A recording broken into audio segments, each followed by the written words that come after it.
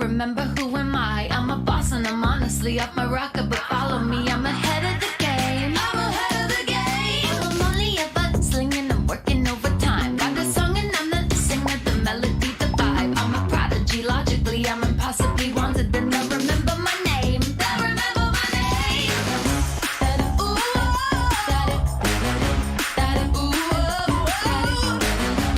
Well, I'm ahead now. I'm ahead of the game. I'm ahead of the game.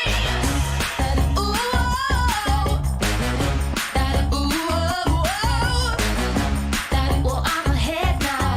I'm ahead of the game. I'm ahead of the game. Well, I'm ahead now. Well, I'm ahead now. I'm ahead of the game. I'm ahead of the game.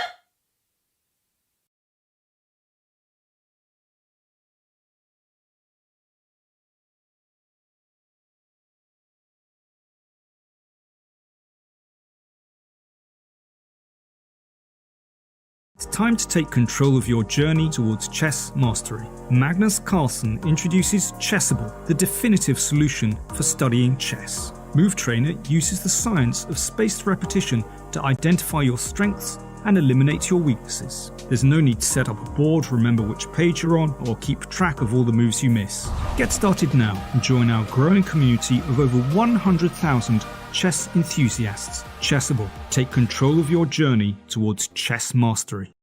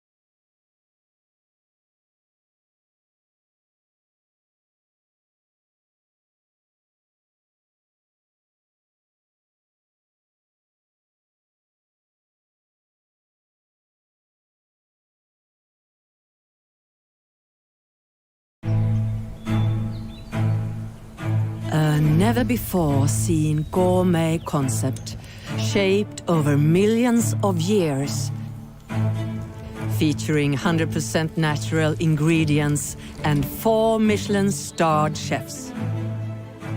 So put on your best clothes, shine your shoes, and get ready, because you're going to Sweden. The biggest gourmet restaurant in the world. That's right, we have turned our whole country into a restaurant. You see, here in Sweden, fine dining is just around the corner, in our nature, and everyone is invited. Together with our star chefs. Hi, and welcome to this special challenge match between David Howell and Nils Grandelius, played at the Swedish Embassy in the heart of London. And we are now ready for game 5. The last game in this longer time control. Tomorrow there's a rest day, and the match will resume on Tuesday with a slightly shorter time control. And today I'm joined by International Master Callum Kilpatrick. Welcome. And I'm looking forward to hearing your thoughts on the match, today's game, and hopefully you can bring us some good insight to what these players are thinking and doing. So let's get started and see how this opening looks like. Yeah, so hi everyone. I'm very excited to be here today. It looks like we've kicked off the same opening I've seen in the first 2 games where Nils had white. So opening with 1e4, and then David's responded with e5, and now Nils has played his knight up to f3, and then David responded with knight c6. And then the question is whether we'll see another royal pairs, which would be 3 and 3 and 3.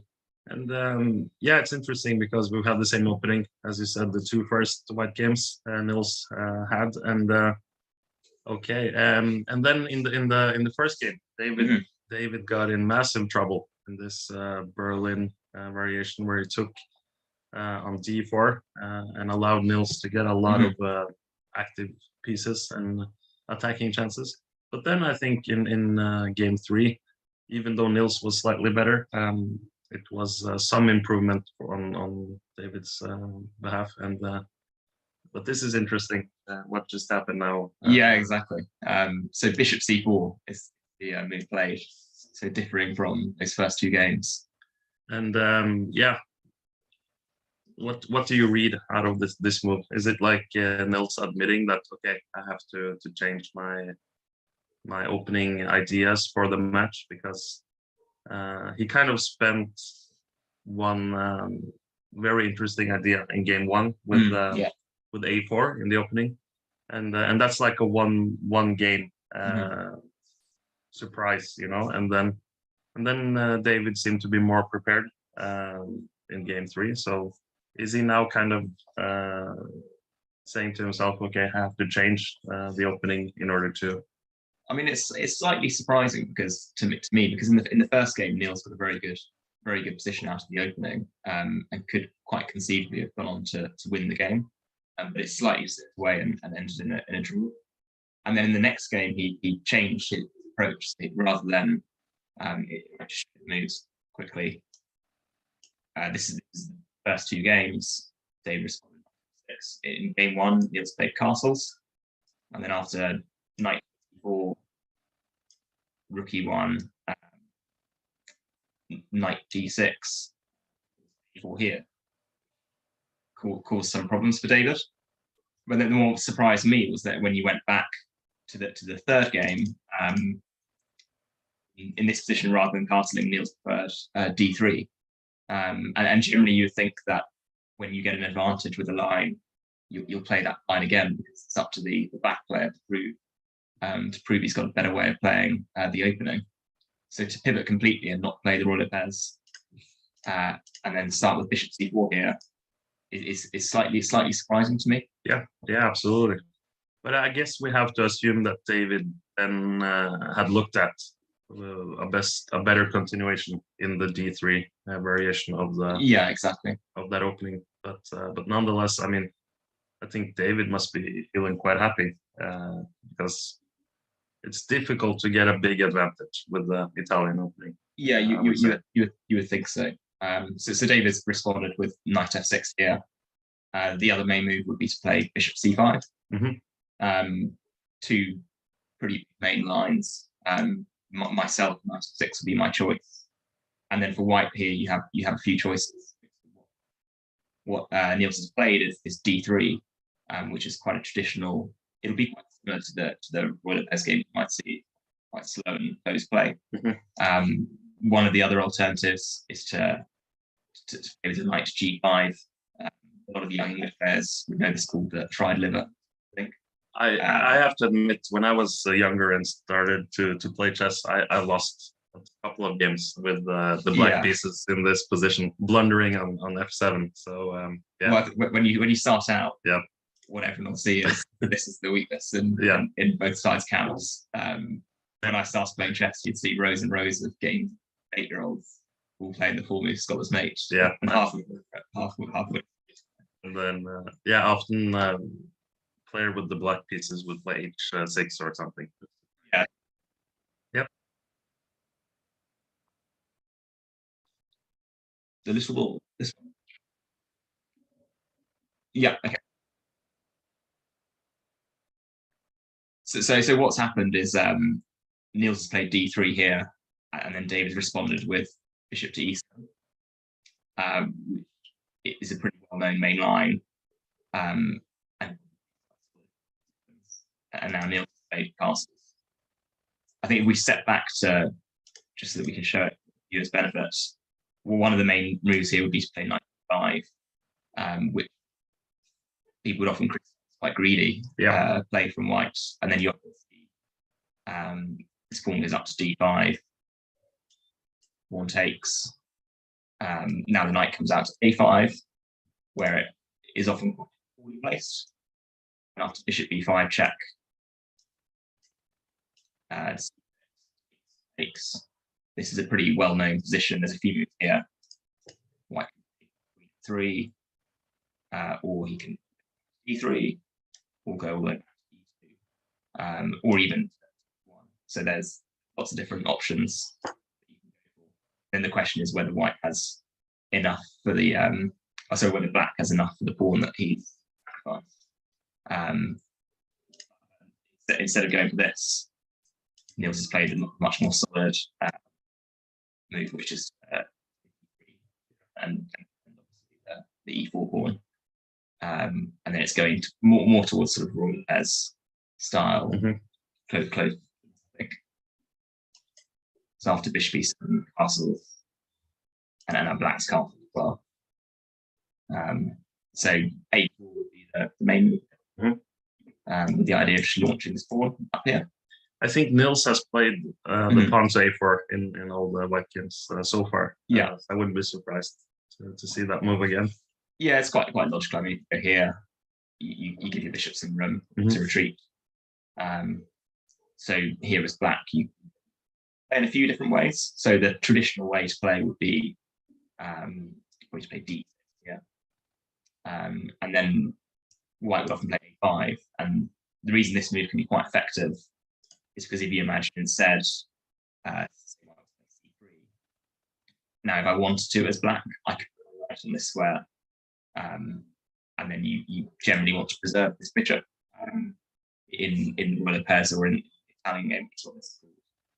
If it pops back here, I could now choose to play c5, and there's many games in this position, and then back to 6. The a pawn doesn't restrict your play on the side. And it's quite effective when you play a5 here. 6 to get a5 himself, because obviously now the knight can't pop the square, because the rook's covering it. Yeah. And here, white often wants to hop into a6 next. So if I just ignored it, I play move like 8. White will often play a6. That's a bit annoying move. It's got very far up the board very quickly, and you don't really want to take it, because here, well, I'll probably recapture, and then let's say if these bishops came off, then one of the things to think about in these games is pawn structure. For white, as they call it, pawn islands. There's one island stretching across this side of the wall. Black, there's 2, and is quite weak. But it's not just that pawn you'd have to worry about in this position. What I'm thinking as white is knight is going to be a monster on e4 square. And it's very, very difficult for you as black to ever pick away that knight. Because in some lines you have a pawn on b7 that can go to b5. We don't have it here. But also this pawn on b5, never really going to be able to come up to attack the knight, because I can obviously capture this way, and then also that would e5. Yeah, so that's a very good point. So going back to here, black might play b6, avoid that, but you're still going to have the same problems about these very weak light squares, and at night landing on c4 would be quite painful. So that's often why you would head up there with the a pawn in this position. Yeah, that's a very interesting idea, and it's also funny to see that some of the same ideas you would have in the real opus also applies in Italian, or vice versa. At least some of the sidelines in the real opus can resemble some Italian games. Yeah, exactly. I think one of the main differences you might say in this type of position can be just that black's not provoked with pawns as much. So they're still sitting at home. And one of the questions you often would get in Royal Pairs is, do I actually want to march my pawns up the board like this? They go forward, they can't then go backwards. Yeah, I mean, quite committal moves, I would say. Yeah, exactly. I mean, if you look back to yesterday's game, I think Nils afterwards, when he played h5 later in the end, that was what he said was probably not a good move. Yeah, because he's better just leaving the pawn there, and the older days, pawns can't go backwards, so you've got to be careful. That's the about problem. the holes you leave in your position. Yeah. So one of the differences between this line and the order pairs will be black's not been as with the pawns on queen. Mm-hmm. And yeah, I guess we just have a quite balanced position now out of the opening. We've had a couple of yeah. So looks like Nils has played knight 3. Yeah, makes a lot of sense. Yeah, I mean, sometimes you might prefer to knight this way, and then there's this classic maneuver of going 1 and 3, and then putting this pawn here. So slightly surprised just to see that he put knight on c3. Yeah, I mean that's an interesting maneuver, which you often see in the real opus as well. Yeah, but he right here, which is obviously not buys this d5 square, gets another and potentially. Yep. And it looks like David has responded. And that now we're seeing the move a4. Good. Well, so I think David's threat here, if I say played move like h3, which has some sense it stops the bishop from coming this way. Mm-hmm. It's obviously covering that. But then the problem with this would be now I can hunt down your light square bishop. I haven't got to step for it. And get the bishop there. Yeah, exactly. And if you try to this way, now I think I'll attack you again. I'll play this. This. I mean, once you go here, I can whip now, or I could like bishop b7. Mm-hmm. And you don't really want to play a3 because I can take this. Suddenly this square looks quite weak. And I've got 2 bishops as black. I'm very happy in this situation. Pawn structure looks a bit awkward for white. Yeah, exactly. I mean, it's already separated. You can see in some positions that maybe d8, or go to d1. I might put back here. And then let's say you played a move like bishop e3. Now I hit you with d5. Mm-hmm. Already threatening d4. Threatening to take this pawn. And if hypothetically it can get back, I would take here, and then you look at the 2 different pawn structures. Huge comparison on one side, all nicely laid out. You've got these 3, and then obviously these guys. Whereas white, you've got in the middle, and I've got 2 bits. It's wonderful to have. And if you didn't play a3, I've always got the option of and going to the ban back and maybe fine. And I think d5 for black has been also one of the themes so far in the match. And when and if black manages to do so, I guess is often feeling comfortable in these positions, because it's often about the center, both the Italian and the Italian game and the real opus. But yeah, it's interesting now to see what David responds with after a4. Yes, I think he's got a few options here. I mean, one would be to play with the a5, just like what we had talked about earlier. So hitting this bishop, it'll probably pop back to a2, and now you've got a few ways of playing. I mean, if you're playing with d5, it's quite logical with games in the match. You probably don't want to start this way immediately. But here, I think you'd see the move c5. And you're gaining space, but you've just got to be a bit careful that you're not surrendering too much. Square is a bit weak here. But I've also stopped you from ever marching this pawn. Got this control. on that square. So it's quite difficult to open the position here. So this is one way you could play. And then again, it's almost be avoided as except for the pawn on a7 and b5. Otherwise, it's a very similar structure. I think play would probably continue. Black might take rook back, and then maybe I'll bring my knight back to here and say put my bishop here. And all these moves are very sort of natural play. Absolutely. So you kind of forced into finding a good balance. So it's nice to play because your moves make sense in themselves for the next 5 turns. So I wouldn't be surprised to see this route. And then for white, you've probably got 2 ways to play this position. I think one, you just think b5 square. And then the other way is to think, well, do I want to bury my knight inside? So if I was white here, I would think, well, I could play something like g5. And this is quite a common theme in these types of positions, that you compare minor pieces on board.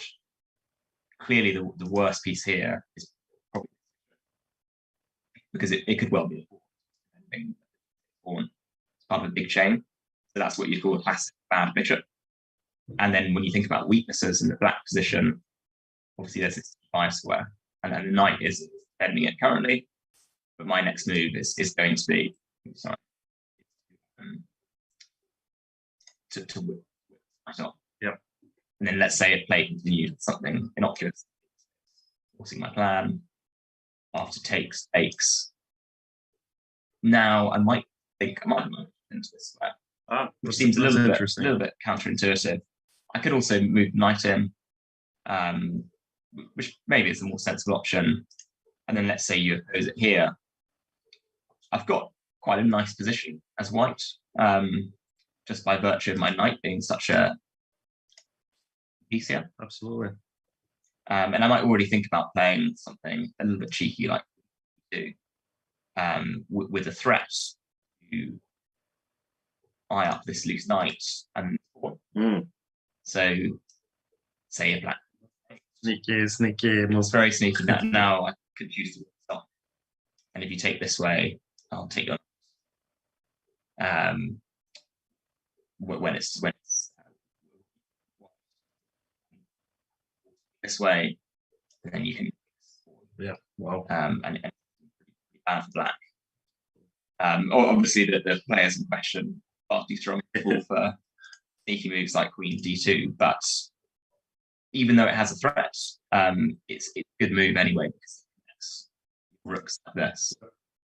So say if black retreats a knight, now I might play say c3, and you look at the comparison of our pieces. This knight's a great d5, and I guess you would never voluntarily take on f6. You just keep the knight there, and if black ever takes back, you take back with the bishop, I presume. Or? Yeah, so I think you would if they took this, I'd probably take it. You just say, okay, I have a good bishop d5, and you have a bad on f6. Yeah, essentially. I think the last thing I would think about doing here is probably to whip this bishop off. Yeah. And it's tough because when often you think to want to neutralize them, open up in the future, it would be bad to be the one without 2 bishops. But right now, this bishop is really going very far. Yep. It might go to this square, and even then, I probably won't take it. I'll queen. So I'll just leave it for now and piece. And then what I've got is some nice options here. I might think about playing next. And then you can imagine some situations, again, passing move. But here I might think about already playing b4. And white's got some advantage. Yeah, exactly. If black was to take it, I can take this way, and you've got quite a nice space here. I might put a rook on the file, move this pawn. It's a really pleasant position for white. So you've got to be quite careful. And if black was to leave it here, say if they move up e6, you've got lots here as white. You might think about taking here at some point.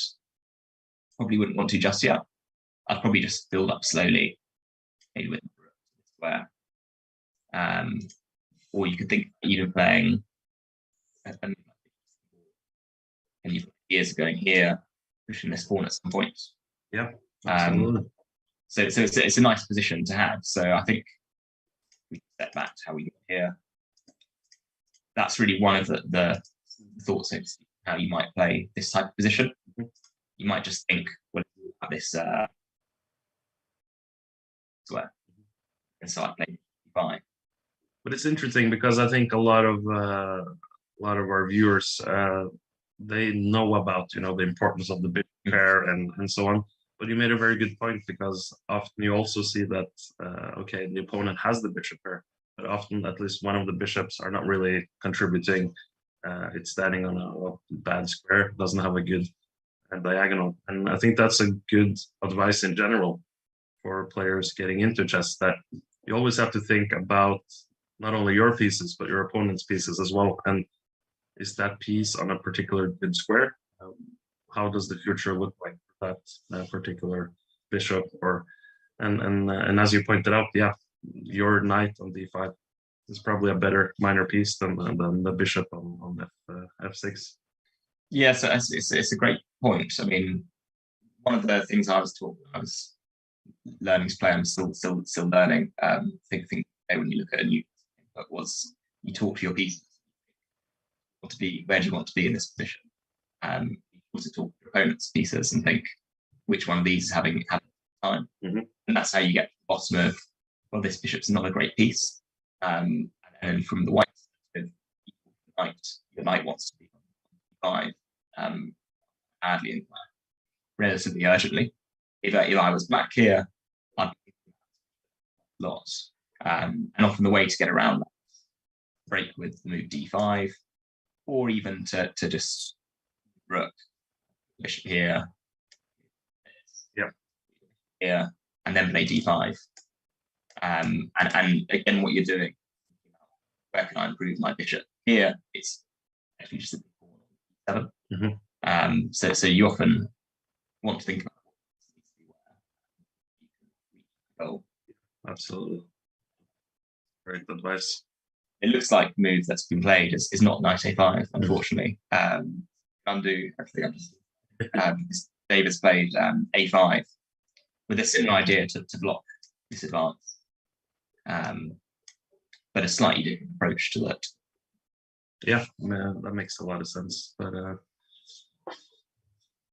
I mean, I guess, I mean, for the viewers, people getting it, I mean, for me, the Italian game was the first opening I learned, I would say, properly. And just to look at some of these ideas, I think it's quite instructive. And yeah, even for me, that's been playing chess for 20 plus years. It's it's very instructive.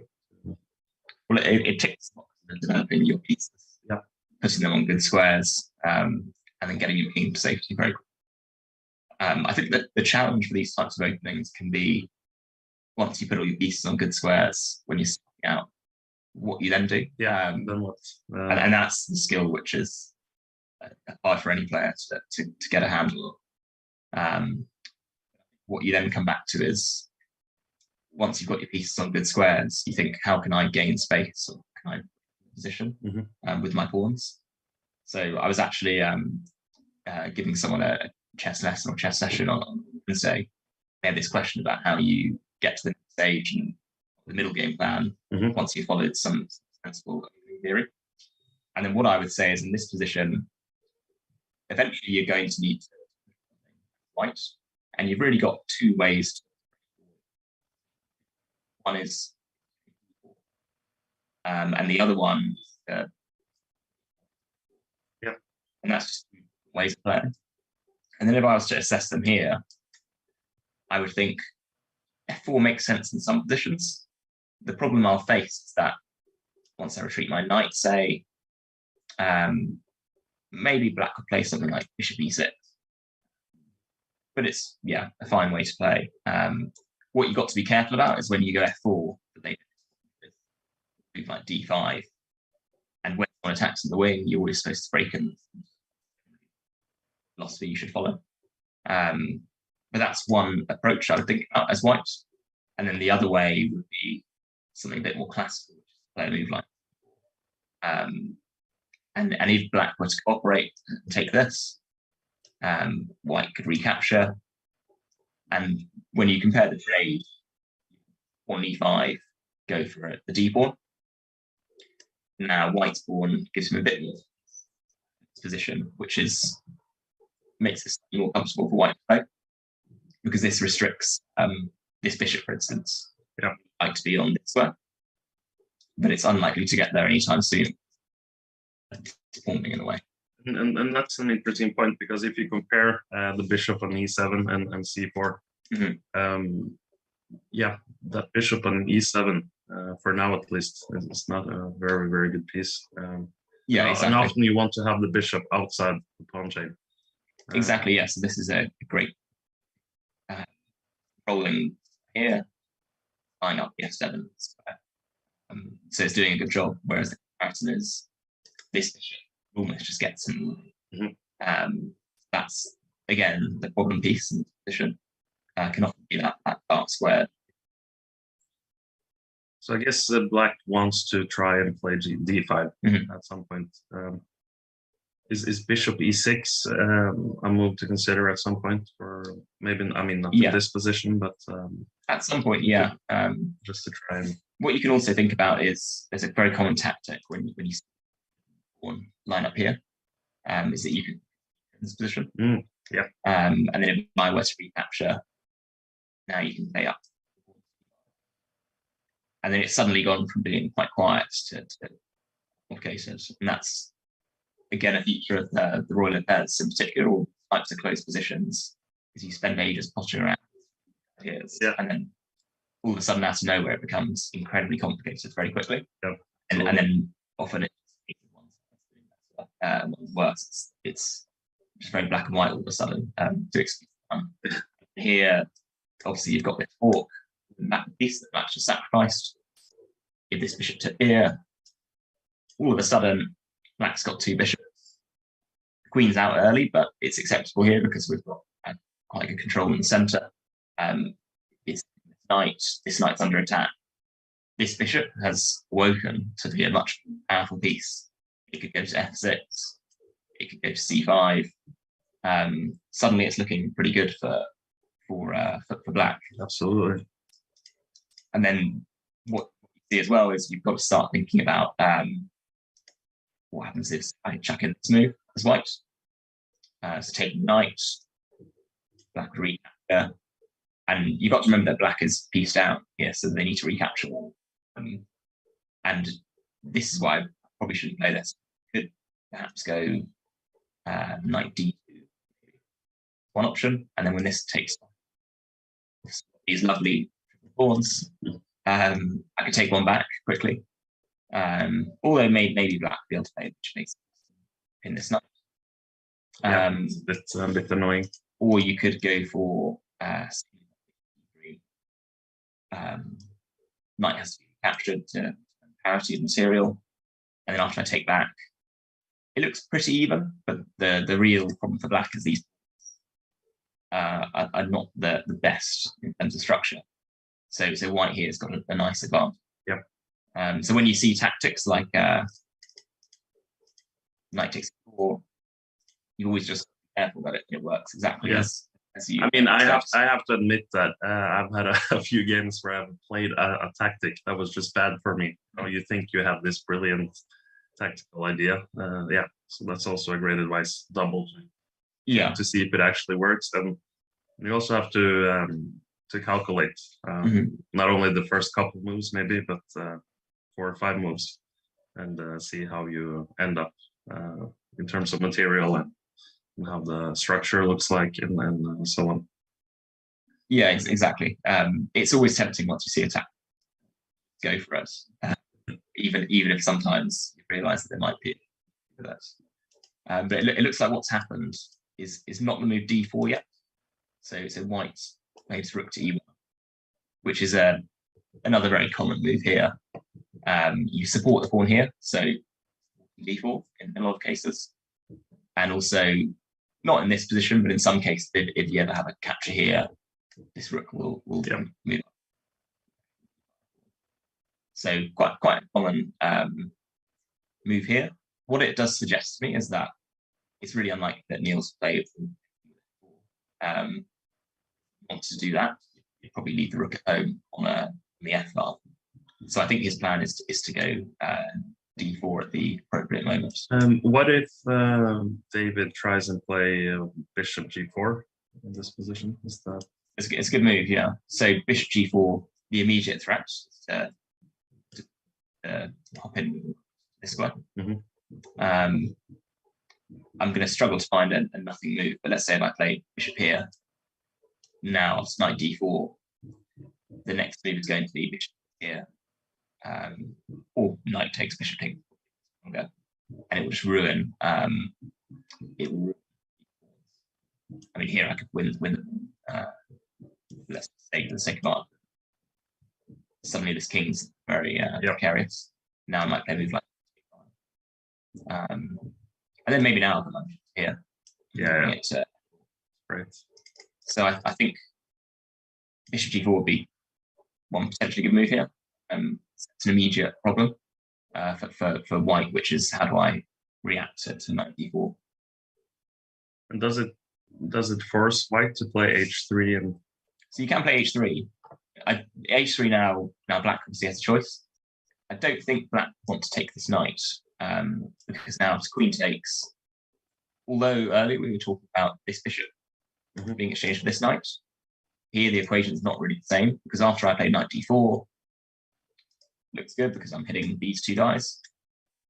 White has to play queen d1 here to defend the pawn.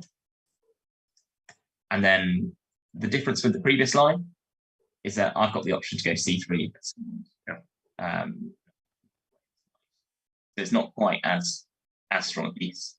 And now the two bishops just give a nice edge for white. So if h3 were to happen, I don't think black would take that knight. Players bishop. And then there's a common theme in these positions. So white now has to get his thinking cap on and think, should I play g4 here? Which I mean, black could sets. And then this is a bit weakening. I mean, players loose around the king. But white's gained a lot of space. But the other question is whether black can now sacrifice knight as pawn, which is a really common theme in these types of positions. It's g4 or g5. Because now after the recapture, bishop takes, this is quite a powerful threat. And then there's no pawn g2 to defend the knight. So white probably play bishop here. And now it's a little bit murky because it's very hard to unleash this, remove this pin basically. But it's not totally clear what's going on. I would love to be able to play f5 here. Yeah, but this pin. So here I'll probably play king h8 with the threat of 5, and then the rook will come in. And it's a little bit unclear. If I play king g2, the idea of moving my queen, knight, now by f5, and then suddenly it's looking pretty. Absolutely. I guess the threat now is just to take on e4, and then you have. Yes, the threat is to take here, and then the rook, will join the party. This is when you need to start calculating well, because now white two, and it's not totally clear what the best options are. I mean, there's black, you've got loads of options. Play something like queen e8. I could even here, or I could take here. If I took here, this knight would probably have to move. But now I might get bishop here, check. It's pretty dangerous. Yeah, looks quite dangerous for white. But the other thing I'm wondering, back in my mind, is when we went back to this position, whether the reason it might not be so good, so to take the pawn, rather than recapture, I play something very subtle, knight h2. which again is the point the game's gone from being closed to quite concrete. Now, if black were to take this knight, it might be trapped. But then, as I say that, the problem is the knight and defend it. Yeah. So it wouldn't quite work. So this looks a little bit threatening. If you don't want to go g4, what you'd play here. But it's not what we've seen on the board, which maybe slightly. It may be in this position instead of b4, you could play bishop e3. Yeah, e3 is a logical move. Yeah. You always have the option of going g4 at some point. Black could go for the hitting this knight again. But then now I can take it, giving up my bishop for this pawn, but it's a little bit less clear here. I might then say hop 5 with the knight, and I've got maybe the threat of going g4 in some positions, and black might go here at some point. But it's an unclear position. I think. Yeah. This knight's very strong. This bishop again, a bit of a problem piece. So some things to think about. And what seems to have happened, if we go to the game, is that David's played the move h6, which is quite a solid move. It means that again, rook e8. If I played rook e8 here, white might be annoying. Okay, knight 5, hitting this ball here, and then after rook 8, sometimes white will play 3. Yeah, tantamount to offering a quick draw. I think we've seen some quick draws in similar positions between not these two players, but other strong players weren't interested in playing. Yeah, it's a common out. Games. Yeah. But I mean, also, why play the move F4? That was interesting. Which I said looks a bit counter to putting your rook on e1. You might rather have it back on that square. But here it gives you some nice space, and you have really good control of the d5 square, which is, again, we said, when someone attacks the wing, you always want to break in the center. Black can't really do that here. And then say if they took this, I have quite nice nice sort of pieces on good squares. You can always go back to f3. Exactly, yeah, with the knight. H6. And if they didn't take it, I might think about playing f5. I like that idea. And then I've got this potential of launching my g pawn in the future. This is my playing style. Yeah. When the center is a little bit closed or completely closed, I just love pushing the pawns in front of my own king. Yeah, exactly. Go for the attack. Yeah. Go all out. So what David's played is a very common move in these positions. Very sensible on h6. I mean, it stops the bishop going there, it stops the knight going there. Now he can play rook e8, and then the bishop back to f8. And then probably go with g6, g7. Yeah. I wouldn't be surprised to see that on the board as a plan for black. And it's interesting because the theme, we had so many different themes in the first few games, but actually back rank threats has been one of the reoccurring themes. And now it's just interesting to see that, David has secured some lift for the king. Escaping square on h7, so he won't be dealing with any back rank threats. Exactly. For now, so you've got this to hide away with your king. So I guess at least in these types of positions, it's very useful just to play if you're playing with the white pieces. Yeah, and that's exactly what Nils has played next. Is h3. The same reason, cover the g4 square in there. There's a very famous former world champion Arsenal who would be associated with what you play. So here you might think, how do I achieve my aims? How do I blow open the position and attack my opponent's king? But then sometimes the sensible thing is what's their plan? And so h3 is a prophylactic move. Then we can come to g4, and also in the future it means it's always quite a useful move to make, like a multi-purpose move. And while David is having a think, let's catch up with chat. See if anything is going on here. So Kobe saying come on England, and then immediately afterwards David saying let's go Sweden. So we have fans for both players out there. And Vincent, what is the score up to now? This is game 5, so the first 3 games ended in a draw after really exciting fighting games, and then in the 7th hour yesterday, David managed to win a very interesting game, this rook and pawn ending, which actually turned out to be a draw at some point, according to the computer, but it was extremely difficult to find that move, and none of the players realized that that was an option when they came back for the post-game analysis. And yeah, I was really impressed by David's play yesterday. Well prepared, got a nice advantage, and even though he might have mixed up a couple moves in the ending, overall I think his endgame technique was really good. And yeah, I mean, Tom Rendle was there yesterday. We discussed how difficult some of these endings actually are. I mean, king and pawn endings, you have to calculate that.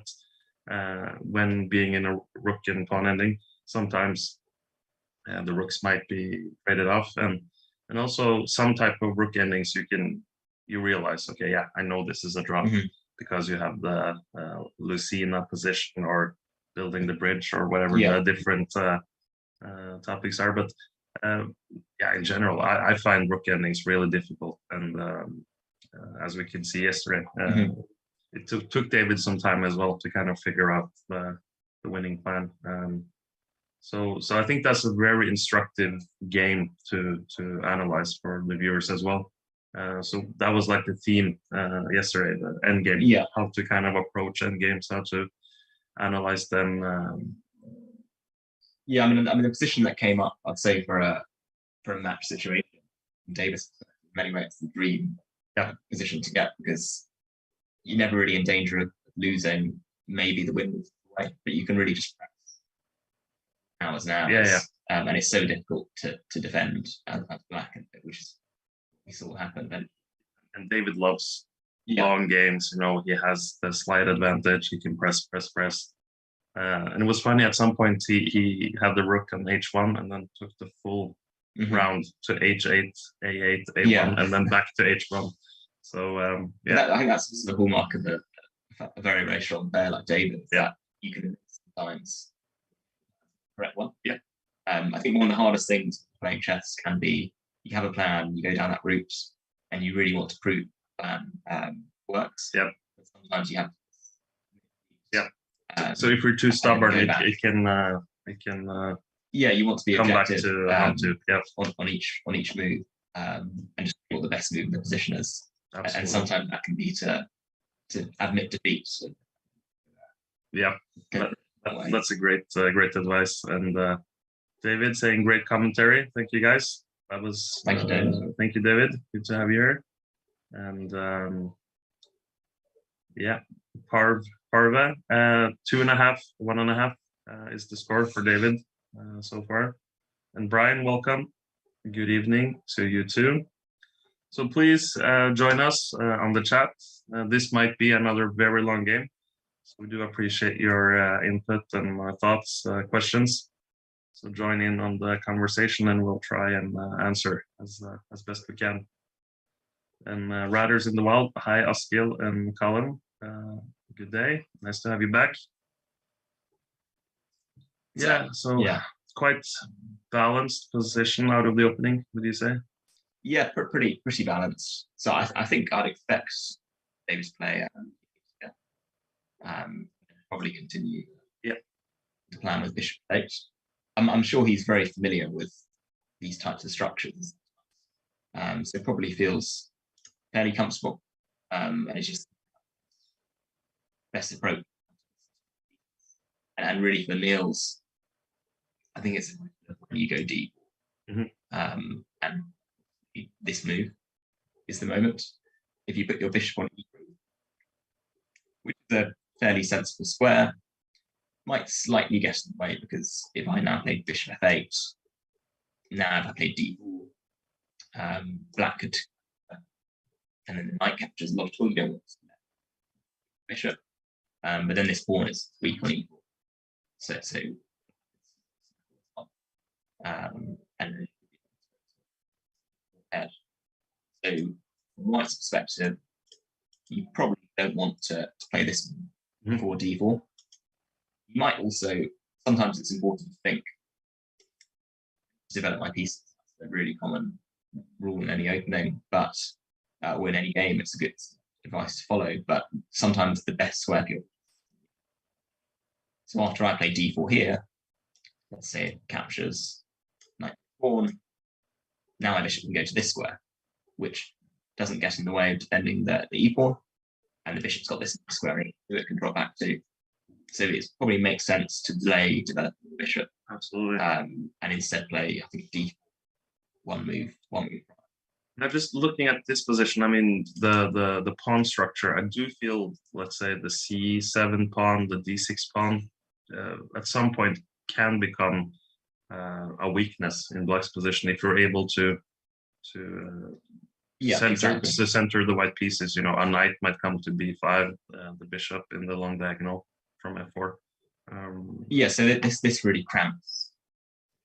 I think I prefer, White's pawn structure based in this type of position. Yeah, it's quite easy to know how to play. Or say, maybe put the queen to d2, and this rook to d1. Yeah. And it feels very natural. And then you've got the question of how do you break through? Mm-hmm. So Black's very solid, but White has a nice play of how to their pieces. And maybe just, I mean, it's a bit easier to play with the white pieces, more natural moves. Yeah. I mean, but Black has to go into the roots of pawn. You don't really want to leave it there, or you probably don't want to allow White to play d5, and then you might get more cramped. After White might take on c6, but I would consider it. Yeah. The point being that after knight takes, pawn takes, my structure's weakened.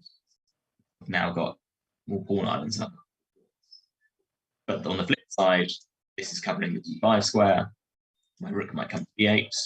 Yeah. And in some positions, might play a move like c5, 7, and then it's raking down, hitting these squares. So I probably wouldn't be too concerned that capture, because the pawn gets close to the middle, does cover some good squares. Absolutely.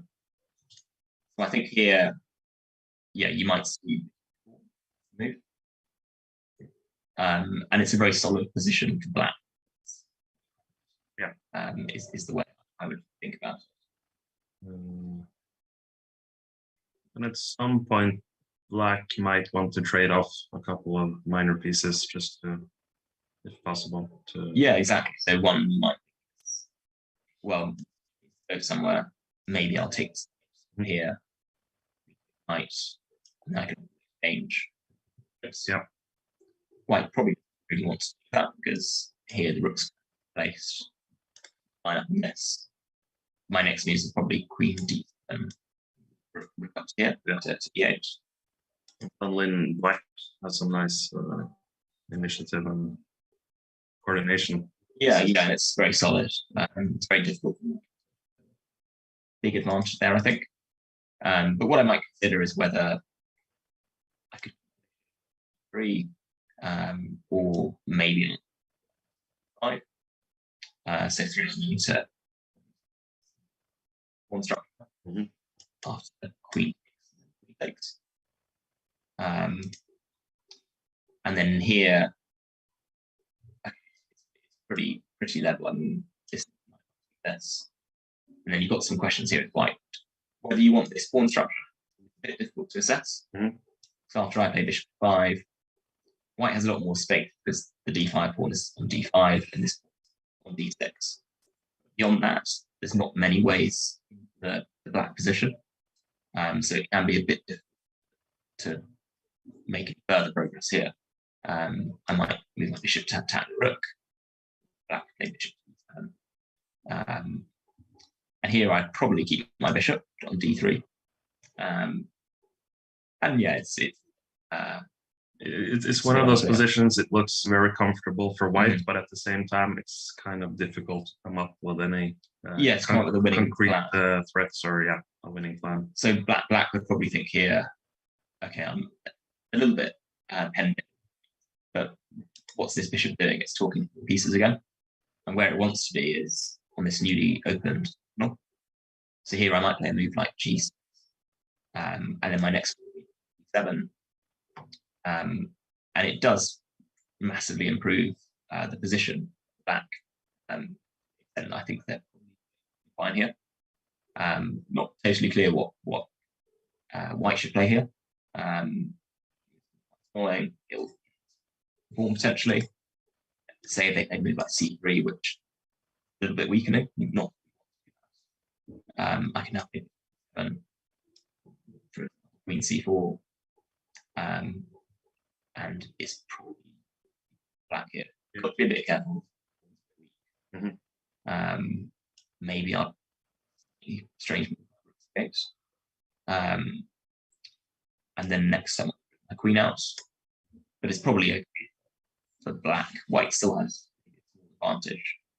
But what my comparison would be is you look at this here, this bishop is doing very much. Excuse me. I just game.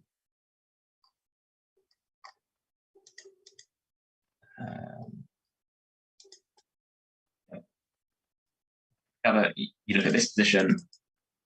The bishop's much more it's on this. So that's one thing you're thinking about when you play move like e5 here. And the alternative would be, well, I quite like my pawn e4, cramping that position. Why? Then maybe if this queen takes, you keep a bit of a bind on the position. Plus, again, it's quite like b6 to lock it down. Black's very solid here. Yeah, queen d7 next. So it's a difficult position to win for white, but you generally nice.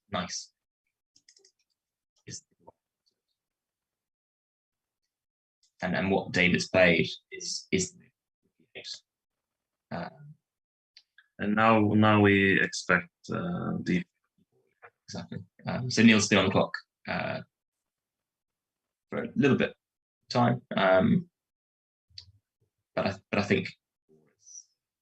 But actually, David spent some time. More time, on the last move, and it's already down to 20 minutes. I think like yesterday's game was the first game he was actually up on the clock after the opening. Yeah. Now it's back to like normal David being down on the clock. Yeah, I think getting in time trouble is his play sometimes, and you get different players. Some who play very quickly and then some who I put in the brackets time fairly frequently. But it's often strange because if I'm sure David feels very, very comfortable in this position. I wouldn't be surprised if he's had this position in several games before, and he knows exactly that he wants to back where he's going to go.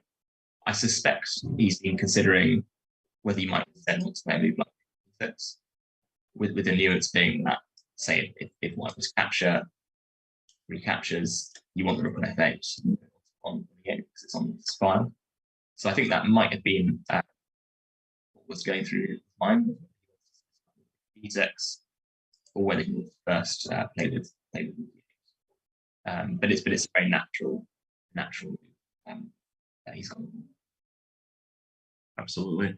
And then what's interesting, I mean, I mentioned that when I started playing chess, the Italian game was the opening. I learned, and even the top players in the world, and when people ask me, I mean, what do I think what do I have to think about or worry about in the opening? And I generally say that there are three things you want to achieve in the opening, and that's development, the center, and get your king to safety. And it's like the ABC in the opening. And it's interesting to see even the top players are following the same principles. You know, Magnus Carlsen, David Howell, they're all following the ABC of the openings, which me and amateur players also want to do. And so there's no shortcut kind of getting out of the opening or to play the opening. So it's quite universal in that way, which I find very interesting. Yeah, I mean the basic rules, principles of guessing, not moving too many pawns, not getting your queen out early, guessing your king safe.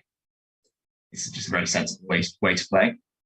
What becomes difficult is when players play defensive openings like the Anaconda and break some of those pieces in multiple goes. But generally, you should get to, if you're sensible about it. And the way they're playing here is very much sensible chess. Absolutely. And I think David might have another long thing. So we'll have a short break and we'll be back in a few minutes, continuing commentating on this exciting game 5. So stay tuned and we'll be back shortly. I don't really know what my expectations were when I grew up. I just wanted to make games. I didn't really consider where that would take me. Today, I am the Chief Creative Officer here at Mojang in Stockholm. We have more than 120 million monthly active users and more than 200 million sold copies of Minecraft.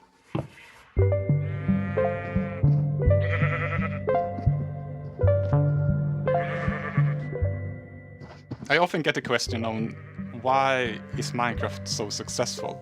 I believe it's the way you interact with the world. It's very simple and you have a big impact on just small actions. You quickly realize that you can build anything, so it gives you a very sense of empowerment. I came to Mojang because I've always been making games my entire life. Marcus Persson, he created Minecraft, and his idea was to create more games with the support of the success of Minecraft. I got asked if I knew someone that could help them develop a new game. I said, well, I volunteer myself. For the first year, it was just me and Marcus working on Minecraft. It was really indie spirit, as we say in the industry, like we were just doing things for fun. Sometimes we could have an idea on the Monday that was released on the Friday. So it was very high tempo and a lot of fun. When I started, the game had already sold 700,000 copies, which was amazing and more or less unheard of in the indie game scene. We believed that we had peaked. But we quickly realized that Minecraft is here to stay. So that meant that I would take over the lead development of the creative vision for Minecraft. I think the most fun part about making games is the early phase where everything is possible. And it's both about creating a world, but also creating the rule sets of this world. When I look around, I always look at things and think about them in terms of game development. I'm not sure if it's a blessing or a curse. For instance, when we were on a holiday in Singapore, and they have these amazing plants that grow on the trees, like flowers. And I was thinking, oh, that we could use that. Sweden might be a good place to be a nerd. Well, we have these really long, dark winters, so it's not strange if anyone just stays indoors a whole weekend and working on something on their computers. That's potentially one of the reasons why we have so many good music artists and also game developers, and we have the time to really geek out on specific topics. Så vi har ju precis snapshotat lite olika features till Caves och Cliffs, till exempel koppar. Och vi har fått in lite olika feedback, så jag tänkte kolla lite med dig vad du tänker. Today I'm more guiding and directing ideas, and Agnes Larsson is now leading the design team for Minecraft. We know that kids play a lot of Minecraft, so when we add new features, we try to consider if we can make this feature in a way that teaches them something. One of the reasons why we added bees was to put attention to that bees are very important for pollination, but also for the way we produce food. And also, Minecraft is a fantasy world, and not everything works as it does in real life, obviously.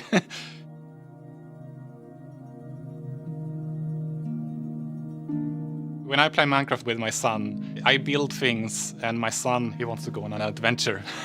So he just says, come on dad, we need to go. And I'll say, okay, I'll follow you. When we're out exploring, I'm more like, oh, can we go back now? Can we continue building on the castle instead? And he's like, no dad. I'm always thinking about what I'm working on next.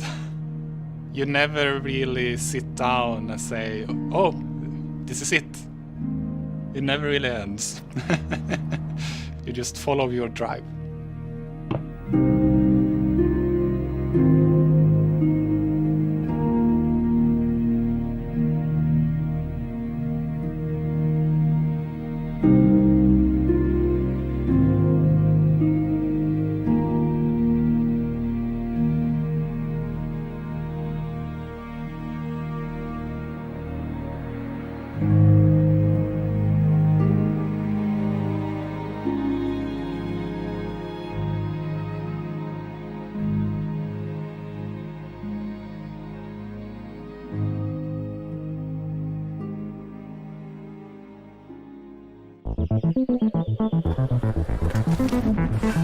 Locally produced.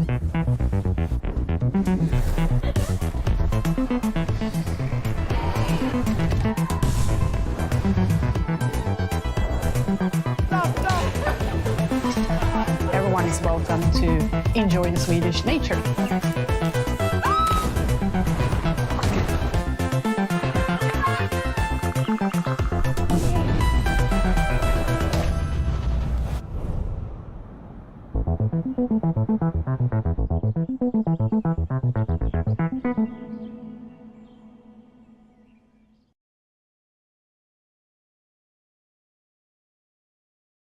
I'm ahead of the game.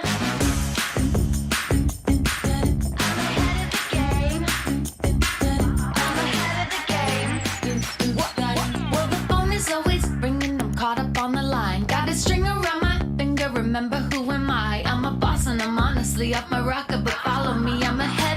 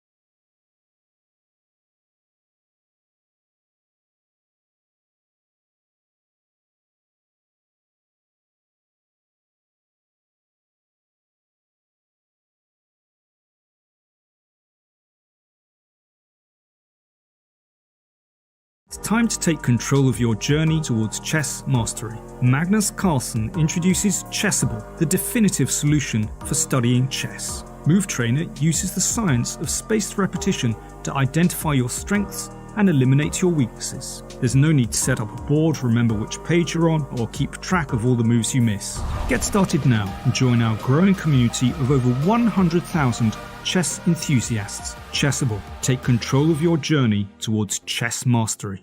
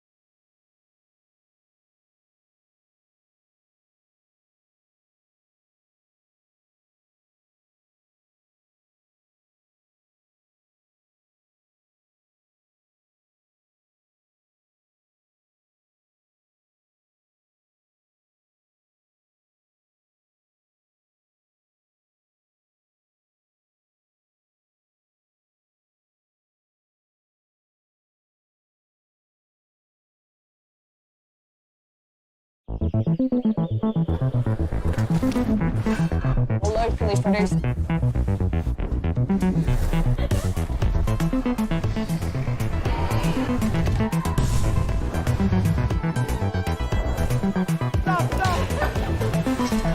Everyone is welcome to enjoy the Swedish nature.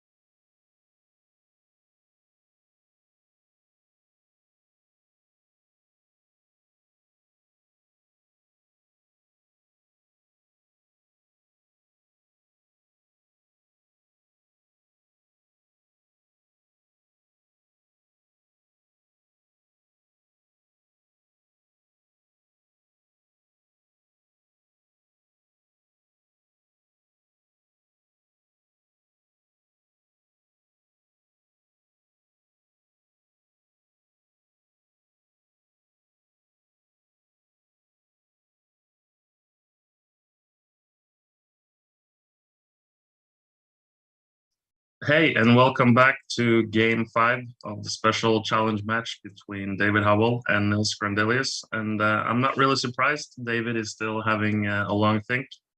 Nothing has changed in the position after Nils played d4. And I do have to remind you that we also have this fundraiser initiative joint between Norwegian Refugee Council and Chess24. So please, if you have the chance, contribute. We're up to 9,000. Let me double check. 9,700. 9,500. And the goal is to reach $20,000 by the end of the match. So we would really appreciate if you have the chance to contribute to that. And we have a question from chat. Where can I find check the match score? You can find the match score on Chess24. If you follow the game there, you see the match score below the chessboard. So currently David is up 2.5, 1.5 after an important win in yesterday's game. And Callum, while David is having a long think, tell us a little bit how you got into chess and your journey on becoming an international master. Sure. So I became international master relatively recently, last year. If I dialed back all the way I got into chess was actually from had a very strict teacher at primary school, who I think used to tell me off quite often. And then he was the figurehead of the chess club at the time. I was about 7 years old, I think, and then beat him in front of the entire class. That obviously triggered great satisfaction and probably a fast copy at the time, 7-year-old. And then after that, got into chess, played in the UK Chess Challenge, which is a fantastic tournament that's organised in schools around England. Groups would play in various different events, in an event called the Terra Final, and then really took off from there. And then I was lucky enough at the time to be invited to play in the European Under-10s Championships in Spain back in 2002, where David was also one of the players there, representing higher age category at the time. And then it slightly spirals out of control. You get playing more tournaments away at the weekends, learn more about chess, and then suddenly becomes from a point where, and it was by chance really that got into it. It just becomes a huge picture in your life. And then just before university, I got this shocking at the time Grandmaster norm, and also the first international master norm. I was about 2250 FIDE at the time, so it was that's impressive. Pretty fluky to get a Grandmaster norm when you're 2250. That's cool. It's still the only one I have, but I managed to pick up a couple more international master norms at university, but then never made it to 2400. Left university, went to go and work in finance in the city, and then chess playing slightly went downhill, stagnated, and then it was actually last summer I played a bit during lockdown.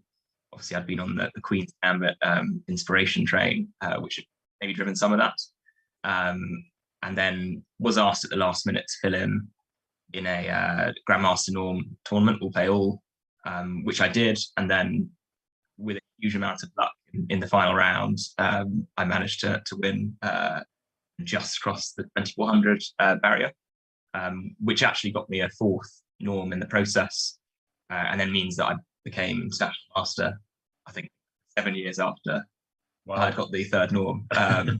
So yeah, I was pretty happy, and it's great to the line with. What a great story, and the satisfaction after the tournament. Yeah, definitely. I mean, the last game, I was exceptionally. I was trying very hard to win, knowing that if I drew, I'd be, I think, 2397 or so. And I thought, I don't play enough chess frequently enough at the moment, working in a non-chess role. I thought if I don't make it in this game, I won't make it. So I turned down an early draw master who's a pretty strong player, and then just played absolutely awfully, and then turned down an opportunity to repeat where I'd straight back in and went for this, what I thought was a good opportunity. It lasted about 2 moves, and then I realized that I basically just thrown away the game almost in my attempt to win. Wow. I think I was about -7 down at one point, playing on 30 seconds increments.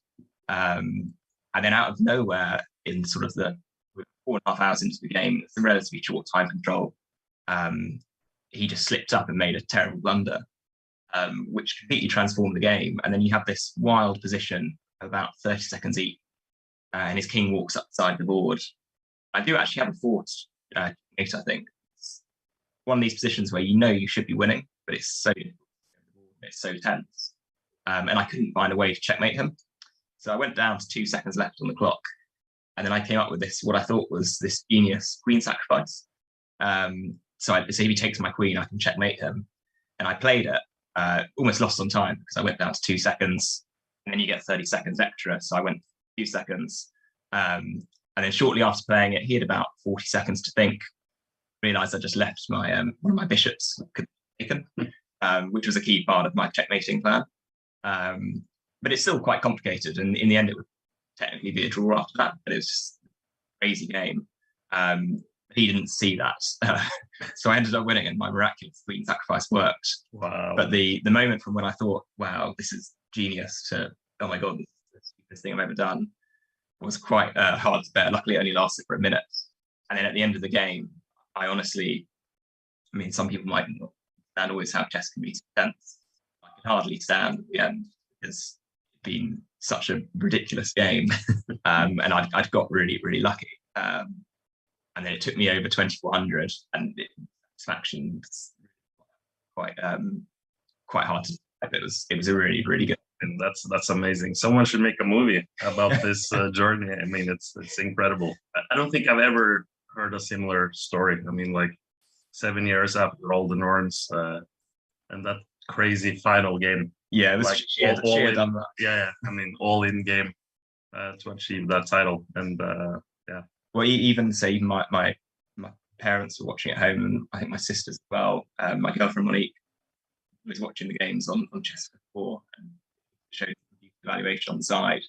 And although obviously you can't see the phone during the game, she sometimes likes to text basically as the game's going. And after the game, sometimes I'll turn on my phone and then just see the stream of messages. I think one was like, "Why the hell did you play that move?" Yeah. And the next one was, "Oh my God, you're winning now!" Wow.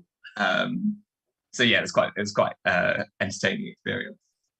But yeah, but very, very, very. It must be a good feeling to have the support from family and friends and your girlfriend. And, yeah, it's nice. Imagine they were happy for you. When yeah, I mean, I think anyone who has spent a lot of time around someone who plays a lot of chess, you realise how the game can be quite addictive, but you get quite drawn in. But so I think people always realise how much get things like titles or even points in a one-off game. And then also, if you're around a chess player, you normally see how badly people take big beats for how it can be. Oh, yeah. So yeah, it's helped have that support. I had quite a funny moment in one of the earlier games when I'd been a bit fortunate in, I think, the third game against International Master, and it Rook and King against Rook and King, I think. But it wasn't completely clear why it was a draw position. I think he had a pawn that I was going to capture. He actually offered me a draw early, and there's no way that I can play on. But I knew that my parents, my girlfriend mentioned, I knew that they were watching the game. So I actually asked him, could we just play out to King versus just so my mum can see watching back home. Yeah. Which she really was a bit amused by. So yeah, it's good to see people taking interest in chess. Wow. And I think the Queen's Gambit as well, because it's got a lot of very realistic representations of what things like a chess is like, and what the chess scene is like. And I think that made people much more interested in the game, and help people understand it a bit better, I would say. Yeah, absolutely. And it's also interesting that, a quite strong chess player like yourself was drawn back into the game because of the series. So it's not only introducing new people to the world of chess, but also bringing back semi-retired players, or Yeah, I mean, definitely. I mean, you just see it. It's a really gripping story. I really enjoyed it, and the actual games they play, very good representations of matches that are well choreographed. So yeah, it does really draw you in. So I mean, I definitely found, and then so many people I know who don't really play much chess, that they just and inspired loads of new players since. Yeah, absolutely, and very interesting story, I have to say. Well, we have a few moves now, so should we get up to? Yeah. So Nils played d4, which is the move that we were discussing length as being the logical break, and now David's had a bit of a think, probably thinking, do I need to take that pawn? Could I drop my bishop back? Do I allow white to play d5? And then I can move my knight over. Position back is slightly different dynamic now. It's a bit more closed off. But instead, he's gone for what we talked about, which is to take and not allow it to go any further. So after knight takes d4, it's a logical recapture. We also discussed this position, and we talked about just leaving it and playing bishop f8, which would allow this capture. But what David's done is just not allow that. He's taken the knight, which lets this queen get to a pretty active square, where it's controlling a lot of the middle board. But what he's now done is, I think he's thought about this bishop, and he's thought about this knight, and you can play with the bishop to f8. But I quite like the idea he's gone for, which is to say, where do I want these pieces? If I put my bishop on f8, I'm going to put it on this diagonal at some point. But if I want to go that way, I've got to move. So instead, I think the approach he's taken is to say, well, why don't I just put the bishop on this? And then I don't have to move my pawn structure. The problem is my knight is on f6 in the way. But this knight has a very logical square where it can end up, which is c5. So what David's played here is knight to d7. And then that knight then to c5, or it could hop to e5, or even to b6 or something. And then in parallel, the bishop can come to this pretty strong diagonal on f6, where it's raking down the board all the way to here. So quite sensible move, rerouting this piece. Once the knight's up to here, the bishop's here, then he'll probably think about this bishop. Might go to f6, not an exchange. All quite natural play. So quite like the approach he's taking. He's not making any major weaknesses, and then just slowly trying to improve his different minor pieces. Yeah, absolutely. And now it looks like, as you mentioned, the bishop can come to f6, and a good square for the knight on c5. Also because you have the pawn on a5, so you don't have to worry about b4. Yeah, exactly. Anytime soon. So yeah, looks like it's doing okay. Yeah, you're exactly right. So in the absence of these pawns, where this knight sit on c5, maybe in some positions would come in, never really be played with these pawns. So it's just a really nice outpost to put the knight on. What Nils might be thinking about here is, well, this has changed slightly. Knight moving away leaves this square as something we could head to. He could now play knight c5, and now bishop goes here. I'll probably say thank you very much and take it. And then after queen takes, maybe I'll play a move bishop e3. But if hypothetically, even if I played something like queen, maybe something like queen e3, or even this might run into knight c5. So it can get a bit murky quite quickly. So I'd be inclined to play e3. And then if you were to take these off, what I would say as white is, well, I've got two great bishops. It's a relatively open position, so it's quite a nice advantage for white here. Generally, when the position's open, it's Absolutely. that would be one option, knight up here. And now David might try and preserve the bishop by putting it on f8, although it slightly runs counter to your plan of the bishop square. But now he still has the option of playing g6 next, and then putting the bishop on g7, and on this long diagonal, although weakening your pawn slightly by playing this move. But this is a decision point for black about what you do this bishop on e7. So I quite like the move, knight d5. But that's obviously what's going through Nils' thought process at the moment. And I think the alternative is probably to perhaps just keep it simple, play move to bishop to f4, developing another piece. You do allow the bishop to come to f6, but now I could do. And then my next move would probably be to put my rook on d1, and then basically have all my pieces on my squares in the center. So yeah, I think these are probably the two moves on White's mind in this position. And again, it's this pawn on e4, which just gives White a comfortable space advantage. And means that black has to play around the position slightly. Absolutely.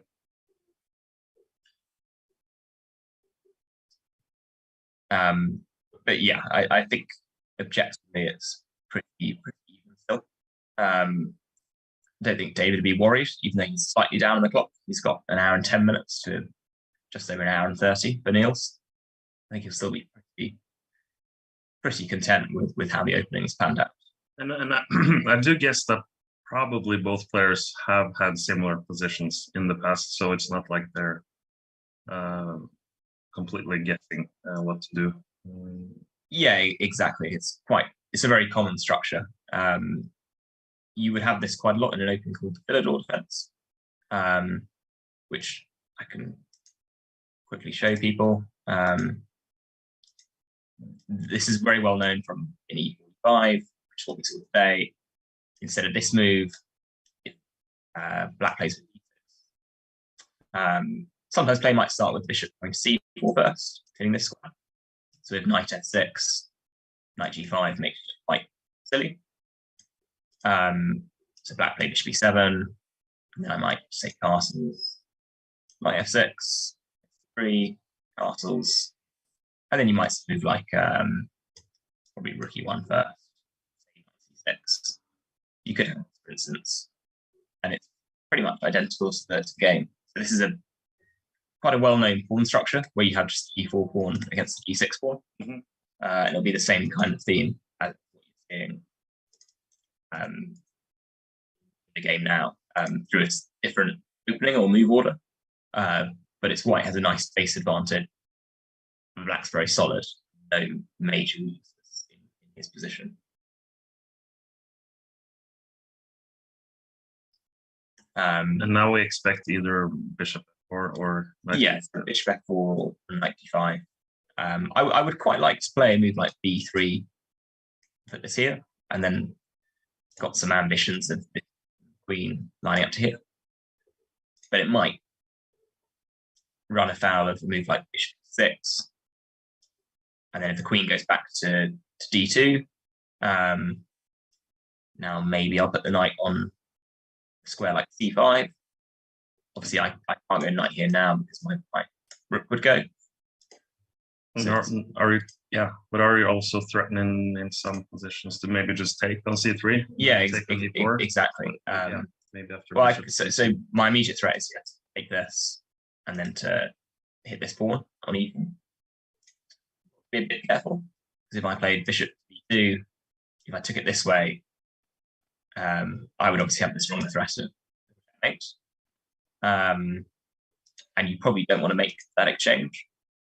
So after bishop here, black would probably think, what if they move bishop d7? And I can't move this knight pin, maybe rook c1, and then bishop c6. I'm putting pressure on this pawn.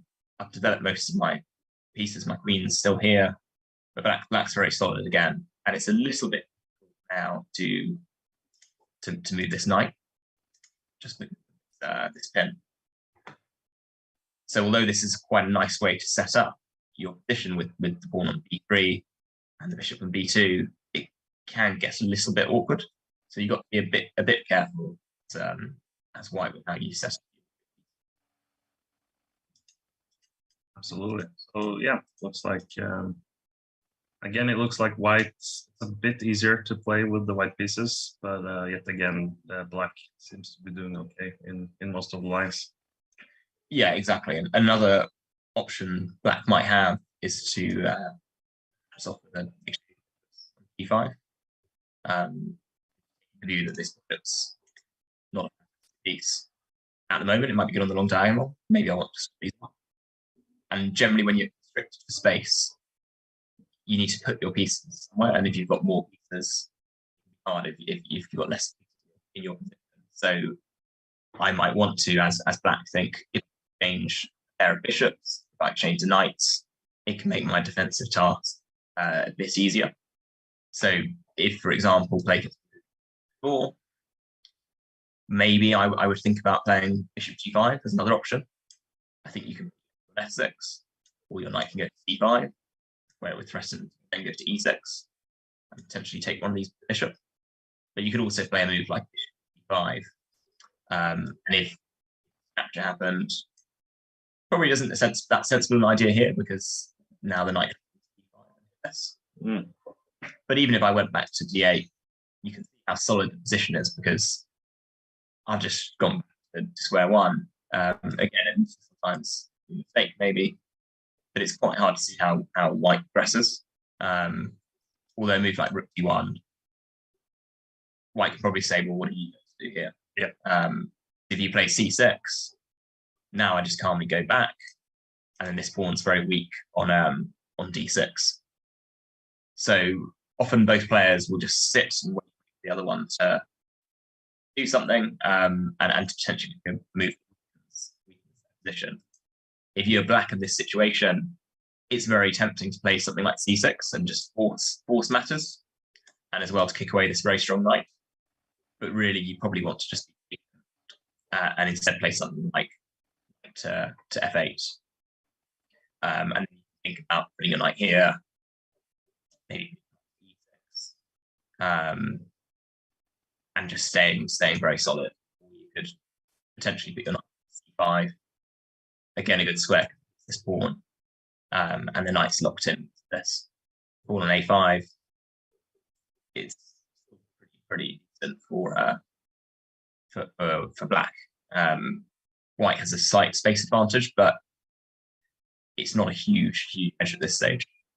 What I like about if you compare the two knights in this position is that even though the white knight is at a good square on d5, black's knight is a bit more flexible and can jump around to several good squares, which white might have to consider. Yeah, exactly. I mean, you've got e6 as one pawn. It's being eyed up, so it might e3 say to defend this. But you've got a nice knight. Maybe I'll just play my bishop to e6, and complete my development of my minor pieces. At the right moment, maybe you'll play c6, because you've got some ideas of exchanging. What you've got to be careful about is white has to be careful too, is whether a move like f4 is any good. It's quite committal, so you might not want to do it, but you could quickly get situations like f5 and maybe f6, or where you support the advance of e5. I mean, in this position, you could also e5 knight, which obviously wouldn't be in black's interest. And then you have a question of, I might take this next. If black takes this, you can play queen takes, and suddenly white's got, you're hitting this, and you're threatening to take this. and your bishop's quite a powerful piece here. Yeah, this looks dangerous for black. Yeah, definitely. So that's where you've got to be a bit careful. And for white, these moves are fairly natural. I know obviously Nils is having a relatively long think at the moment, but it sort of plays itself in a way that you can just keep making sensible moves, and then at some point think about pushing this. And that's really what will blow up in the position and change the character that potentially quite significant. That might be why black doesn't want to go down this route of taking off that bishop, but it's one thing to consider. But here, a lot of, I think the Russian school of chess would be to come up with candidate moves. So if I was in say black shoes after bishop f4, I would think probably the best moves are here to play maybe knight c5, bishop to f6, bishop f8, or bishop g5. And I probably wouldn't think about anything else.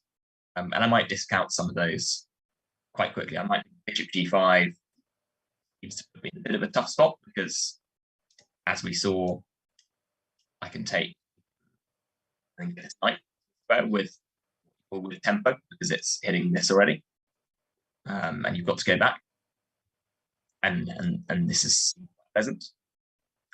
Although black could also play a move like knight e5, and then you probably maybe you put your bishop on e3, might get put on f1. If I go to b3, now I might think about playing f4 next, lick this knight, and then perhaps pushing e5. But I think the general feeling I would have with white here is that I might not be winning, but I'm slightly better when it comes to back to play. So I think if you're in black shoes, you might then discount the move bishop g5. And instead I would think I should focus my on something like bishop f6. Because you don't have to exchange this piece, it's one of your better pieces. It also controls the e5 square. So it stops e5 in a lot of cases. So I would probably think, well, bishop f6 is one option. Another is to play knight c5, threats of knight e6. So if white continues with rook d1, now I know you don't really want to keep moving the same piece multiple times when you haven't developed this bishop. This would be quite here, because if bishop takes, the bishops are generally make the position quite possible for black, and that's more because you know when it opens up, you'll have great control of the board because they can move at such length. So I wouldn't be as worried now about e5, say, because I actually want to open the position. And if white were to avoid capturing that, bring the queen back, now I would probably just take this off. Queen takes, threading this, and then probably you can play bishop f6 here. And this bishop is just a very, very and again, so knight c5 in response to f4 would definitely pose some questions for white, and white's response might be to go back to prophylactic play, which is what we talked about earlier, and play something, for example, like bishop to d3, say, in anticipation of the knight coming to d6. Then this bishop is no longer attacked, and I can say I can pop back to this square. And then your knight's in a little bit of a clumsy position because it blocks your bishop, and you want c5. So that those are some things that might go through most players' minds when they play this position. And just looking at what's happened in the board, Nils actually played a move which is not one of the ones that we'd suggested, but it is prophylactic. Played his queen back to d1. He's playing like Karpov today, Nils. Exactly. And with that, he's used up a fair amount of time, so an hour and 20. That's an hour and 8 minutes on David's clock, who's now thinking about what to do next. Yeah, and as Jeremy in chat pointed out, Nils took 24.5 minutes to play Queen D1. It's a very deep move.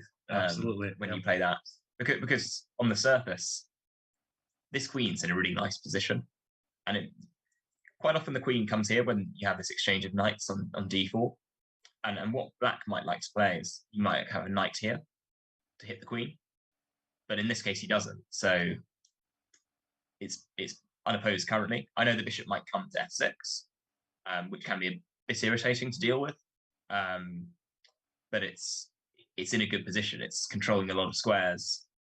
You would often think, well, why do I need to move my queen? Wouldn't I much rather move, say, my bishop, because that's at home?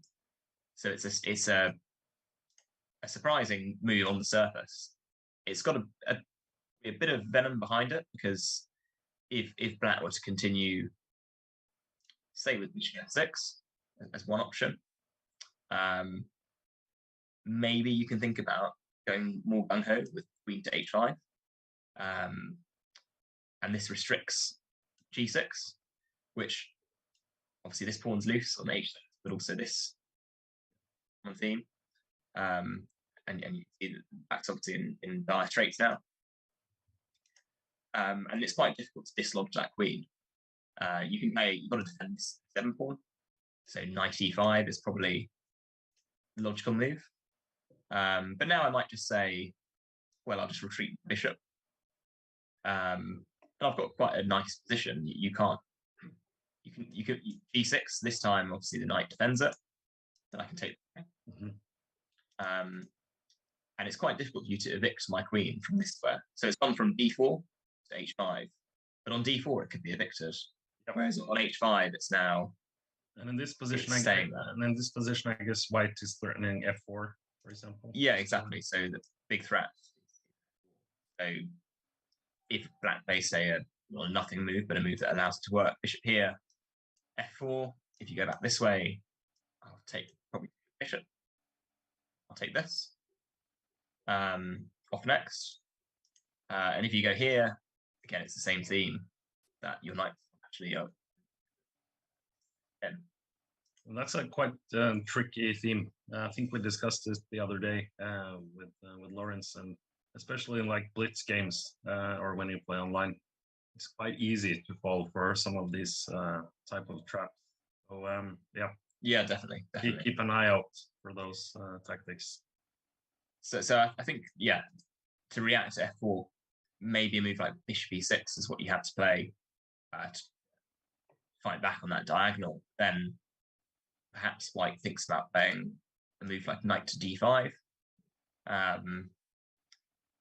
And again, I don't think white's winning by any stretch of the imagination, but they just have quite a pleasant position. Again, you might be going f4. You might even not do anything here as white. You might just play bishop d2 next. You put the bishop on c3, and then bring your rook into the game. And then just say to black, how are you going to untangle? I've got this and wait, but eventually I'll line everything up and then break through. So I think queen d1 looks like a strange move at first, but it's actually very logical. And has a clear plan behind it of putting the queen onto a square.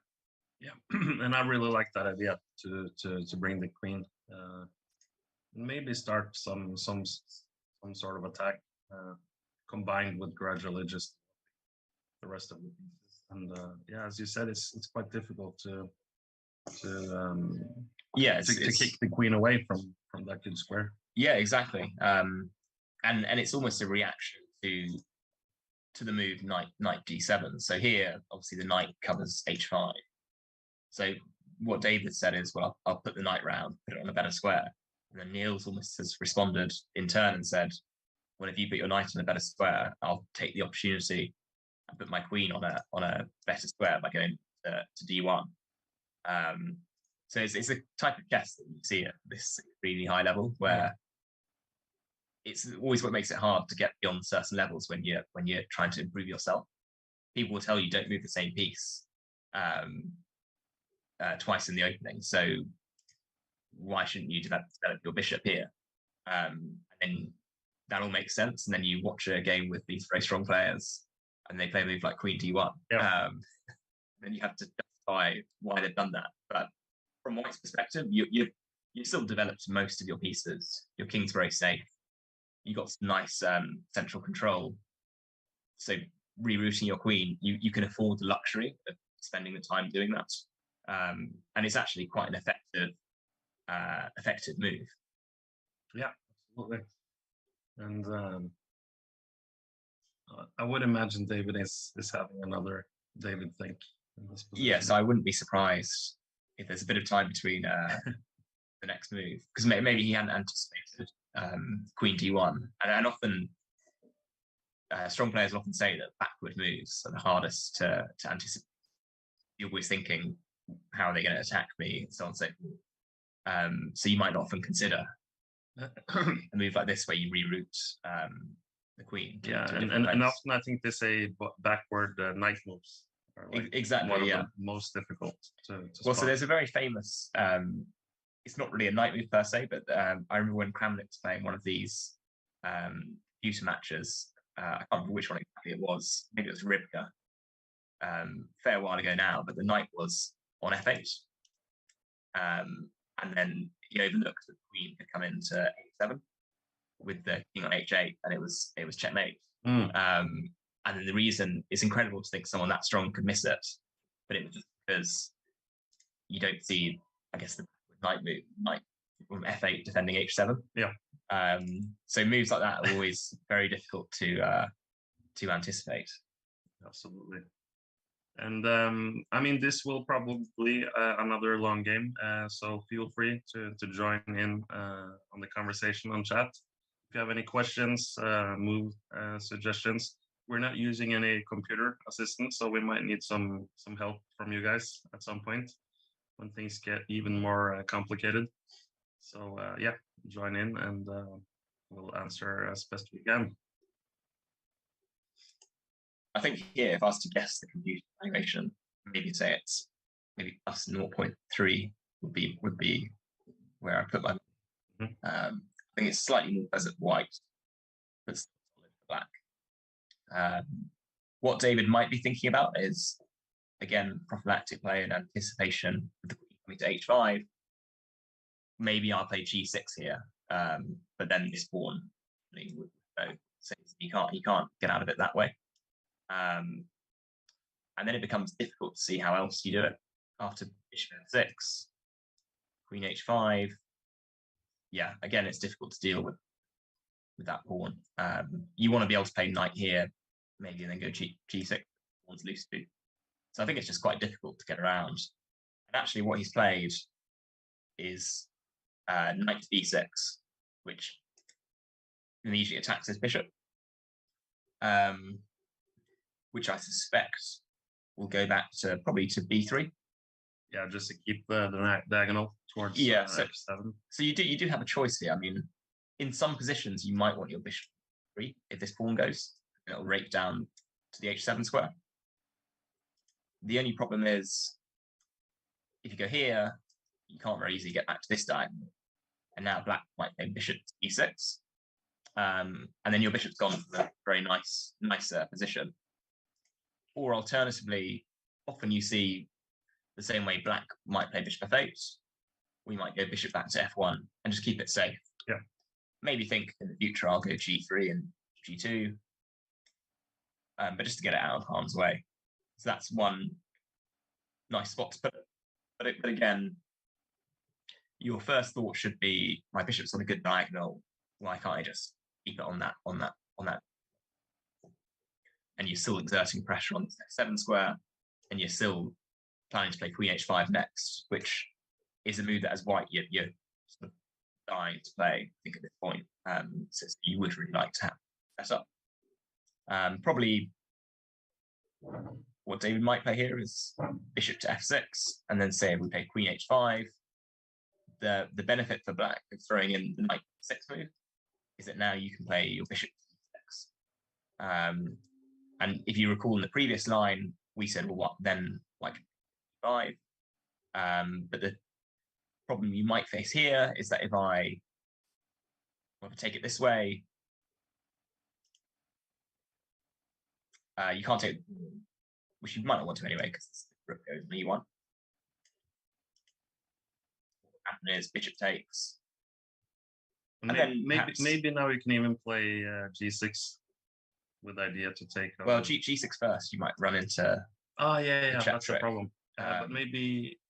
But you could play perhaps. Well, you got to defend f7, so that's your immediate confirm. But you could always take this. Yeah. Again, this is gonna hang the rook. This looks yeah. So after knight takes, queen takes. This pawn on b7 is a bit loose. Although it's not even clear. So as black, play b6, very solid.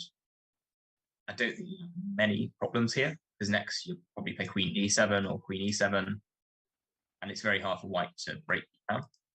But you could also play probably a move like queen e7, and if e7,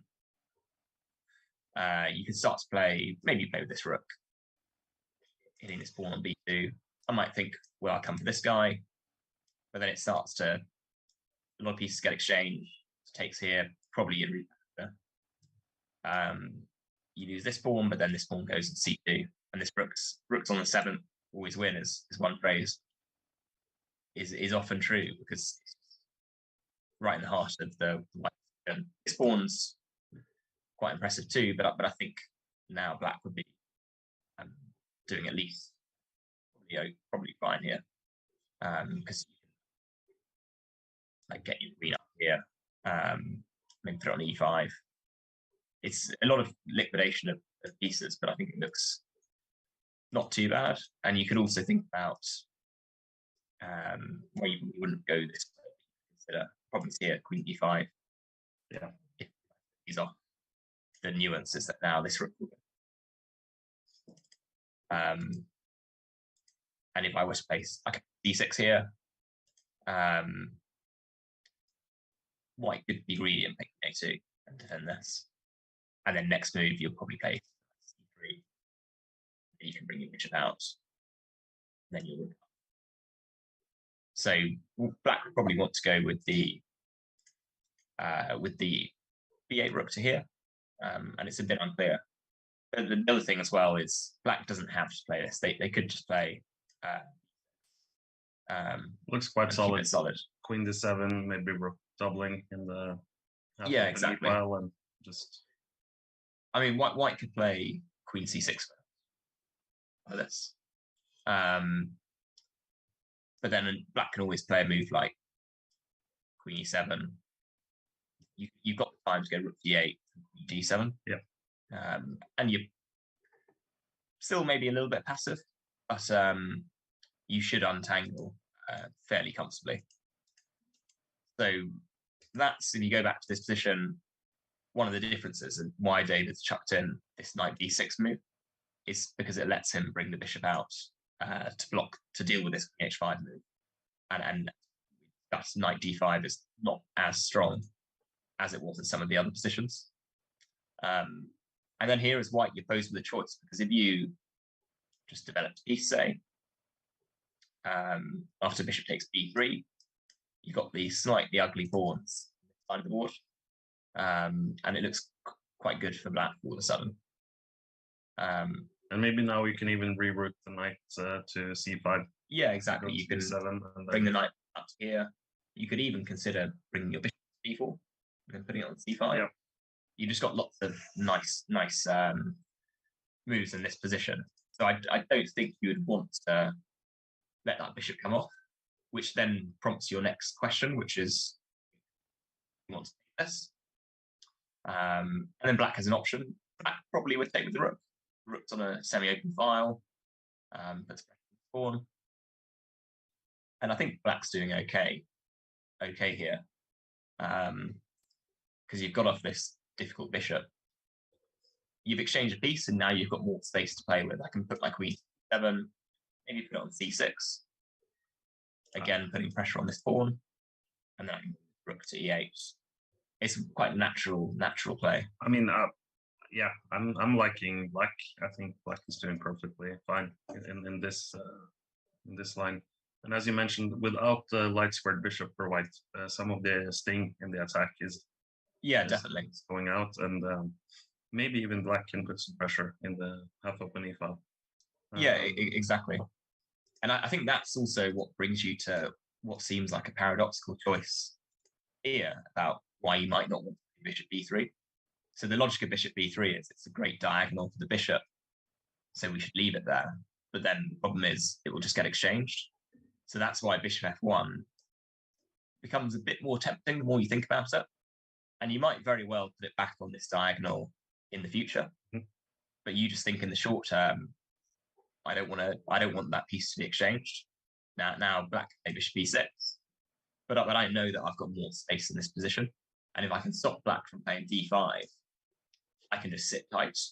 And if you've got more space, you generally want to keep more pieces off because your opponent has less space, less squares for their pieces. So that's quite a sensible way, I think to play. It would be to drop the bishop back. But is black now threatening to play d5 in this position, or? I think so. So if white played bishop f4, a sensible square for the piece, black could play bishop f6. There's no rush here, but I could consider playing d5. And it starts to get a little bit murky all of a sudden after takes. Knight captures. If knight takes here, bishop takes d5. I think black's problems are probably solved now because you got your bishop on a nice square. This previously, as someone points out in the chat, very large pawn on e7 is now a bishop, and it can go to this square or this square, and it's actually doing quite a lot. So I think d5 is on the cards. You've got to be a bit careful as black because I could chuck in move knight b5 and then hit this one on c7. And I don't really want to play c6 because I can just land anyway, knight, or even on one of those squares. But black could probably play rook c8, and then maybe next move I'll play c6. I could probably draw here if I wanted. Hit this rook back. Be a very cheeky way to get the draw. So that's something to bear in mind. Although black generally is quite happy to draw quickly and equalize. But that's why bishop f4 could be a bit careful because this is the move that black always wants to play in these positions. And you find that in a lot of these king and pawn openings, as soon as you get d5 in, you very, very quickly equalize once all the exchanges happen. So what I might be thinking here is, well, how do I stop d5? At the moment, the difference with the previous position is that my bishop has gone to f1. So I've got less control over d5. It used to be covering that square. And conversely, black's bishop now covers it. So I'm one hand, so to speak. So maybe I'll play a move like e3. And now if you play d5, I can stop takes, and then I can just take the pawn because I've eliminated one of the defenders. So that might be one approach to get around it. And now you've got to think, well, what if black plays knight to c4? Here, hitting this pawn, hitting this bishop. If I go back, I can't go d5, but I can always go back to b6. And again, it's in the same position. Come up. And knight c4 is a bit annoying for white. After yeah, exactly, because you don't really want to take it. If you do, I'll take that. And again, I've got the two bishops. I'm usually quite happy to have. So I think that's pretty content with this. So that's a decision point. You want to put the bishop on f1, and how do you react to a pretty natural move like bishop e6?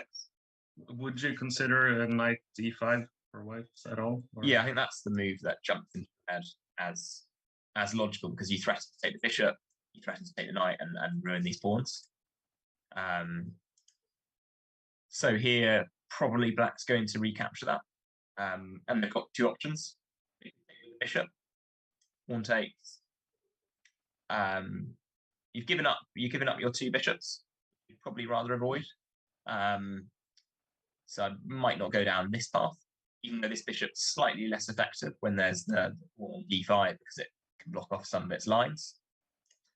But you could also take with the knight, pawn takes, and now I could probably put my bishop on this sensible square f5.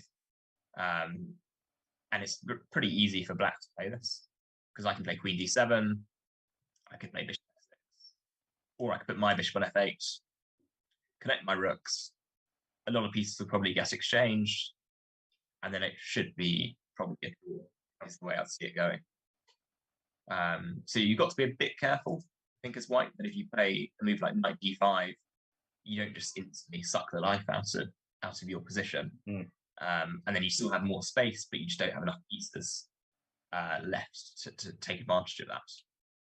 And yeah, it's interesting because now for the first time maybe in this game, I feel like if not a critical point, it's at least a move in a move order now that will affect what type of position we'll see, and also maybe white's ambitions. If you want to go for some sort of attack, or if you want to play more slowly with bishop f1, or yeah, definitely. Yeah, critical decision, I think. Do you keep this diagonal, or do you drop it back? One other move you might think of is with something crazy idea, obviously attacks the rook. You wouldn't mind provoking this move because then I'll drop back here. There's some pressure on this pawn in some positions. And then you think, well, if black bishop d7, could I now just be and maybe play something like d3? This could be quite interesting too, because after takes, you might get these sorts of strange structures where maybe there's some weakness in this a5 pawn.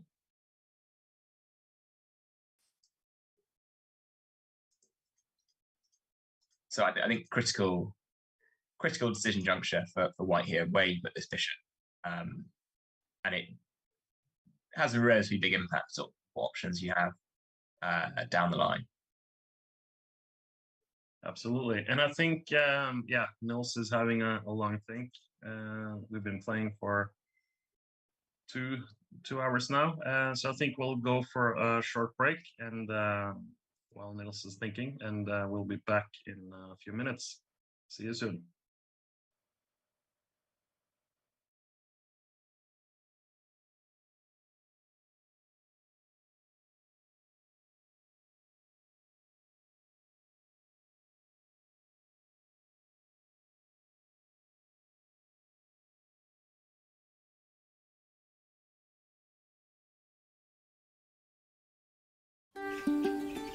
I moved away from the city 13 years ago. I worked as a journalist, I studied in university, but there was a sense of longing towards something a bit more real, where I could actually create things and be much closer to nature. I'm a vegan farmer. That's a bit unusual, but that's what I am. It's a long story.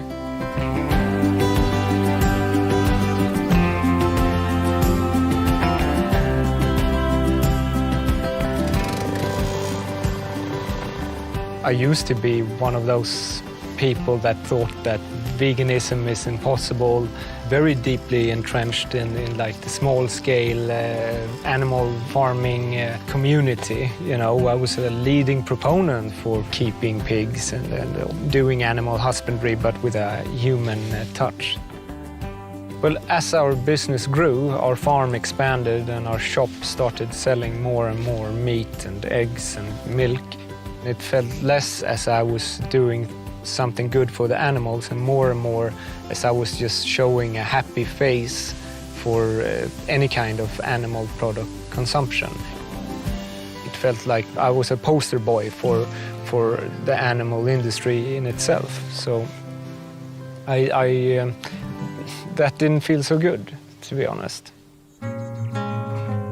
So we're picking for the bags, and it's 15 bags. That makes about 3 kilos, just a little bit extra to be sure.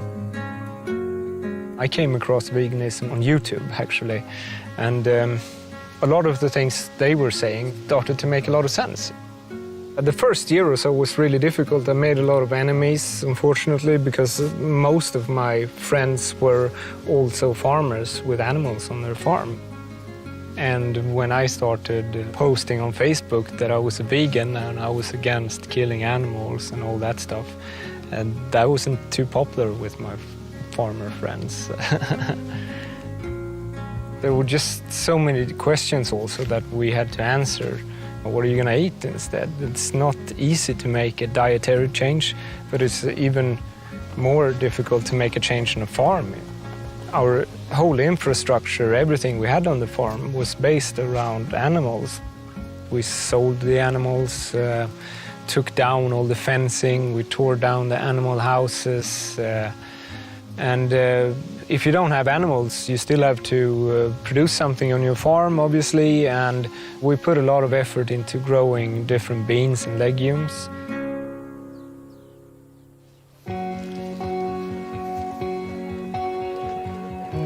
There's enormous potential in switching from animal agriculture into vegan agriculture, purely from an efficiency viewpoint. You know, if you grow 1 hectare of beans and compare that to 1 hectare of grass for sheep, you will find that the beans produce, I think it's up to 10 times as many calories on the same amount of land. Animals aren't a very efficient way often to produce food. You know, your food kind of takes an extra way through the animal. You know, you grow grains, you give them to the animal, and then you eat the animal, you lose a lot on the way. Instead, if you grow grains and make that into a product that's eaten directly by humans, you know, you're just taking a shortcut and being more efficient also. We're approaching 9 billion people here on the planet. We need to be more efficient with the land we already have. And I think going into vegan farming, that will be one of the most important steps we can take.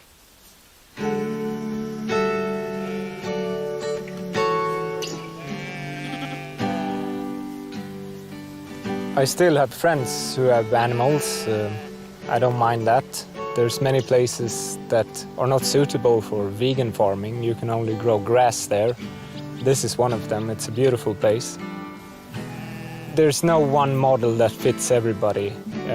Different farms have different possibilities, and you have to adapt to the way your farm is. And this is a beautiful place where animals graze. I like that also. But there should be alternatives.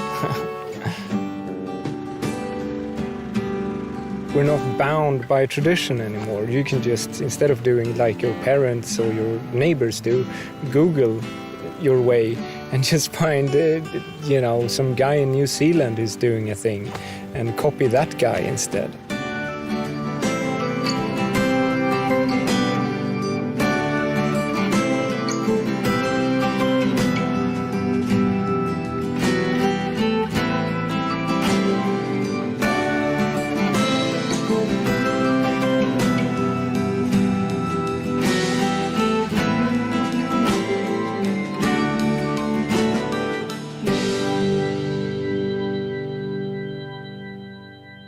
I kept Chessable a secret for 3 years at least, and I was using it for myself. And I, maybe never expected how big it would become.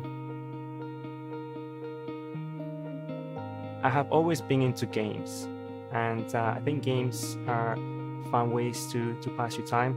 Sometimes they can be educational as well, but I think chess is the perfect game that has it all. It's a game that not only entertains you, but also teaches you about life skills, from things like time management to the consequences of your moves or your actions. Once you make a move, you cannot take it back. I really fell in love with the game. And of course, given my competitive nature, I wanted to get better at it. And I found it extremely difficult after watching countless videos and reading some books. You would put in all that effort, and then when you get to the board, it's like it all disappeared, it all vanished, and you performed at the exact same level you were before that. And I looked around for a solution that could perhaps use the latest technology, the latest learning science out there to help you learn chess, and there was nothing. So that's how the idea was born. I've been building things since I was 14, and I always enjoy bringing a community together around a product. And yeah, I mean, we got a lot of energy from the chess community as well. Really from day one, when we announced Chessable, there was thousands of people who thought this was a good idea that had to be realized. And they've been fantastic with words of encouragement, support, advice, ideas on how to improve the product. And I believe they've been listened to over these years, and Chessable is exactly what that initial community wanted. And it's part of our product process to actually keep listening to them going forward into the next years. Chessable is definitely a product that was built by players for players. I think we have stuck to that vision, and it continues to be exactly the same. What has changed is we now have a lot more great people in chess helping us realize this. You know, when I started, it was John and I, there was two of us, and then at some point we had 3 or 4 people. We had a small community around it. But now there is really an incredible amount of people that I never imagined all pulling in the same direction. So the future is bright. It really excites me what we can achieve together, and I just look forward to it. It's been absolutely incredible to see the reception by some of the top Grandmasters in the world, like Grandmaster Anish Giri and Erwin Olami. And this sort of validation across the spectrum of players is fantastic, and it's really what keeps the entire team going. So, fabulous. Hi, my name is David Sinemaza Kramali. I'm the co-founder and CEO of Chessable and the Chief Operating Officer of the Play Magnus Group.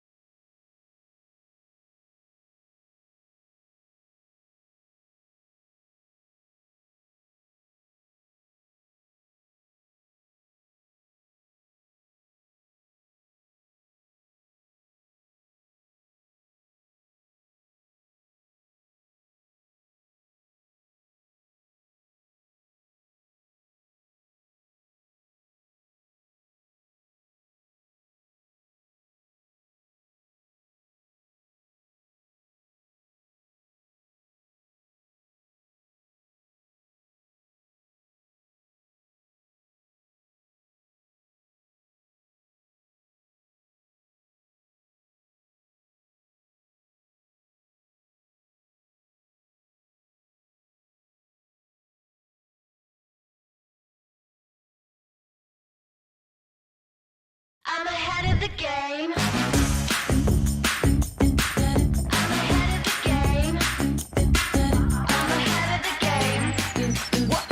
Well, the phone is always ringing, I'm caught up on the line. Got a string around my finger, remember who am I? I'm a boss and I'm honestly off my rocker, but follow me, I'm ahead of the game. I'm ahead of the game. Well, I'm only ever slinging, I'm working overtime. Got a song and I'm the singer, the melody, the vibe. I'm a prodigy, logically, I'm impossibly wanted, and I remember my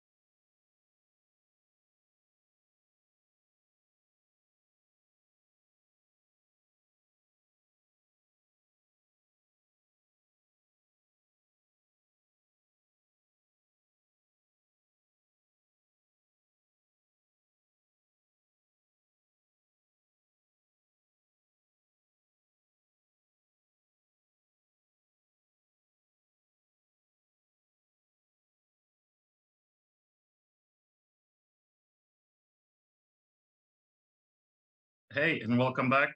We're in the fifth game of this special challenge match between David Howell and Nils Grandelius. They're playing at the Swedish Embassy in the heart of London, and we're now underway with the fifth game. The score is currently 2.5, 1.5 in David's favor after his important win with the white pieces yesterday.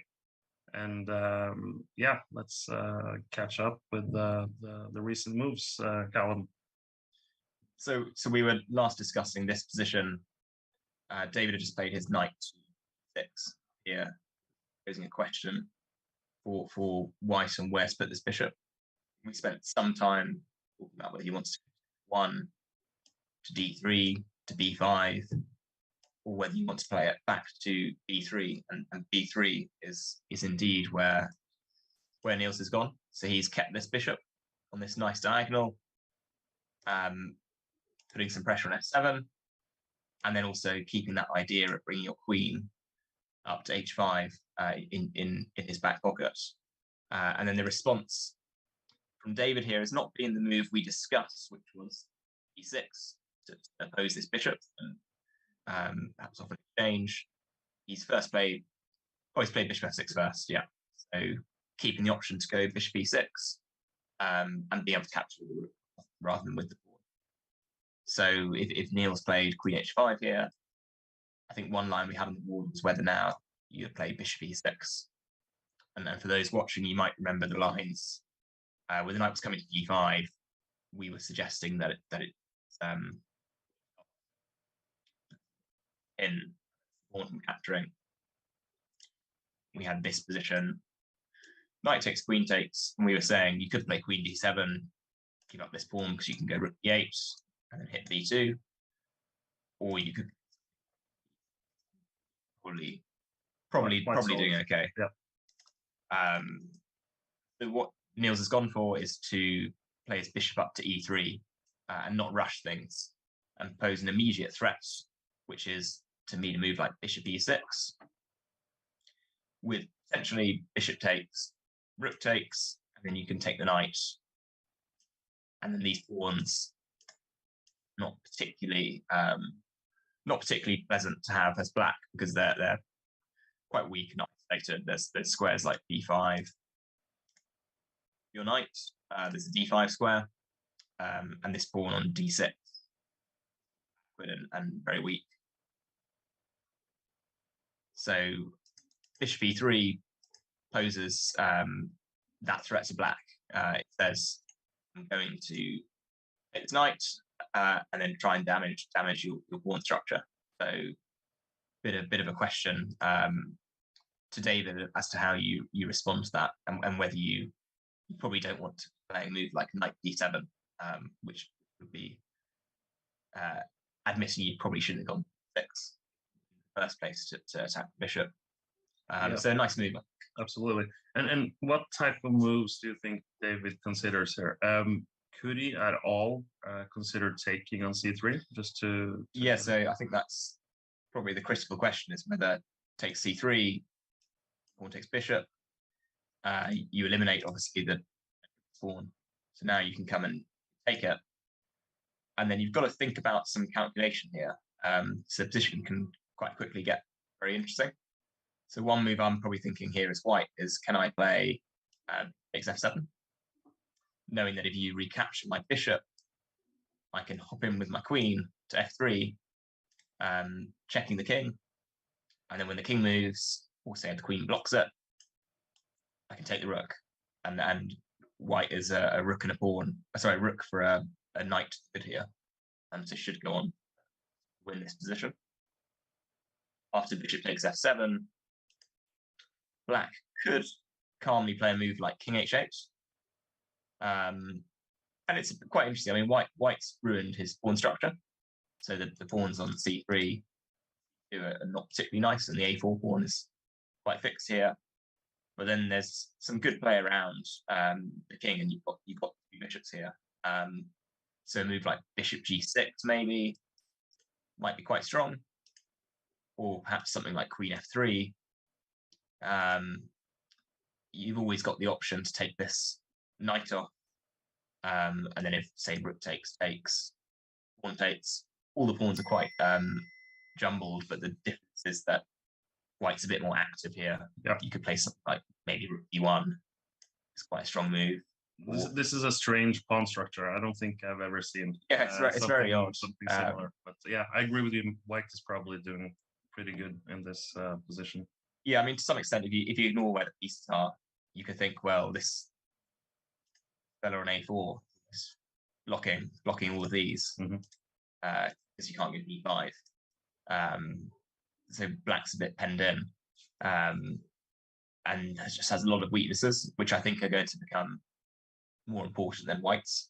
In a lot of cases, white could, for example, put the bishop on d5 and then play something like c4, and then he's very locked in to his position. Black can't do the same. These ones are all on dark squares. Obviously, they're plugged in now, but they can't be defended by so there's lots of weaknesses to attack. So that's one tactical point behind take this knight off and then get greedy. You've got to be sure that you're not walking into trouble with be here. But if we don't take on e4 and play another move, let's say. Yeah, exactly. So you could play something like bishop e6, which has the idea of maybe playing knight c4. I think the immediate problem would be that, again, this knight can come off. Now, if I was Nils, I might think, well, I'll put my queen back on d4. I know we've gone from d4 to d1 back to d4, but now I've got a very simple plan of playing something like rook to d1. There's a lot of weaknesses in the black position. There's b6, there's d6. There's things like this d5 square. It looks quite pleasant for white all of a sudden. So bishop e6 might not be sensible. You might then want to play something like knight d7. Calmly say, I'll retreat back with the knight. I've given up my bishop, which I'd like to avoid doing ideally, but in return, white's got this weak pawn structure. E4 pawn is loose, whether you can or can't take it yet, and you might be able to. And if white plays something like maybe queen h5 here, I could play perhaps just queen e7 to defend the f7 pawn, and it's pretty solid for black. Your knight might come to c5 in some positions, might come to f8, sorry, to f8, or it might come to f6. Not too many weaknesses. But then white does have the two bishops. There's play in the position in that. But that's a very critical decision. Once you take this off, there's no going back for black. Yeah. You ruin white's pawn structure, but you give up two bishops, and you might live to regret that. So this is a relatively critical juncture, I'd say, of the game so far, because you have one of the first decisions which can really change the course of the game in a way that previous moves wouldn't have done to the same degree. Any other moves for David in this position? Would he consider going back with the knight? I think he would consider it. So I think he has to deal with. He cannot allow this pawn, right? Yeah, I really don't think he can allow it. I mean, you could play something like rook a6. It's a funny move because the bishop can't go to c4 while the knight's here. It's the kind of move which just feels like it shouldn't be a very sensible one. So if I was white, I mean, you could always play something like 3, just develop a piece. Now, as white, you no longer have to worry about if bishop takes here, because you probably take back with the queen, although maybe you would run some with rook e4. So you might have to be a bit careful about that. But in any case, you could always take here, and your pawn on e4 is defended. You don't have to worry about whether the tactics work or don't now work. Yeah, and just seems like the rook shouldn't really be on this square. Now black might consider playing knight d7, with the point being the queen's loose on d3. But I'm not sure. It just feels like a move that you shouldn't really you shouldn't play, because the rook's a bit place there. I think he might then consider to play a move like knight d7, which going backwards, so you're missing that. Maybe you should have put it on b6 in the first place, although it's achieved some goals by here. But now, if Nils played queen h5, hitting this pawn on f7, what would black think here? I mean, you could play something like knight e5 to defend it, but then you get into this trouble of f4, and the knight needs to move, but it needs to defend f7. You put it on g6, it can be quite. You've got we talked about before, which come up in lots of variations. And maybe then have to go back to the rook to f8, and then suddenly you're exactly going back to where you came from all your pieces. Yeah. So yeah, you could play a rook f8, but you'd have to assume that this isn't the way that you should be playing. Even if white played something like rook d1, you just compare where the different size pieces have gone. Black hasn't achieved too much. A move like queen e7 as well looks sensible on the surface, but it's going to run its charm after knight d5, being c7 and the queen. So if you defend it, I can even play a move like knight c7 here, hitting these rooks, and then after queen takes, I can take here, king h8, and so got to be careful. And then it becomes clear there's not really a very good way to defend at pawn f7. So that is probably why David's not gone back with the knight. And what he's played is bishop to e6, which is one of the lines that we looked at. And we had said that one option here for Nils is to take the bishop off, rook takes, and then to take the knight. And then this structure just looks quite dangerous for black, in my opinion.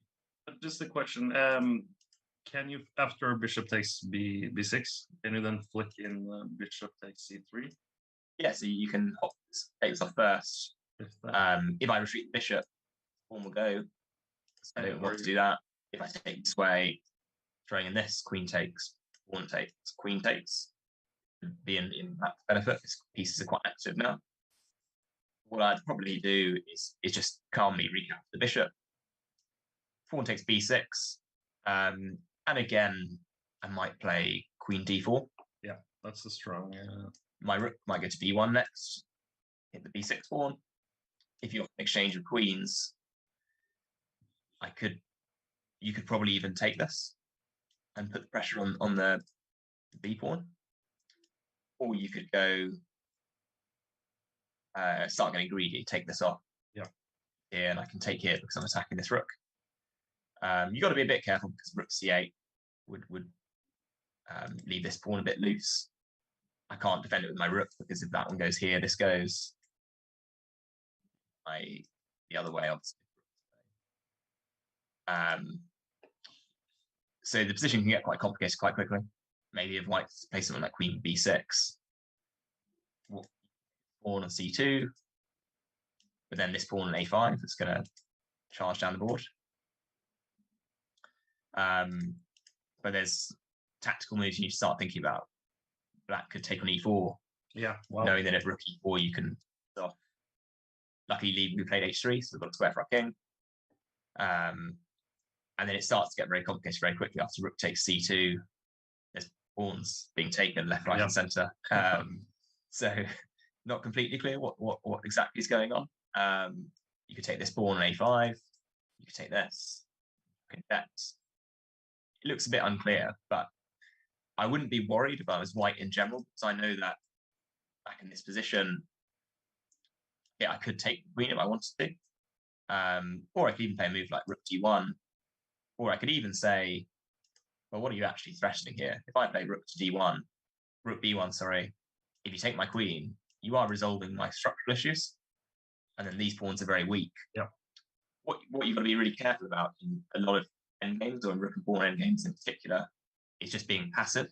So if you played a move like rook a6 and this, I can't immediately capture your pawns, but I will do soon. I'll probably play rook b5, I might bring my rook here and then gang up on this.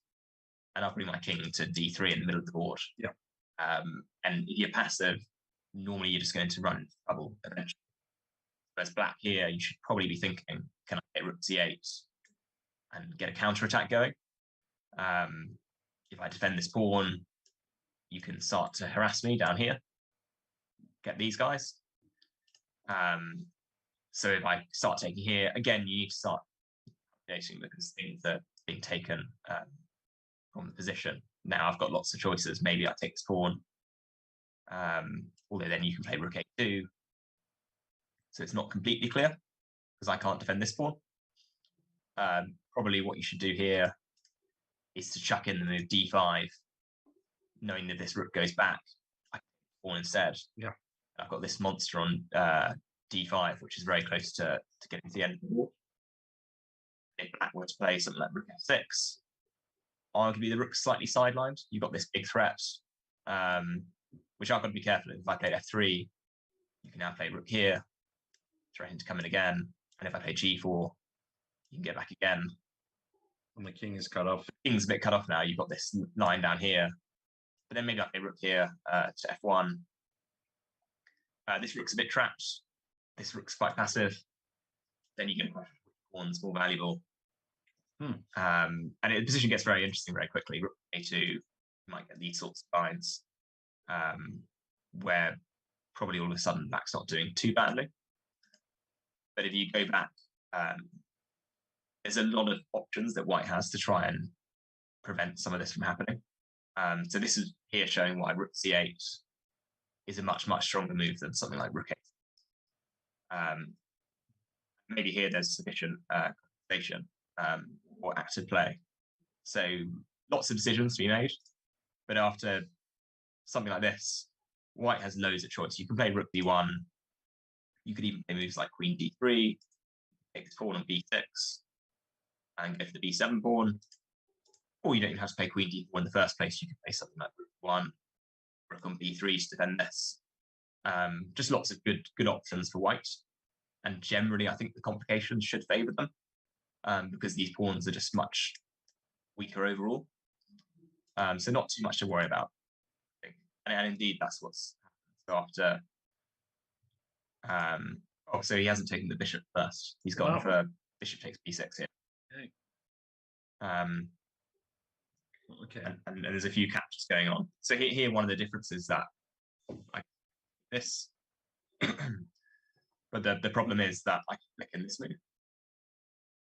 This is where you need to start calculating all these sorts of captures. It takes d8, takes d1, takes f6, rook takes, submerged and not missing a knight. So you got to be a bit careful. But if you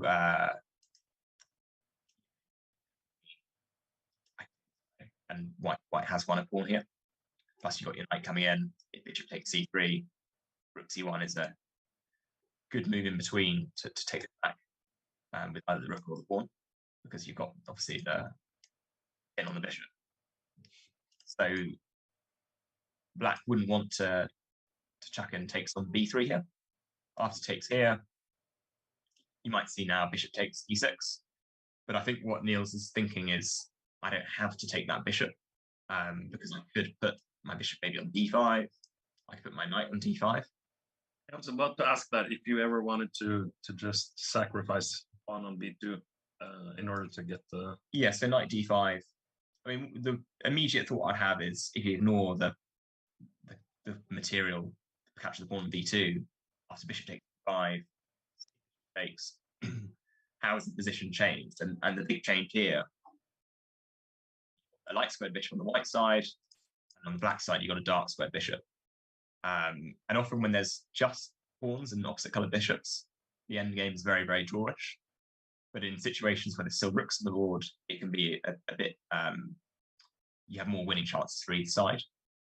This bishop is a relatively effective piece on F because it can defend these pawns. So it can be quite helpful, but it can also get a bit penned in by these pawns as well. So it kind of cuts both ways, so to speak. But that's definitely a consideration. The other thing to think about is after say a move like bishop takes here first, maybe bishop takes b2, rook b1, and then if you just say retreat bishop, white can take on b7, rook d8, and then maybe white just goes back to d5. But maybe it's better for black to go to a3 and then sit on c5 with the bishop. Yeah, you can put the bishop on a3, put it on this great square here, which defends all of the pawns. That's also a pretty sensible option. There's some maybe scarier ways I can play as white. I can play something like rook b3, hitting this bishop goes back, and I can think about where I'm going to swing this rook to. But you can probably hold on. I might play queen h5. I'm a pawn down as white. I know I can grab this quickly if I want to. Some threats here. So a move like queen f6 with rook f3. Rook joins the party and f7 is going to go. And then a move like queen e7. Now maybe I can play rook g3. Need to play queen takes h6. You've got this pin. And it's a bit difficult to defend actually, because if I move my king, I can take this one on f7. And otherwise, how do I defend that pawn on h6? It's a weird situation where I'm not sure if it can be saved. Because again, queen f6 would run into this. So that's what you've got to be a bit careful about. That you don't get into trouble very quickly with this rook joining the attack. Although you have an extra pawn, all of white's pieces, with the exception of maybe this rook, moment of doing something that's looking quite scary. So I'd be a bit reluctant about some of these lines of Ask Black, and that probably explains the decision that David made, which is to take this knight off first and then just cut out all of those options. Yeah. And now, after recapturing, he's now taken on b6. And we're in the position we discussed earlier, but with the difference being this bishop remains on b3. So one option is to take on e6, and then go into some of those ending lines that we talked. I guess white is never, forced to take on e6, because if black decides to take on b3, you fix your pawn structure.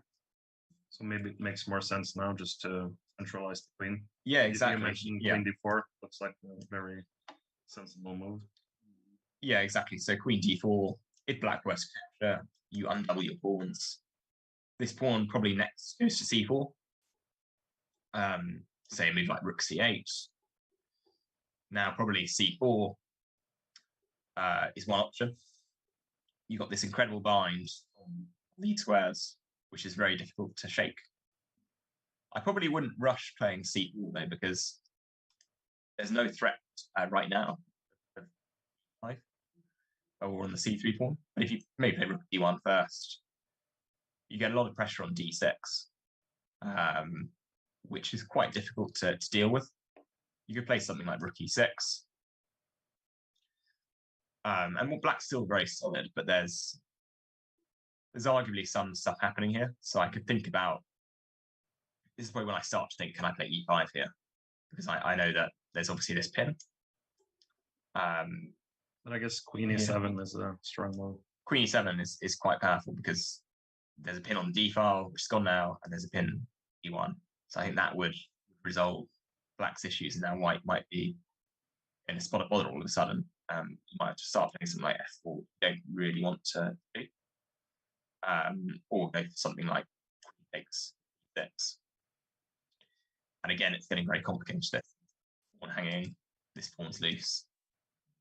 The e5 pawn needs to go. You might see something like rook takes c3 here. And then queen takes a5. Rook takes. Now the difference is that this rook defended. With this. Rook takes, and then probably the best option is to go. Well, you get some very interesting lines like queen e1, rook takes, rook d3, rook e8, king h7, rook d8, and white situation probably should be able to. So there's lots of ways it can get complicated very quickly. You obviously don't have to play e5. You could also just play rook d3. And then if queen e7, again, you can think about playing something like f6 first, and then moving your rook. So you don't need to defend e4. Or you could think about playing something like c4.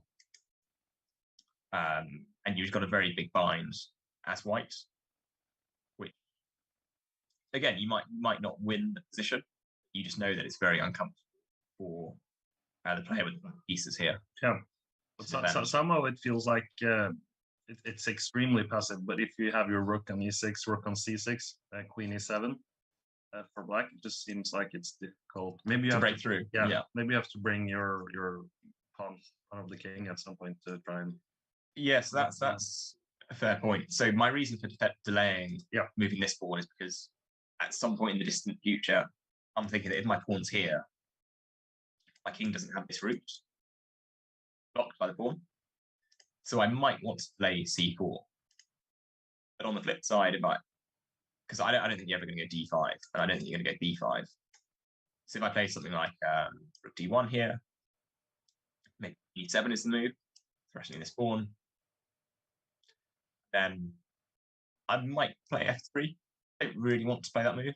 So say if I played rook e3, you could argue that this is very difficult for white to ever break through. So if I played rook c5, what's your plan here? Yeah.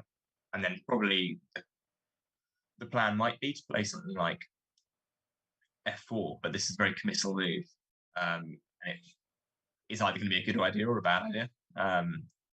In a lot of cases, because you've got things like you open moves f5 up, and this pawn can't go back to f3 to defend.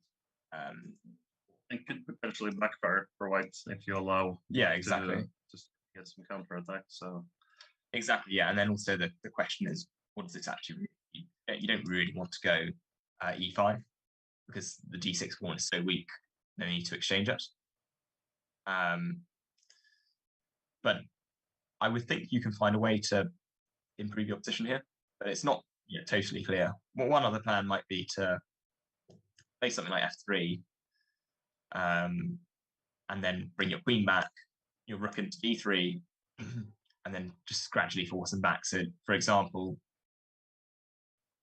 say if I play g6, which is a bit of a nothing move, I'm making a straight point, I might pin d2, you might move your king, and then I can play something like rook d3. I'm probably threatening this. At the moment, I'm going to be a bit careful with this pawn. But if, say, black played h5, I can always go c4. So now this pawn's defended, rook c6. And then I can play something like rook d5. And I know that this rook is stuck here, because it's got to defend this pawn on d6. And this rook's pretty stuck as well. And then I can think next, I'm going to possibly queen to d4. And then maybe move this rook to d5. And then pressure on that. But it's very difficult to break through. If I play f6 here,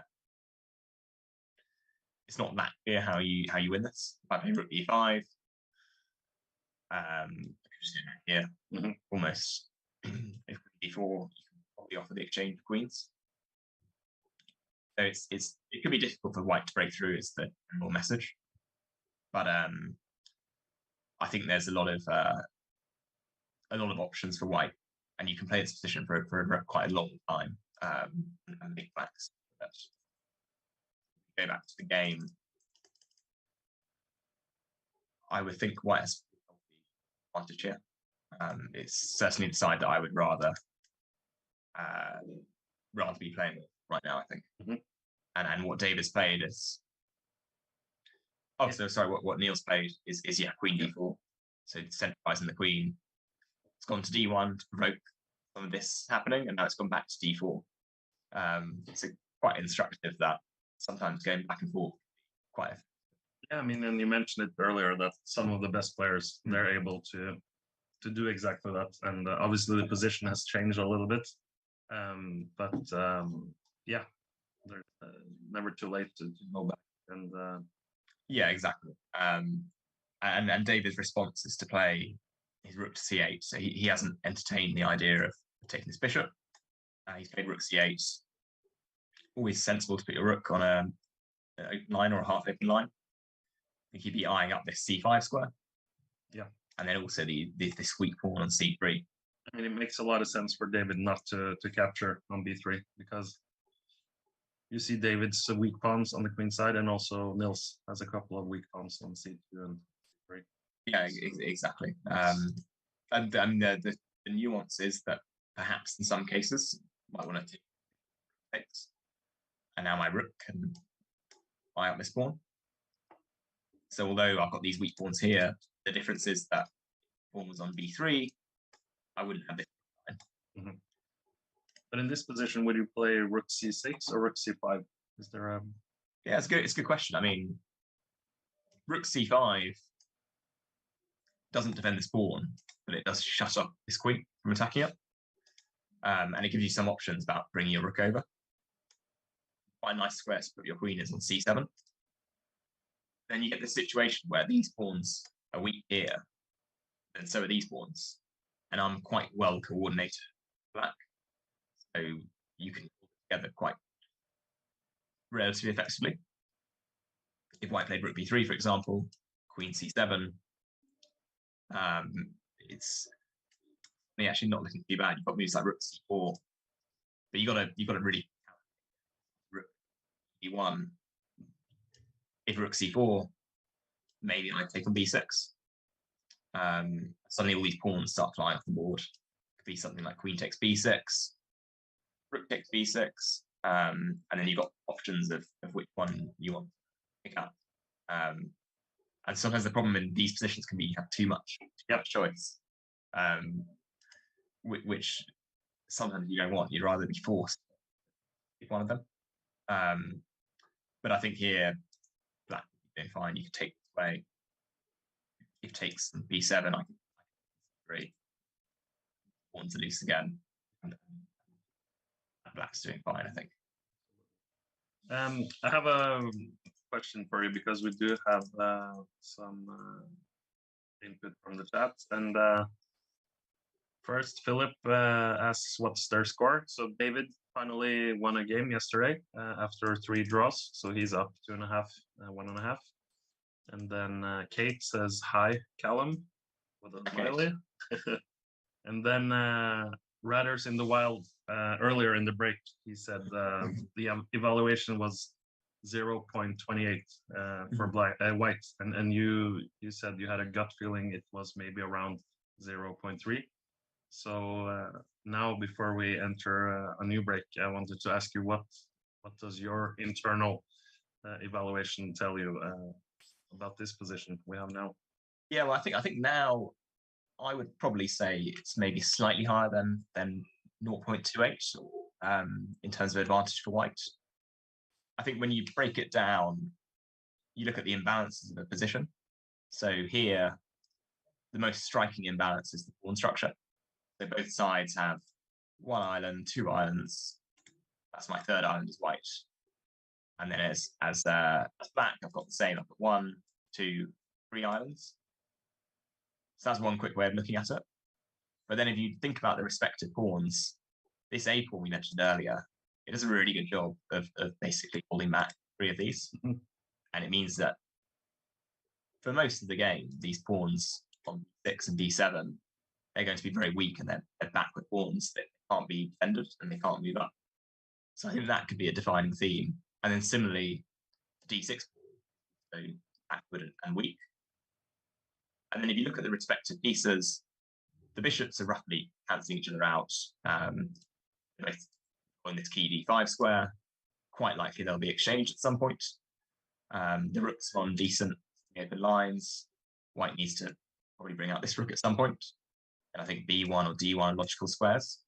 And then the other key difference, this queen on d4, which has gone to d4, gone to d1, and gone back to d4, it's really well placed because it eyes up this pawn, and also it looks towards king. So it's just in a very good position. So I think if I'm stepping back here, it just seems quite comfortable for white. Probably a slightly better structure, but you can defend your weak pawns. The queen's on a nice square. in a lot of situations, it's just going to break down, all the pawns will get exchanged, and it might be a draw. But you always have that probably in your back pocket that you position as white. If I was Nils, I'd actually probably be very happy here. You're going into a rest day, you know that you're not risking too much, pleasant position. So I think it's quite comfortable for white, and just needs to think about go for, and then pick some of the more complicated lines when they come up. But I think he'll be yeah, absolutely. And somehow it reminds me a little bit about yesterday's game where David also had this nice advantage, and you could feel that he was playing for 2 results in the end, and that's always a good feeling, obviously. But I have one question about the bishops, because you see the white's bishop do actually cover the a4 pawn and the c2 pawn, while David's bishop is not really helping out in terms of defending any of the weak pawns at the moment. That's just maybe a nuance that favors white as well, because David would never want to take on b3. And yeah, I think you're exactly right, and it goes back to when this bishop on f6 on the board, that could get to c5, and it could defend all these weaknesses and do something this way. Whereas as it is, without that bishop, these pawns are very weak, and you can defend them with your rook and queen, but they'll just be tied down. And so what I can imagine happening is Nils will consolidate his position, put his pieces on good squares, and then black won't be able to do very much. And then I think he'll start to think, can I do something like bring my rook to the king side or mark these pawns and then open up a new front and a new weakness in the black position? And it's just a very comfortable edge where I think, as you say, you're playing for the 2 results. Exactly what you want, I think, when you... Absolutely. And Jeremy in the chat says, I guess it comes down to who plays the end game with more craft, like yesterday. And yeah, absolutely. Yeah, I think that's right. I mean, it'll be a shift in the mindset for David, because yesterday he's gone from an end game where there's no way he could really lose, and you could just play on and on and on, which is what happened.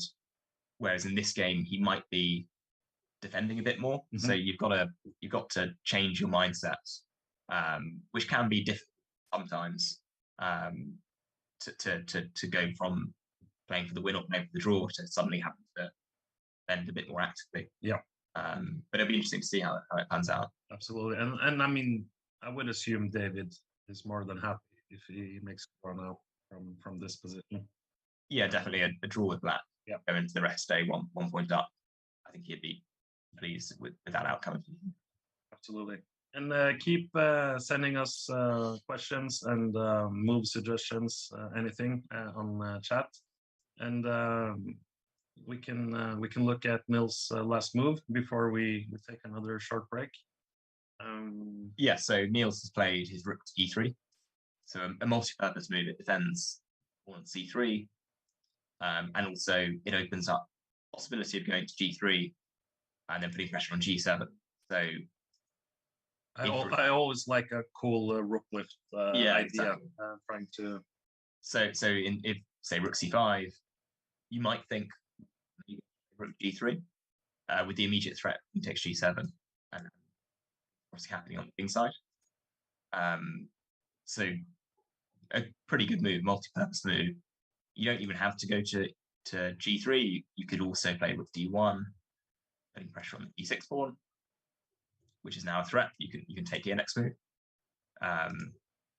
or you could play the bishop exchange again if you wanted to. You don't have to, or you could play something like b1, and then you softly put some pressure onto this b6 pawn. And this rook e3 move.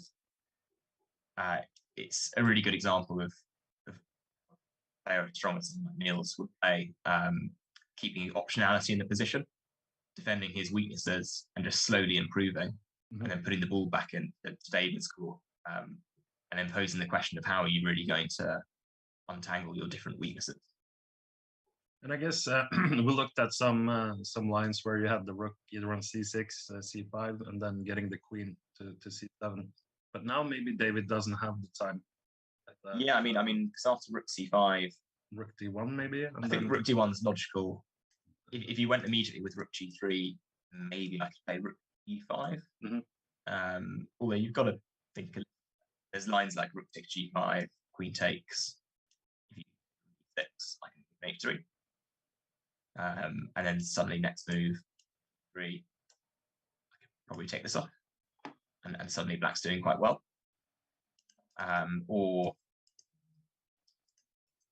Yeah, so you probably don't want to take on g5 there. So what I think I'll do first is play rook d1. This pawn, drop in yellow, is quite loose now. Because my rook defends c3, I'm threatening to take on b6. So then I will be in the driving seat because I'll be a pawn ahead. And it's quite difficult to defend that. One option would be to say, well, I'll play queen c5, queen c7, because now if you take here, I can take this one off. Because if rook takes, queen takes c3. And then probably you gotta be careful because I can consider taking this. And if bishop takes 3, like off. If rook takes here, I think queen takes c7 probably is putting me onto the good. You've got to be a bit careful because moves like rook b4. But then in the worst case, you play queen a8, king h7, and take this guy. Yeah. And maybe like some drawing chances, but you can get situations like this. Always put your rook behind a pass pawn, and you can arch it up and be winning for white. Because black probably gets here. Sorry, not to that square. Here. I'll move one. And this rook is, I can just march my king up to the middle, and by the time your king comes round to help, it'll be too late because then I'll go for the pawns this side. That's one thing. But what you see here is whenever there's complications, it's not clear if it's good for white, but it generally seems like white has so many good options, and they always slightly favor the white pieces here, which means it's quite a nice place to be in because you know you've got to choose from, and lots of them look quite promising. So I think after rook d1, queen takes here, this could be challenging because and we just discussed the alternative to go something like rook back to c6, but you're missing defeat there because I've brought my rook to fifth square and you've gone rook c5 and rook back to c6. So now it would look a bit silly. Maybe now I play rook g3 and this square on g7 is a bit risky. g6, but this is a bit weakening. You might regret it in the future. So I think it's quite a good outcome for white. And indeed, if you go back to the game, what's happened is that rather than rook to c5, Davis plays rook up to c6. So obviously anticipating that Nils's next move is probably going to be to put rook on d1, and you're better off defending the d6 pawn. So if rook d1 here, queen c7 might be a logical move. This. But then again, rook g3 comes in quite thick and fast. And after g6, because your queen's gone over this way, you start to feel a little bit nervous. Could you even consider, I mean, might be dangerous, but f4 just to try and f4's an interesting try because f5 is very quick and quite effective. You'll then start to see that pawns like d6 are more of a weakness rather than something supporting a defense. I think f4 already looks very dangerous. Not really clear how black can respond to that easily. One thing you notice is that white's pieces are all very, very well coordinated. Yeah. You've got your queen on a good square, your rook's in the center, your bishop's defended by your pawn, this rook's doing something. You might tuck your king away to avoid any nasty checks, but you've got control of the center, good pieces. It's really pleasant position. So I think already you start to be a little bit worried if you're black here. Because if you don't play queen c7, you've got this question of where do I put my queen? Maybe I go queen e7. But again, I could play rook g3 if I wanted to. You don't really want to play f6 just because it's weakening again. You don't want to, but you have to defend against the threat. So it's a bit problematic to deal with. And then at the corner of my eye, I can see the move that Nils has played, which is rather than going rook d1 first, he's gone straight d3. So here, g6 is one way to block this threat. The big issue is queen takes g7, checkmate. And you've got two options here. Well, you have three technically, but you're probably never going to play g5. Black can't play queen f6 because you'll take it off. This is pinned. F6 keeps it solid, but you've got, it just looks very nasty. You might be able to get away with that because like these squares are quite hard to exploit. What I would really want here if I was white, I would actually want my bishop and on this diagonal, and I wouldn't want this pawn here because then I'd have sort of a battering ram, and I can take advantage of these really weak light squares around black's king. Obviously, that's unlikely to happen, but you could simply, I think, build up one here, and it just looks quite unpleasant for black. I think f6 might be the move we'll see, partly because the move g6, which is the alternative to deal with it. The third option was to play something like g5, but I think that's going to run into with looks h4. a bit too risky. But if you play g6, if you have to choose between the two, I think this is slightly more weakening, this pawn here.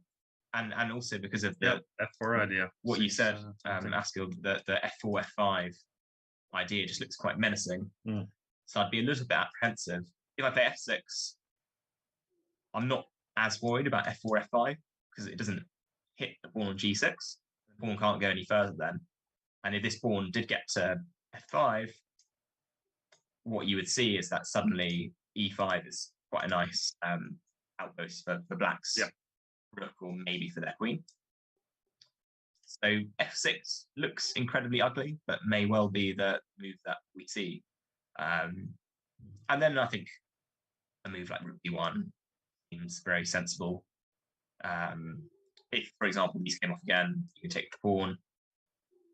You've got a very nice bind, and these light squares are all just so horribly weak. In black's camp. Now maybe queen e7.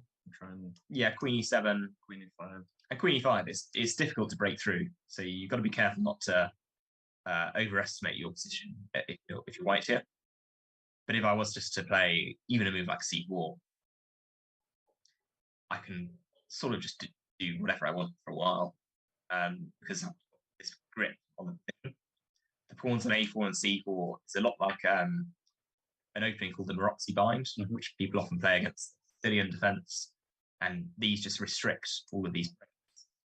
And the important thing to notice is that white doesn't have their light squared bishop. If I had a bishop here, it would again be like a bad bishop. It'd be like a pawn, not doing very much. I don't have that now, so I just have very good control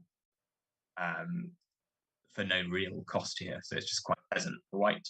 But the question is whether you can actually break through and end up winning the game. And looking ahead, we see on the board is indeed this move f6 to combat the threat. Yeah, and now I guess we expect rook d1 perhaps. Yeah, I think so. And while Nils is having a think, we'll have a short break and we'll be back in a few minutes time. So stay tuned.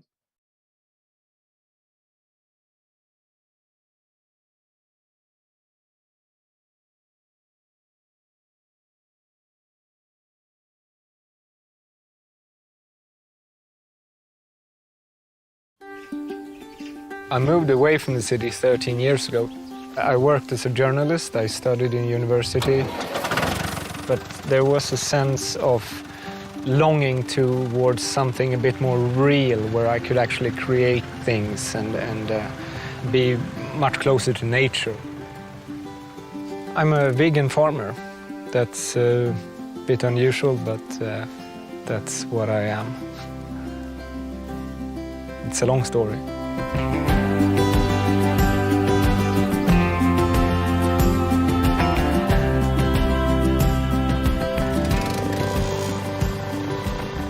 I used to be one of those people that thought that veganism is impossible, very deeply entrenched in like the small-scale animal farming community. You know, I was a leading proponent for keeping pigs and doing animal husbandry, but with a human touch. Well, as our business grew, our farm expanded and our shop started selling more and more meat and eggs and milk. It felt less as I was doing something good for the animals and more as I was just showing a happy face for any kind of animal product consumption. It felt like I was a poster boy for the animal industry in itself. So that didn't feel so good, to be honest. So we're picking for the bags, and it's 15 bags. That makes about 3 kilos, just a little bit extra to be sure. I came across veganism on YouTube, actually, and a lot of the things they were saying started to make a lot of sense. The first year or so was really difficult. I made a lot of enemies, unfortunately, because most of my friends were also farmers with animals on their farm. And when I started posting on Facebook that I was a vegan and I was against killing animals and all that stuff, and that wasn't too popular with my farmer friends. There were just so many questions also that we had to answer. What are you going to eat instead? It's not easy to make a dietary change, but it's even more difficult to make a change on a farm. Our whole infrastructure, everything we had on the farm was based around animals. We sold the animals, took down all the fencing, we tore down the animal houses. And if you don't have animals, you still have to produce something on your farm, obviously, and we put a lot of effort into growing different beans and legumes.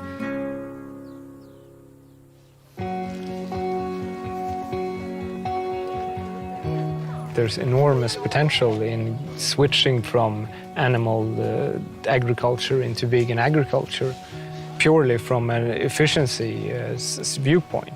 You know, if you grow 1 hectare of beans and compare that to 1 hectare of grass for sheep, you will find that the beans produce, I think it's up to 10 times as many calories on the same amount of land.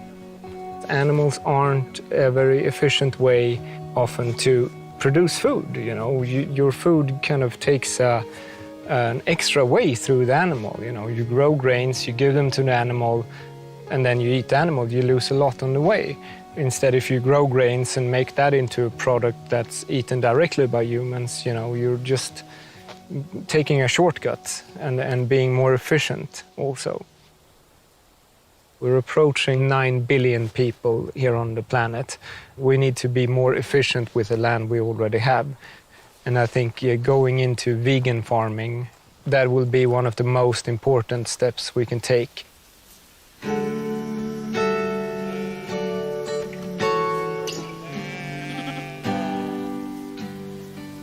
I still have friends who have animals.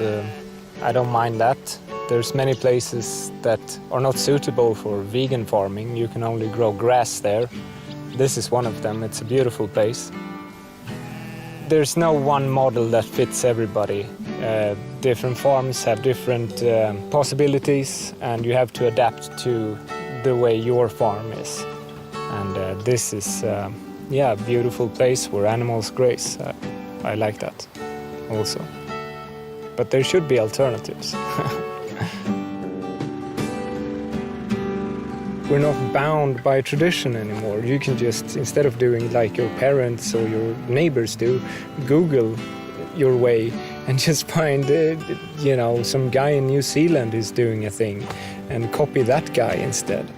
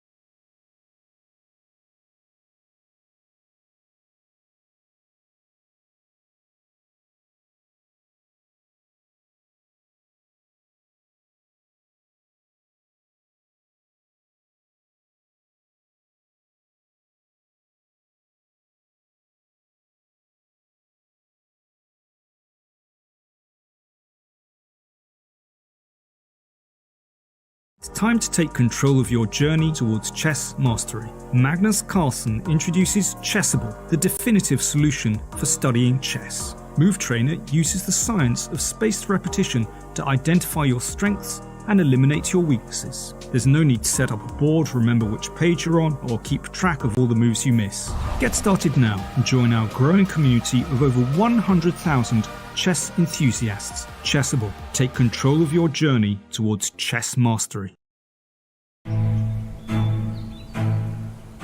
A never-before-seen gourmet concept shaped over millions of years, featuring 100% natural ingredients and 4 Michelin-starred chefs.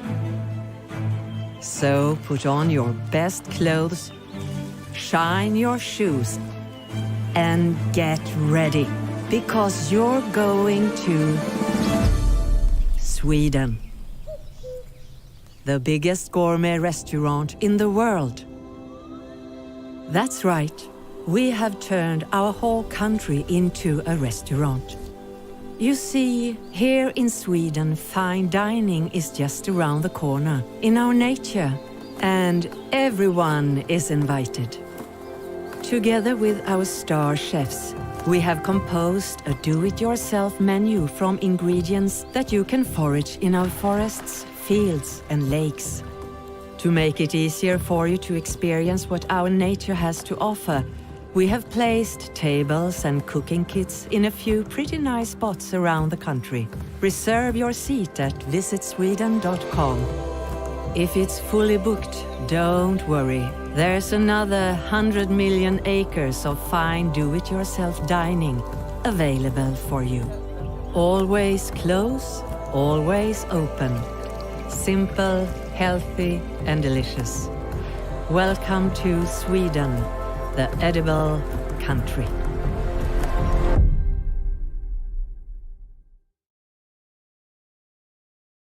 I'm ahead of the game.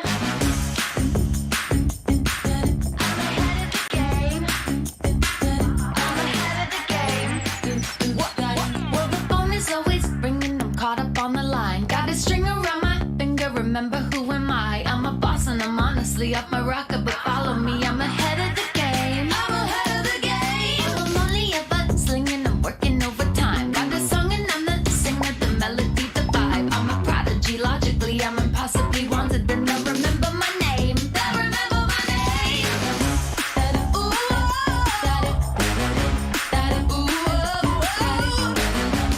well, I'm ahead now. I'm ahead of the game. I'm ahead of the game. Ooh,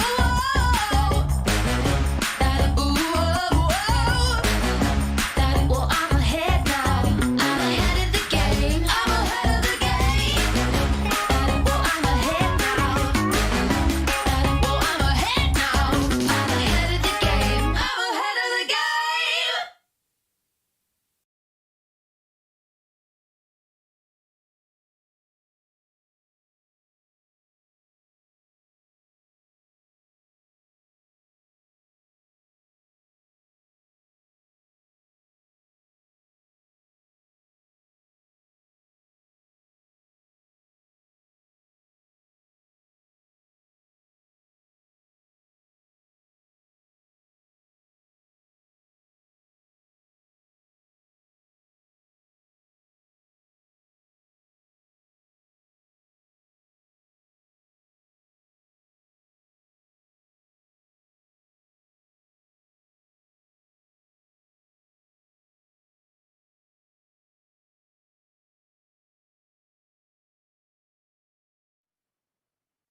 Hi, and welcome back to the coverage of the 5th game in this special challenge match between David Howell and Nils Grandelius. They're playing at the Swedish Embassy, just a few minutes walk from the famous chess in London, where we are situated. And we have had a couple of moves since we last saw the position. So Callum, let's get up to speed. What's going on? So it's in line with what we expected. So f6 was the move that we'd just seen. Black responding there to the threat. 7 from the rook. after f6, we've seen Nils play another move we talked about, d1, centralizing the rook on the d6 pawn. It's all very, very logical play. And then the response from David here has been to move his king h8. And I think the reason for doing this is just to get out of the way of any annoying pins. Not that there's any particular threat. Well, queen c7, I guess that's why. I mean, there's firstly the pin on this line, but the more immediate problem is that now queen takes f6 would be possible in on the pawn.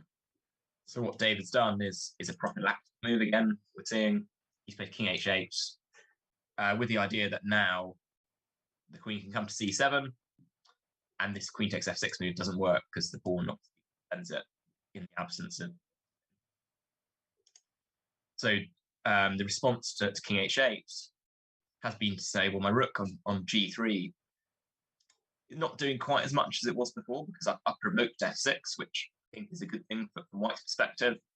But the pin is broken, so it's not as effective now. So what Nils has done is put it back to the center of the board on e3, where it's defending this pawn, and it gives him the option of maybe playing f4 and e5 at a later date.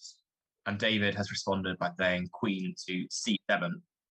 So a move that we looked at in a number of other lines. Quite a logical square for the queen. It keeps these pawns defended, and it exerts some pressure onto c3. So black's next move might be to play something like rook c8 after being attacked. So you might drop the bishop back 7 maybe, then play rook c8, and you've got some ideas of pressure on this c line. So still quite balanced, but I'd still say White is slightly on. Absolutely, and both players have, these weak pawns, but I guess black has two weaknesses because it's not easy to target the c2 pawn or the a4 pawn for black, while White can both target the b6 pawn and the d6 pawn. And it feels like black just has to try and sit back and try and just hold the position for now. It's difficult to get too active, I would say. I think so, yeah. I mean, the queen already is just very well positioned on d4, covering a lot of bases. So it's doing a great job. And these rooks, the e3 rook's not doing too much right now, but it's still in the center of the action. D1 rook's quite logically placed, putting pressure on d6. It's a very pleasant setup for White. And I think White will probably just leave this bishop here on b3. Always retain the option of exchanging this off, and then maybe putting something on the b file where you've got some pressure on d6. There's no real rush to do that because, as we talked earlier, black doesn't really want to take on b3 because after I take back, I really solved my pawn structure issues. And then I could play a move like c4 if I wanted and just completely lock things down. So from White's perspective, there's no rush to move that bishop, take black's bishop, because black doesn't really want to capture it himself. So after queen c7, I think what Nils might be thinking about is, do I want to play 4 and e5, or is that too committal? But I think eventually that's a decision that he'll have to take in order to position.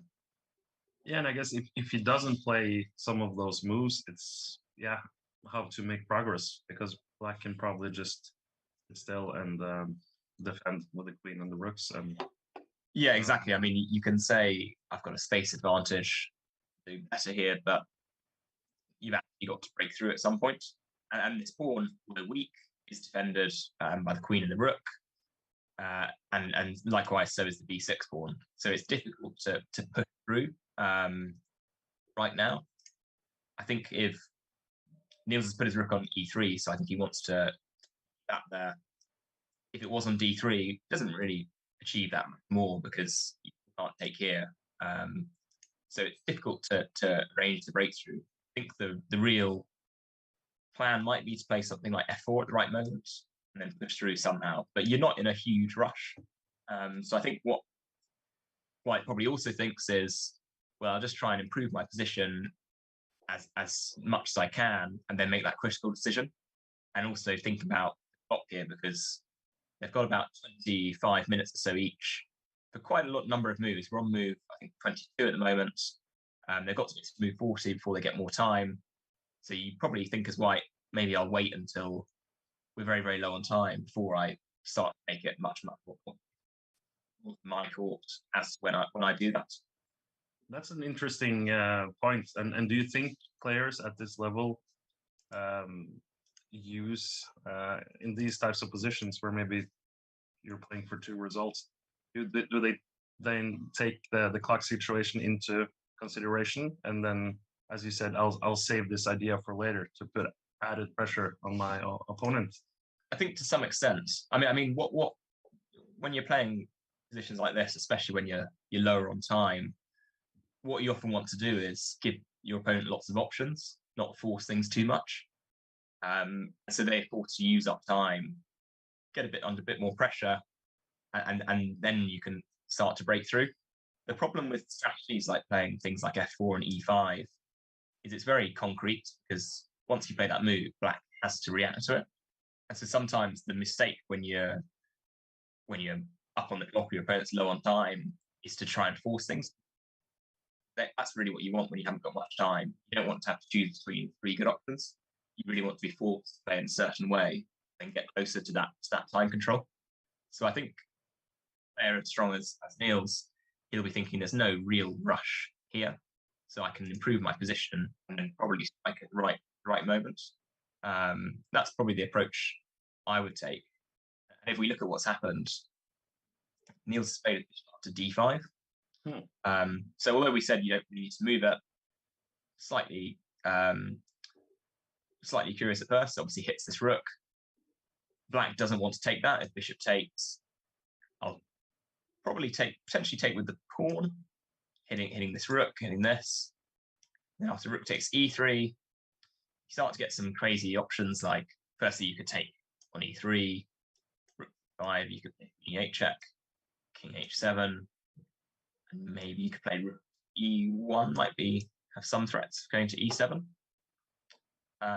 Or you've got the option of taking on C6, hanging, and when this rook goes back to E6, you can now play something like queen E5, hitting this rook and threatening to take on B7. And then if rook E7, you can always take here, queen takes, and perhaps take these off. And again, it's not clear that you've got enough to win, because maybe Black has some counterplay like 7. You're a pawn up, and generally the complication should favour you.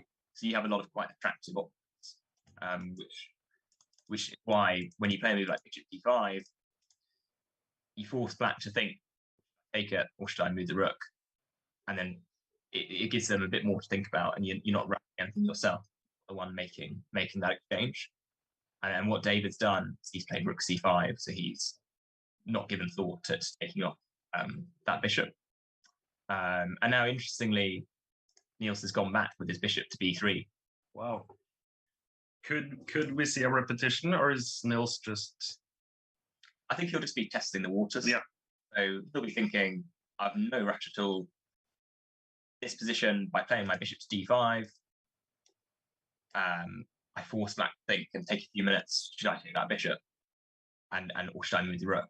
Black's now moves the rook, and then you just pop back. Oh, they don't want to take it. Mm-hmm. And you just eat up the valuable time on the clock. Now you're also threatening on D6. Yeah, exactly. So D6 is under threat.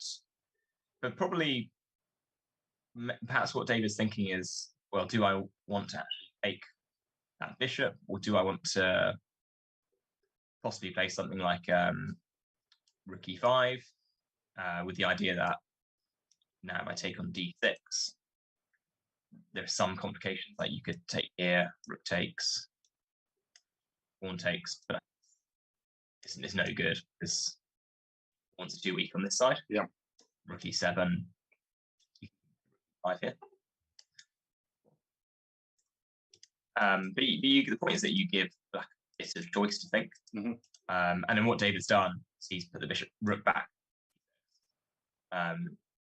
which is obviously the same position we had a couple of moves prior,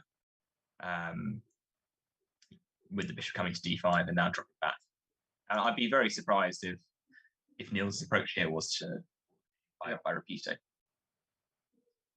But I think psychologically, there's also the element of when you offer a repetition and your opponent agrees to repeat the moves, and then you play on. It's almost like you're telling your opponent over the board, Yeah. Look, I know you want the draw. I'm not going to give it to you. So there can be some psychological impact. The trade-off is that they're now 2 moves closer to move 40. So a bit closer to each side having the extra time to think through any complications. But I mean, speaking of experience, when I turn down, let's say, a repetition, thinking I'm better, and then go on to lose the game, I just sometimes feel bad, Yeah, turning down that's the draw, risk. thinking I'm better. Like, yeah, I'm gonna fight for the win. I'm gonna beat you, and then you just end up. Yeah, it's a fine balance. Yeah. And psychologically, it's one of the hardest things, I think, is to go from in the same game where you go from pressing, suddenly groveling, Yeah. draw. That's always very, very hard, very difficult to adjust to. And often you see that if a player's doing better, makes a mistake, and then has to defend, if they had started out just being worse the whole game, they'll often hold it.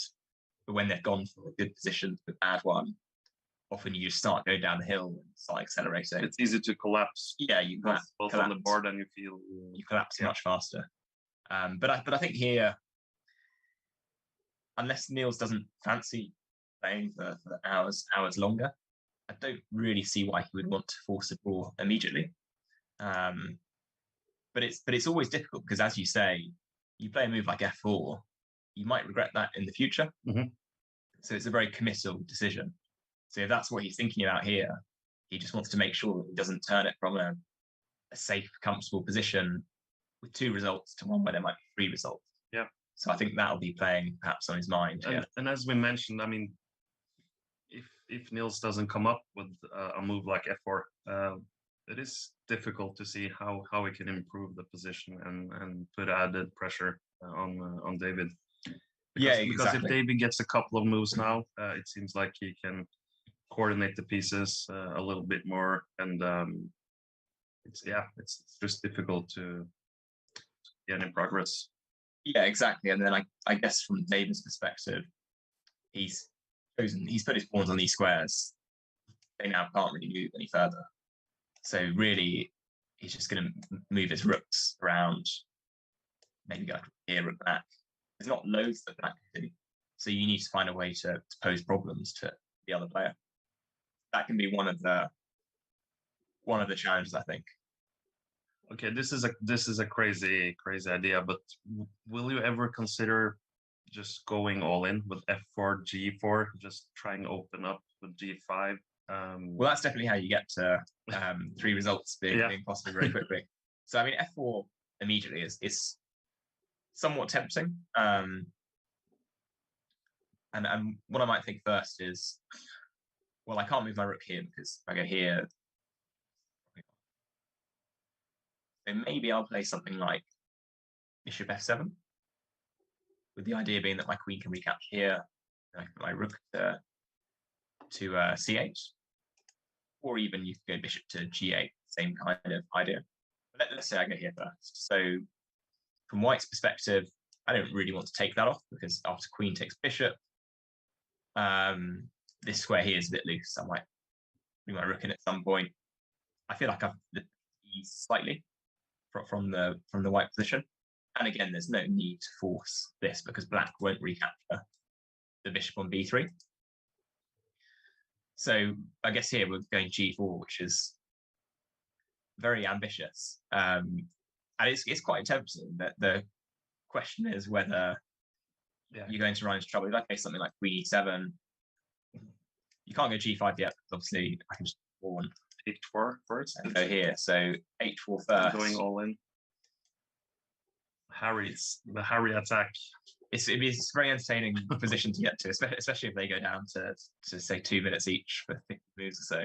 I mean, it looks completely crazy, but yeah, and it probably is. But it's difficult for I mean, say if black was to take these off, you look at this position. They went here. You might go here. It's very difficult for black to do anything here, and you've got this armada of pawns stretched across. I know you can take the pawn on d6 here, but the point is just to illustrate that you have such a huge grip on the position. You can even do things like bring your king up to g3. Yeah. And at the right moment, you can go g5 or maybe e5. And so it's quite pleasant overall. But I don't think there's anything majorly wrong with this ultra aggressive strategy. I mean, you've got to start to calculate. So I could play bishop takes, pawn takes. I could play f5 here. Yeah. Hitting this pawn here. But then I was thinking maybe just play g5. Yeah, g5 keeps it simple. If I take it back, I think this is going to potentially be quite dangerous. It's dangerous.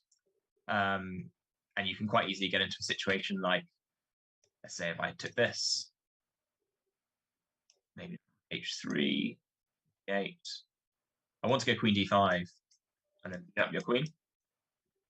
That's a nice idea. Which is quite a common tactical theme. The problem is that you can play queen e6, which ruins my fun. And if I play f5 in anticipation, I drop this pawn. So I've got to be a little bit careful here. And also, I mean, the e pawn can start running down the board. Exactly. So it has to play quite precisely. In this it starts to get very messy. I mean, you'd be tempted to play. If I could have 2 moves here, I would put my king onto e3. Here, if rook f8, I could play king e3, for instance. And my position is actually very, very stable. And I've got this threat of going rook to h1 and then landing something at the back. And then, this might be quite a good move. If e3, you could always take it back. And then, here there'd be this ending.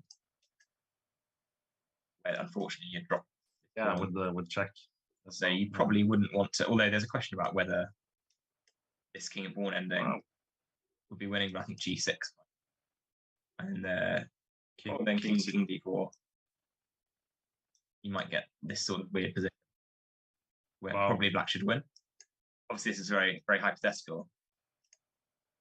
But I could also just play a move like king e2 here. Again, with this plan, now perhaps black would play queen e4.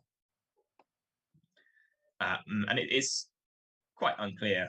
I mean, here the queen's coming to g2, so you might be in a bit of queen takes. So you've got to be careful you don't get carried away. But there's definitely a lot of interesting possibilities. This is all very hypothetical and quite rushed analysis. But after g5, there's also things like h5, and now I'm threatening to take this pawn next. But then maybe you can play e5. Yeah, so e5 is quite logical. And if pawn takes, you play, I guess, rook takes. Then I might play my rook to e6. And it's a bit unclear. I mean, you can play rook e1 here. Rook takes. Something like here. And this pawn. Have things like this. Then maybe you can take here, but then this one. Yeah. And it's probably maybe have to play king f2 just to try and. Yeah, so king f2 is this is a good juncture in a lot of these positions. You might think, oh, I can take a pawn quickly, but sometimes better to slowly improve. And what's interesting in this position is look at the black king. Exactly, it's cracked away. Yeah. And if it comes to g8, like here, you open up ideas of checking in these pawns. If you ever trade the queens, I guess the white king lines will be. Yeah, I mean here the board.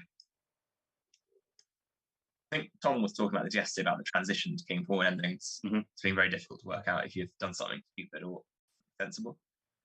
Here, this is a good example of why you might not want the pawn on c4. Yeah, because you've got this idea of coming over.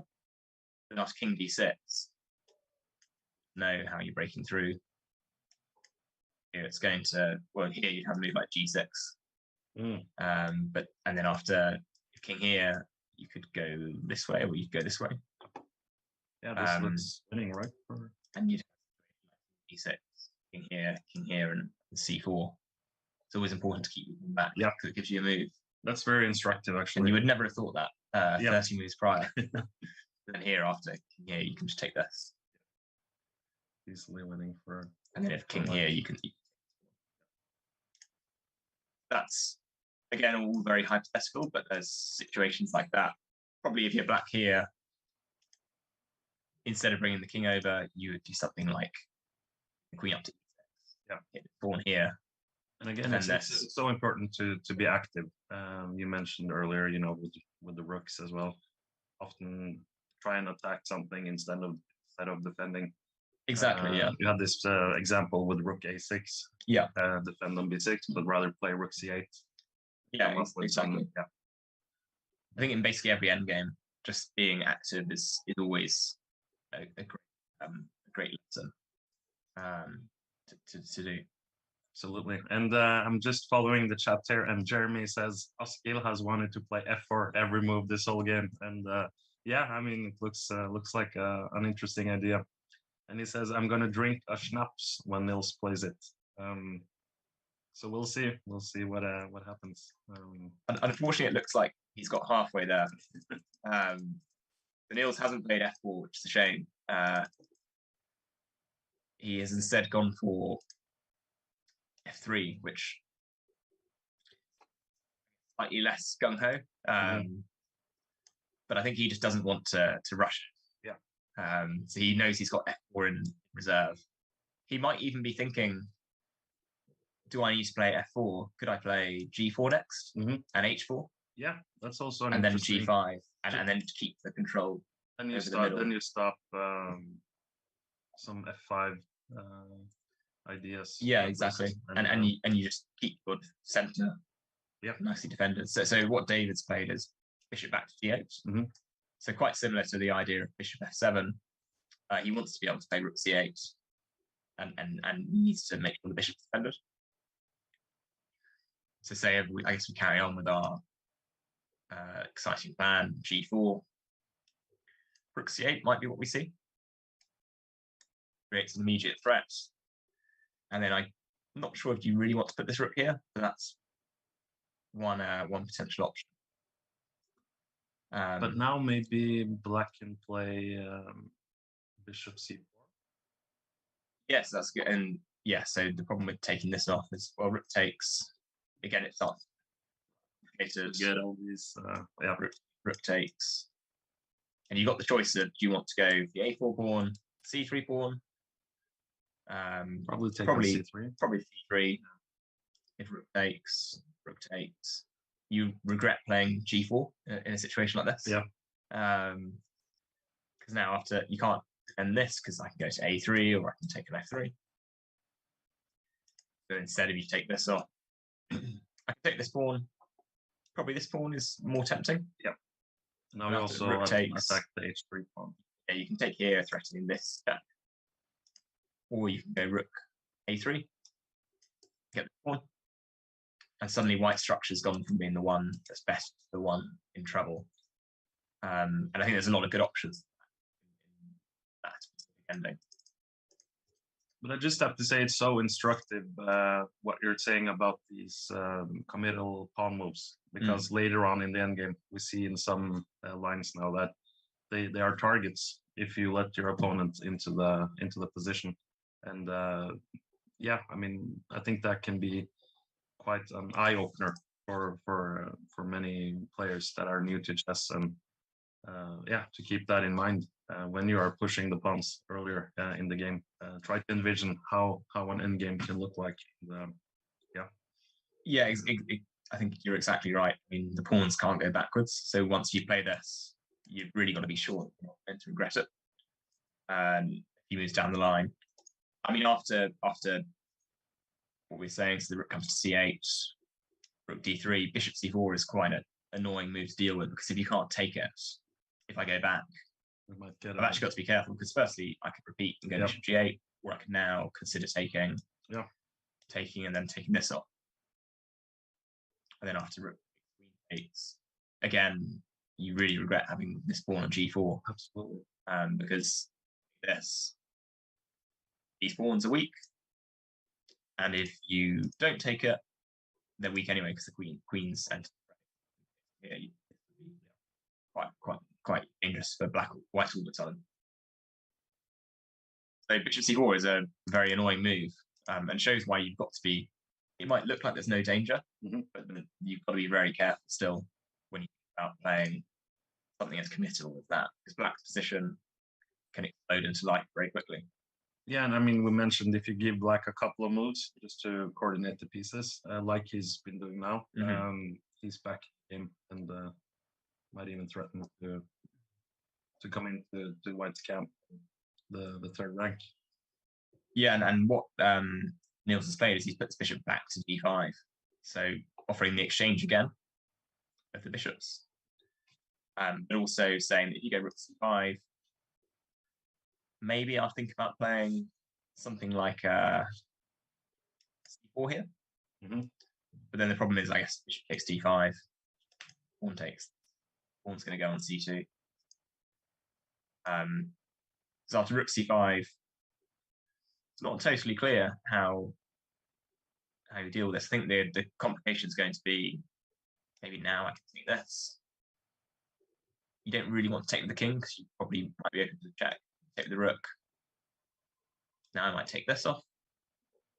And if rook takes d3, if queen takes, the difference is that this pawn's now defended. And if you go rook c8, I'll probably take this. Takes. Here. Good thing I've got my pawn g2. Yep. Now if you take here, go rook b5. Yeah, and this must be winning for. I should be winning. You take this. You've got these. So bishop b5 poses a bit of a tricky question. So now this looks quite dangerous. So if instead of taking this way, you take on c3. Here, there's a few options. I mean, you can take the rook here, recapture, then you can take this. The problem, I guess, for white is that if c2, I'm hitting this. And the a4. And a4 as well. And rook on the 7th is always sensible. But here, possibly queen takes might be sufficient. I think what you could see is might take, and it might go up on this pawn, which could be difficult for you to deal with. But if, I mean, worst comes to worst, I guess the 4 versus should be a draw. 3 should be a draw. Yeah, I just feel like David has. If this happens, then it feels like he's. Yeah, he should be able to. Okay. Should be able to hold, I would think. Although you can play it for a while as I think he probably wouldn't want to go into this if he's got a better option.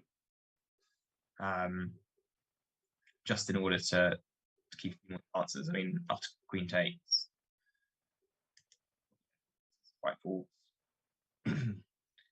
You could also I move like rook d4. You've got to be careful that black has got at least a rule with everything. Although you can play g3 here, and this pawn will go. Yeah. Get that. Again. Or possibly this is fine. And maybe, well, it would run into that. And for queen blunder. But at least you can straw here. Yeah. And while David is thinking, let's catch up with the chat. Let's see, Ed Ricketts, new to chess. I'm playing 10-minute games online at the moment, listening to your analysis. Should I be playing longer games, for example, 30 minutes, and spend more time on my analysis? What are your thoughts? So I think what I say to Ed is that 10 minutes is quite a good amount to play. You can go, a lot of players online will play 5 minute, 3 minute, and Yep. often 1 minute, and I've seen some playing 10 seconds each online. Wow. When generally the shorter the time control, the worse it is for your chess, because it's a bit more like an arcade game. So I think 10 minutes is a pretty good mix, because you're going to get more games in the time that you play, and they're slow enough for you to have decent thinking time. But often, yeah, a longer game gives you again more time to think about what's happening. I would probably say it's good to mix it up and do a bit of both. Often the way you learn in chess is just from playing more games, playing through a Grandmaster's game, for example, and just trying to understand why they did what they did. It's a good way to learn. It's just to have a book of well-known games where a strong player's annotating it or discussing the different themes, and then just to play through them. Gradually, it will start to click, start to recognize patterns or reasons why some moves are preferred and the way they play certain positions.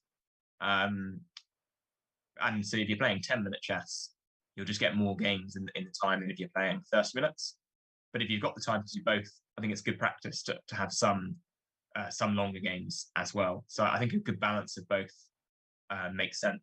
But I think a great learning point is always to go through the games of very strong players. Yeah, absolutely. And C is wondering how the fundraiser is going. And at the moment, we're up to $9,557. We're doing a fundraiser, joint effort with the Norwegian Refugee Council and Chess 24. And we're raising money for the victims of the war in Ukraine. And our goal is to reach $20,000. So within the end of this match. So if you have a chance to contribute, we would really appreciate that. And we'll keep that going throughout the match. And Kevin Winter saying, let's see.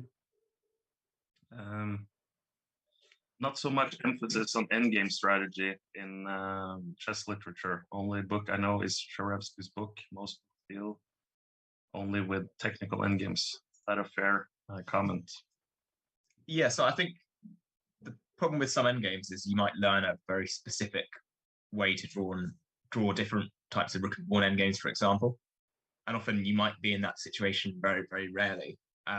Whereas what you often want to know is the principles of why you play a move like rook c8 rather than rook a6, and you play more actively. Mm-hmm. And you don't necessarily learn that from just seeing a set position. So I think that's a fair comment. The book I always really enjoyed when I was learning to play a bit more was Dvoretsky's Endgame Manual. And he's a very, very famous chess coach who's coached hundreds of very strong grandmasters. And that's pretty good for teaching you some of the different principles about endgames, how you play certain types of positions, when you want to be active and more passive, and when you need to be passive. So I'd say that's a helpful resource. Again, I think just going through games of top players is also really helpful, because they'll contextualize a bit more clearly why they play in certain ways. And you can do things like, obviously you can read the commentary of games annotated on Chess 24. You could get the new in chess magazines. I always used to go through those and then play through the top players' games at different tournaments. They would often say why they played certain moves in different positions, and often they'll be talking about an endgame. Or you get books like Sparov's My Great Predecessors. Is a really fantastic series. It's probably about 15 years or so since he wrote those books, but he talks through the different world champions that preceded him and goes through many of their games and talks about different key themes. So I think that's a great resource too. And then you get like a number of programs on also courses on platforms like Chessable, which are pretty good as well for studying different positions. There's one by Kramnik, for example, where he talks about the art of not always doing very much in a position and how to improve your pieces. And I think that's quite instructive. Can be quite a hard skill to learn, but eventually some of the when they explain it, it starts to click a bit more in your mind, I'd say. Yeah, absolutely. And yeah, as you mentioned, I think Chessable is a great option. You can get the video courses with great explanations. And yeah, I think many chess players have improved a lot from looking into that. And his follow-up question: most amateur don't like endgames, too difficult. Yes, you have to try and love endgames. Someone wants them. Yeah, I have to agree with that. I mean, I also find in some type of endgames can be tricky, but at the same time, I would also say if you're an intuitive player, you'll often do well in endgames because often it comes down to process of elimination, and obviously you need to calculate, but you also have to ask yourself, okay, how to proceed? Where should my pieces and activity, get the rooks in the game, second rank or seventh rank, and so on. But I agree with you. I mean, it can be extremely difficult, and I think even Magnus Carlsen said that queen endgames is probably what he thinks most difficult in chess. And I think he also said that Jan Nepomniachtchi might be the best chess player in the world when it comes to endgames with the heavy pieces, queen and rook, and endgames. So I would suggest also, study Magnus Carlsen's games, Jan Nepomniachtchi's games, endgames. And having said that, I mean, people probably agree that Magnus Carlsen is the best endgame player in the history of the game, and he won countless games in the endgame. And often they would look drawish, when you approach the endgame, but then he works his magic and somehow finds a way to win. And it also goes to show that even the most drawish looking positions, you do have resources to kind of get that advantage and convert to a win in the end. So he's also a great example of a fighting chess player that, he never plays a quick draw. He always tries to for the win.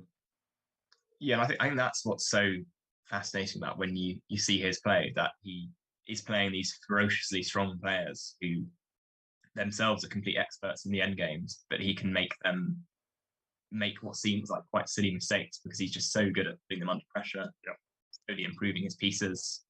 And it's just really fascinating to watch how he outwins in so many of those games. And we had the question yesterday, this classic question, is our chess players, athletes, artists, and so on. And the way you're describing it now, some of those endgames, of Magnus or, Capablanca 100 years ago, then it feels almost like it's a symphony. They're artists. They just, you feel the rhythm in the play, and they're just slowly building up a really nice position in the endgame. And I would say as well that when you win it tough game and it's through the end game, that's probably one of the most satisfying ways to win a game of chess. Because Absolutely, it's a bit like you say, it's like it's a symphony playing. It comes together, and it's really, really enjoyable. So I'm sure David loves the game he had yesterday. He brought it home in an end game, and you just feel like you played the game really well. It's obviously great to win some quick tactics, or if your opponent makes a big mistake. But there's few things I think more satisfying to a chess player than eking out a win in a long end game. Absolutely. And they've now played for 4 hours. I think we'll have a really short break to catch our breath, and then we will follow the exciting time trouble, which is actually about to happen. So just a short break, and we'll be back in a couple of minutes. So stay tuned for the final part of this exciting game. I don't really know what my expectations were when I grew up. I just wanted to make games. I didn't really consider where that would take me. Today, I am the Chief Creative Officer here at Mojang in Stockholm. We have more than 120 million monthly active users and more than 200 million sold copies of Minecraft.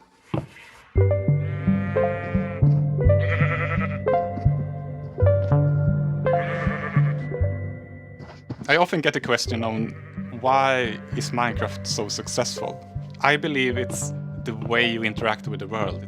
It's very simple and you have a big impact on just small actions.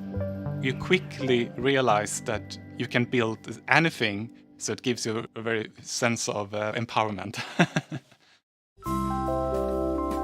I came to Mojang because I've always been making games my entire life. Marcus Persson, he created Minecraft, and his idea was to create more games with the support of the success of Minecraft. I got asked if I knew someone that could help them develop a new game. I said, well, I volunteer myself. For the first year, it was just me and Marcus working on Minecraft. It was really in the spirit, as we say in the industry, like we were just doing things for fun. Sometimes we could have an idea on the Monday that was released on the Friday. So it was very high tempo and a lot of fun.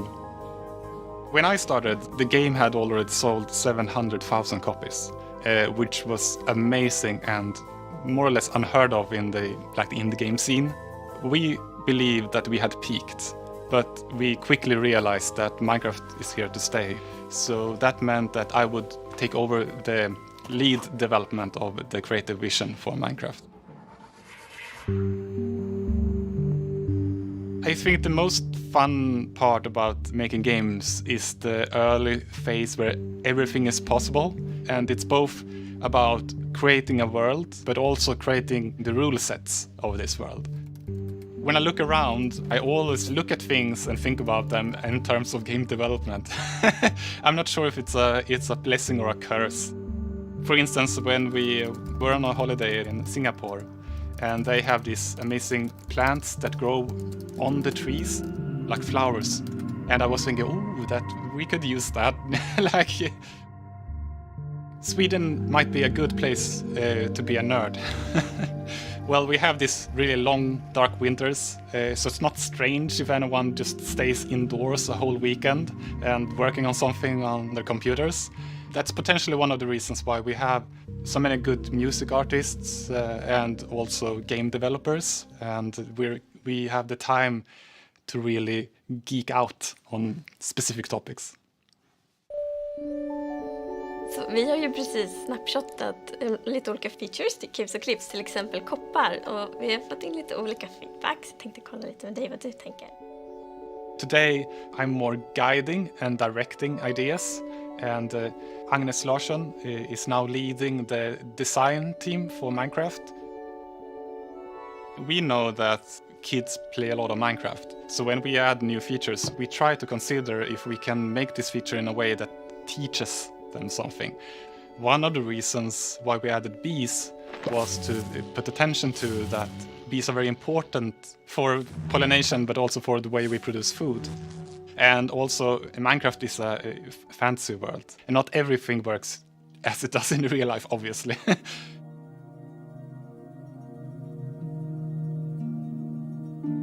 When I play Minecraft with my son, I build things, and my son, he wants to go on an adventure.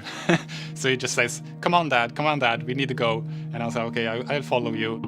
When we're out exploring, I'm more like, oh, can we go back now? Can we continue building on the castle instead? And he's like, no, Dad. I'm always thinking about what I'm working on next. You never really sit down and say, oh, this is it. It never really ends.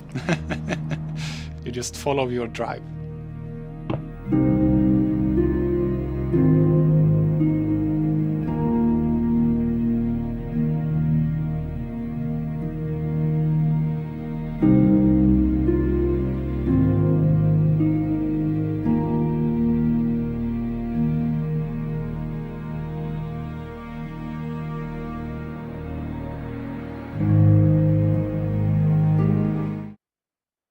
Welcome back.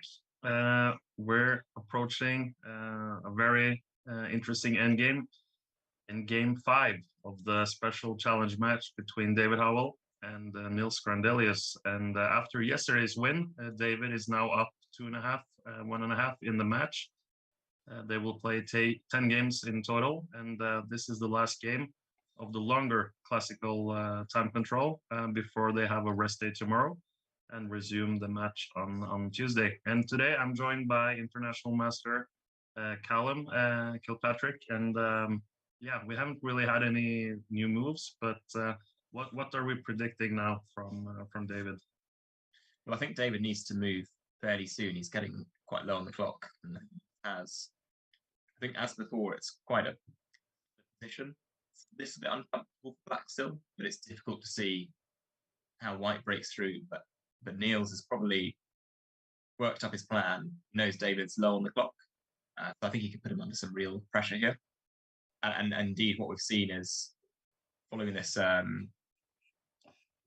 bishop to d5 move, rather than taking it, David's opted to play rook c5 after a long thought. And there's been a flurry of moves. Bishop takes g8, king takes rather than rook takes. So probably keeping the rook on the e line. And then queen takes 6 has happened. So we're going to see the game liquidating quite quickly. Yeah.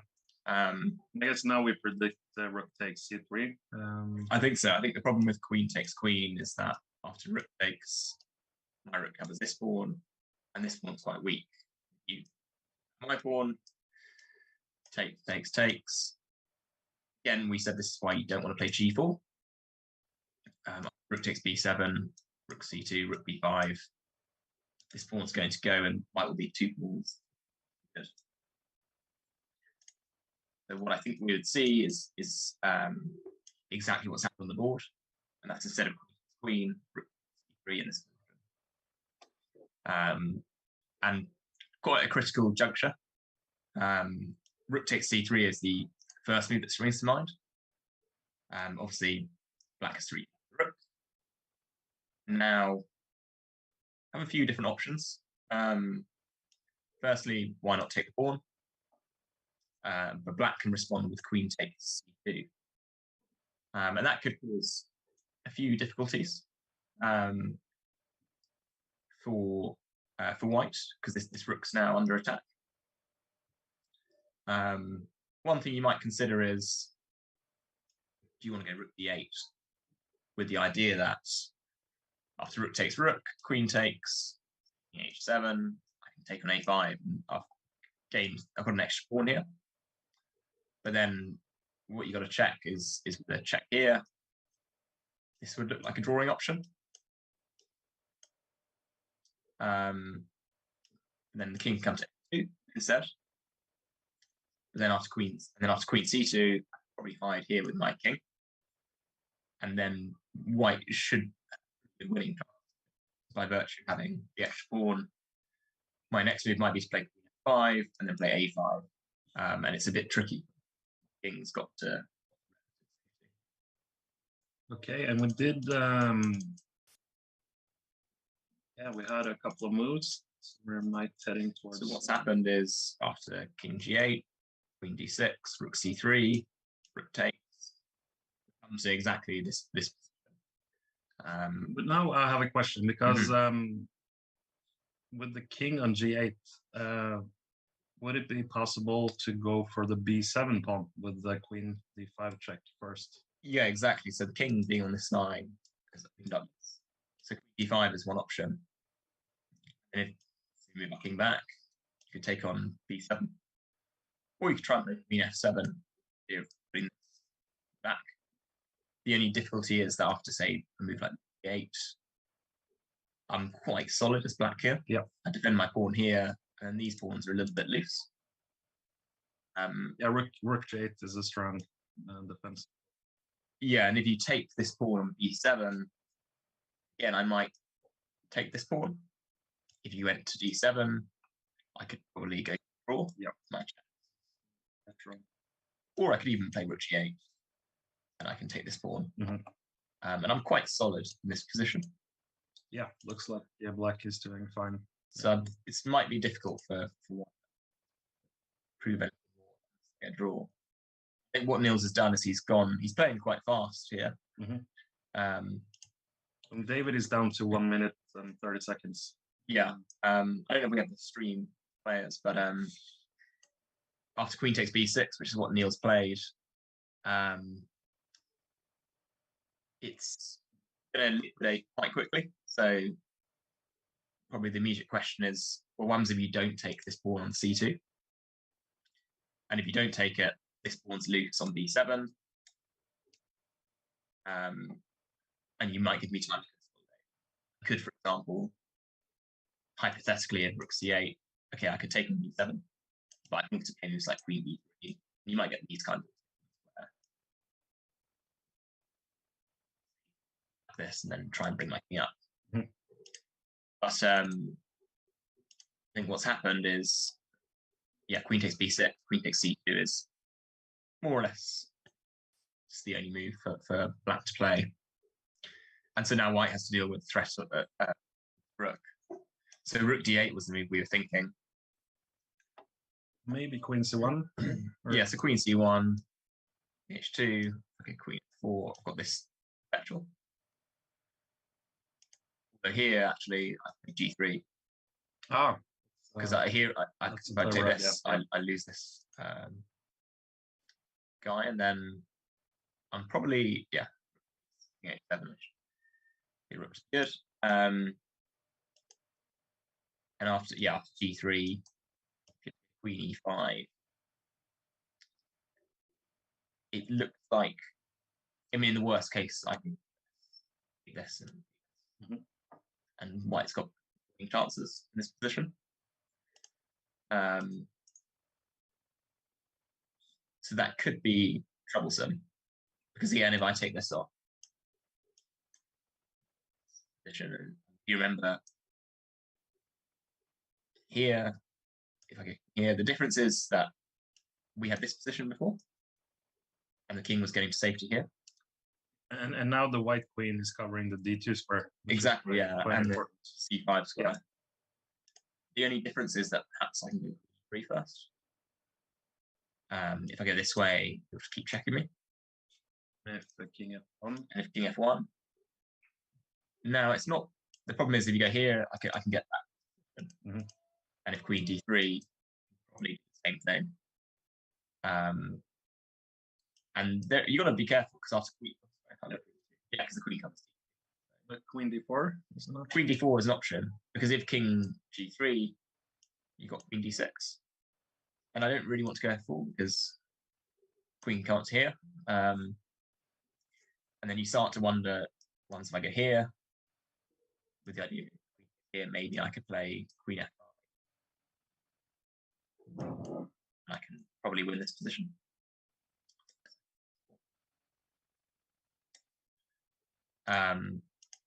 But then it starts to get very complicated. After something like queen e2, f5, I could always be your queen. Careful. Yeah. This is the route that we're going down, with a slight difference, that rather than offering this exchange of rooks, I'll just go back to the game because it's moving fast. Nils has instead put his rook on the 7th rank. So there's always great square, and after queen c1, he's not gone to here because of this. Nils has put his king on f2. And David has responded by playing rook to c8. Wow. Which is looking a bit threatening, so you're going to bring your rook in to the 2nd rank as well. Suddenly white has to be a little bit careful there. Exactly, yeah. So, I mean, white can play rook d8, and if take, get to this position that we discussed. So after rook d8, king h7, but now I can always take this. Takes. And is there a perpetual here after rook takes c8? Well, so that's the question. I think this way around is better for black. Probably it's, well, because here after queen c2, I go here, and you haven't actually checked yet. So next I can possibly play queen f5 and then get a5, or I can put my queen on. Yeah, the white queen is really well placed. Yeah, it's quite effective, actually. I think the way you would do it is you probably have to take here first, unless, yeah, I don't think there's any crazy. You have to take here first. Takes.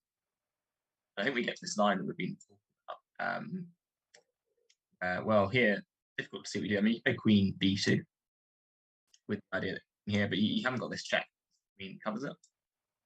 So it's a bit difficult to see how you hold it as a black. And it might be that you have to just settle down for a long defense where you're a pawn behind, in the absence of having any perpetual check. So that looks quite promising for Nils. And he's probably thinking now, I've got a safe option, rook d8, but do I have anything more? So if I played something like queen e6, obviously black's not going to go this way. King h7 is an option, but then I can always play 5. Maybe not making an h8. And then you've got some tempting options. I mean, you could try and play something like queen f7, or you could take this off first. And then after queen d2, king g1, if queen g5, I can always bring my queen 5. Then I could probably play something like maybe not f4. I could almost think about playing this move, attacking this, and I'm hitting that.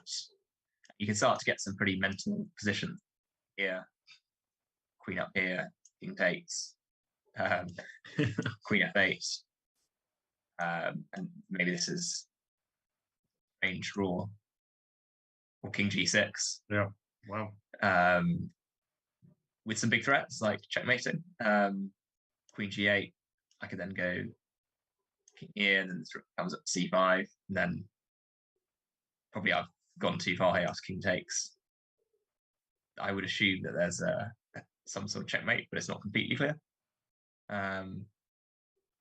So after something like queen, yeah, I don't know, it's got very crazy very quickly.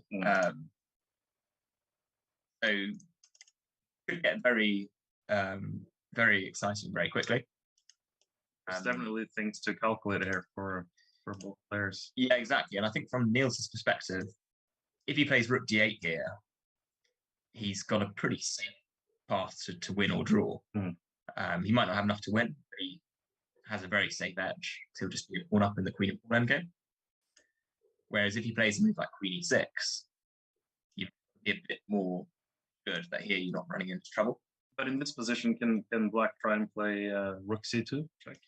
Yeah, so rook c2 looks pretty dangerous as well. And after king g3, if you went this way, I'll probably try and king on here, but I've also got to first calculate, well, can I play queen e1?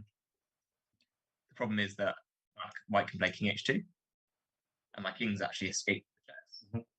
And now I'm going to check here, and then probably queen up here, perhaps. Or I'll try and consolidate the position. g5. And then I was thinking maybe just take after queen g4 and then rook g4. Yeah, so this is holding on for pretty sensible. Yeah, I think here, I think black's trouble's over. Wouldn't see any problems with. I mean, you could also consider something like this, but I think now I'd probably be able to escape. Yeah. Well, rook a2, maybe. You have to be a little bit. But you can go rook g2. And it's a little bit unclear, but I think black should have scoring chances. But for me, it looks like rook d8 is the best option. I think so, yeah. And I think what also maybe you think here is white is he might have decided d8, but he knows that once he plays that, there's a lot of immediate recaptures for David. But he might be thinking, because he's low on time, I'll plan out a few of my moves in advance. So some players in time trouble will think there's this barrage tactic where you should think of several moves in advance and then play them all very quickly. Because once I play here, David might react quite quickly and take it off immediately. So maybe you just think, what am I going to be doing in say 3, 4, 5 moves time? But yeah, I think those are the main options to go for. This queen e6, king h8, you just a little bit dangerous because you have taking it as you say. I don't really see how else you can preserve your advantage.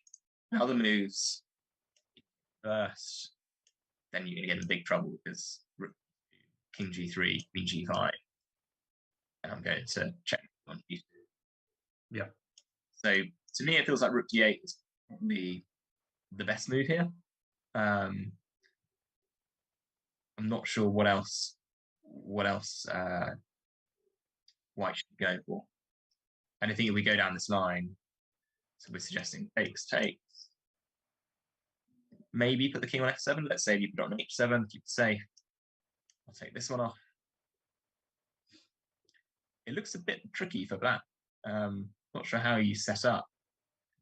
Yeah, I agree with you. I mean, let's say you play queen b2, just get a check in, king g3.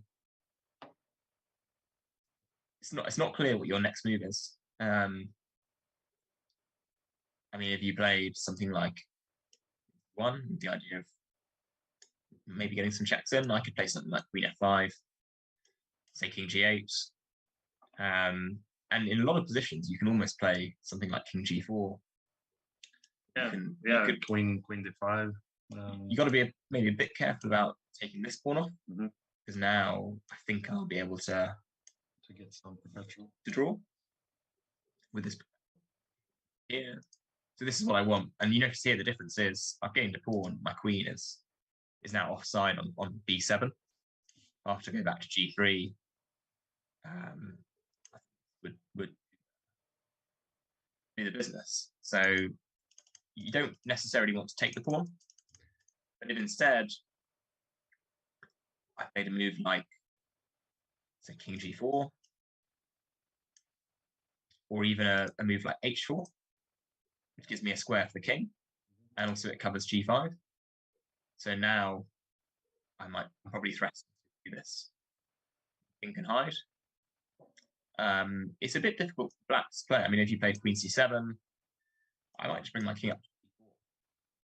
And my king can actually hide here quite flexibly. I can take d3, d5. And you don't have tons of checks on my king.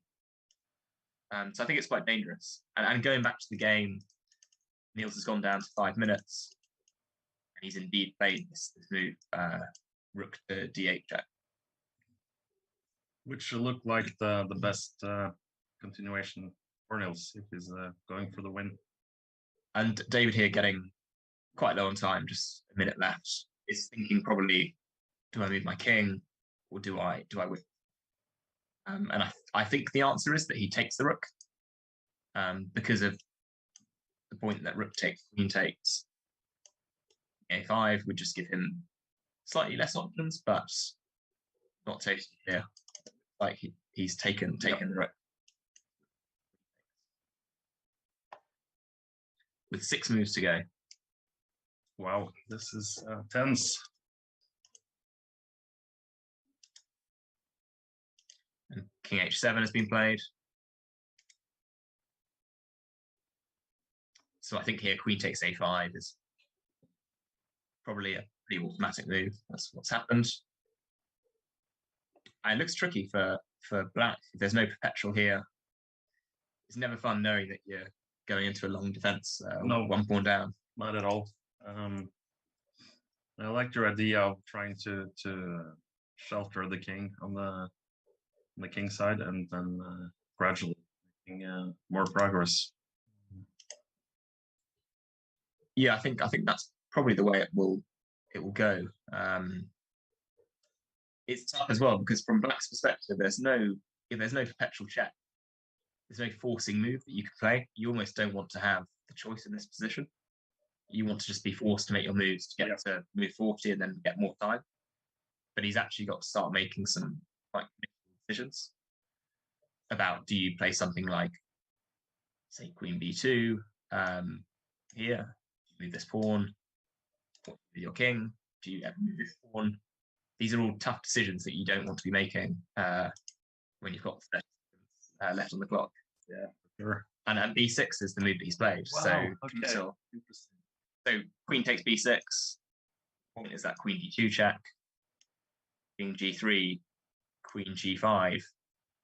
But I'm not sure if this is working for him because here I can play king h2, queen f4. I can hide on h1.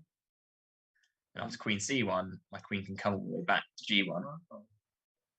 And if you take it, the king pawn ending will be losing. But if I play queen a3, now white can play queen e1. And white has 2 extra pawns here. So do you think that was a mistake? Did he? I think it could well be. I mean, I'm trying to think what we're missing. When after takes, the other option is to go this way. But I could play g4 here. Yeah. Or I could play queen to 2. With some similar ideas. So after, similar ideas, for example, queen a1 or then queen a1, yeah. This might be a bit more annoying because it's hard to defend this pawn. I play queen c2, queen e1, but I can always walk this way. Or you can go to h2 maybe. Yeah, or exactly, or back to back to h2 or g4. I feel like b6 is maybe an example of where you have too much choice. Yeah. And you play a move that's quite committal. I mean, I can't really see. Okay, there's no draw. What's wrong with that? Maybe his idea is to check on c2 and just take pawn back. Oh yeah, of course. Sorry, I'm trying. Yeah. Yes, that's sure. But yeah. So that's obviously it's been a long day for us. Far too long. So well. Yeah. So queen c2. Okay, so queen c2 does the business. Okay, in that case, it's a way much stronger move than I've given it credit for. But I mean, still tricky. But probably Nils should not take. Yeah, I mean, taking. I would think this is should be an easier draw. One pawn on the side of the board. Mm-hmm. So obviously, in with that simple trick, b6 is a bit more effective. Queen f5 might be the move that you see. And that's actually probably a good point at b6, the more I think about it, because after, say, king g8, I can't play the a5 move that I wanted to play. Mm-hmm. And it's a bit difficult to defend this pawn whilst also preventing the king. Yeah. So I got very excited about b6 being a mistake, but it's actually could be a great probably move, quite a sensible defense.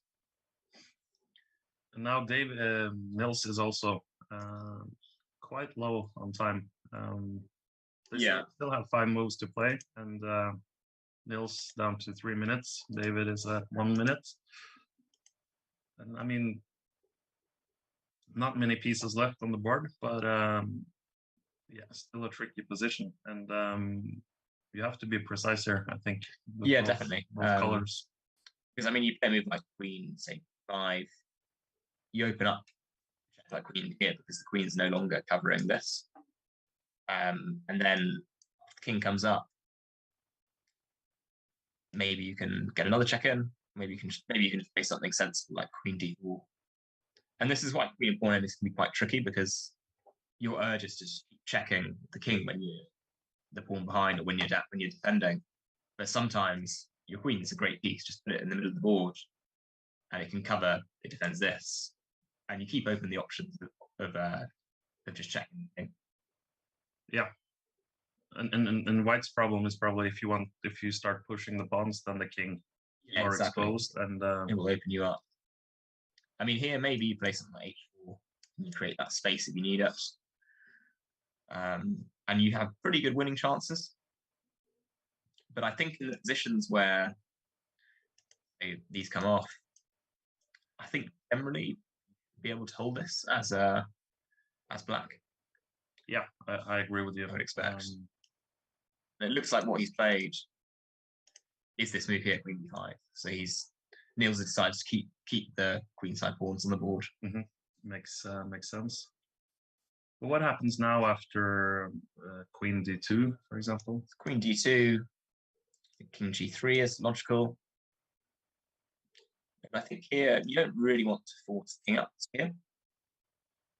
So what I'd probably expect is a move like queen d4. Yeah, and then just defending this, just hold, and then just say, how are you going to make progress? Mm-hmm.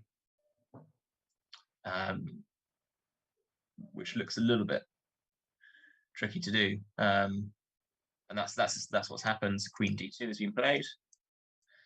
putting the king in check. And I think king g3 is like queen d4. Maybe you play something like queen here check, knowing that if king here, I can probably go into this. We'll be in time. This is winning.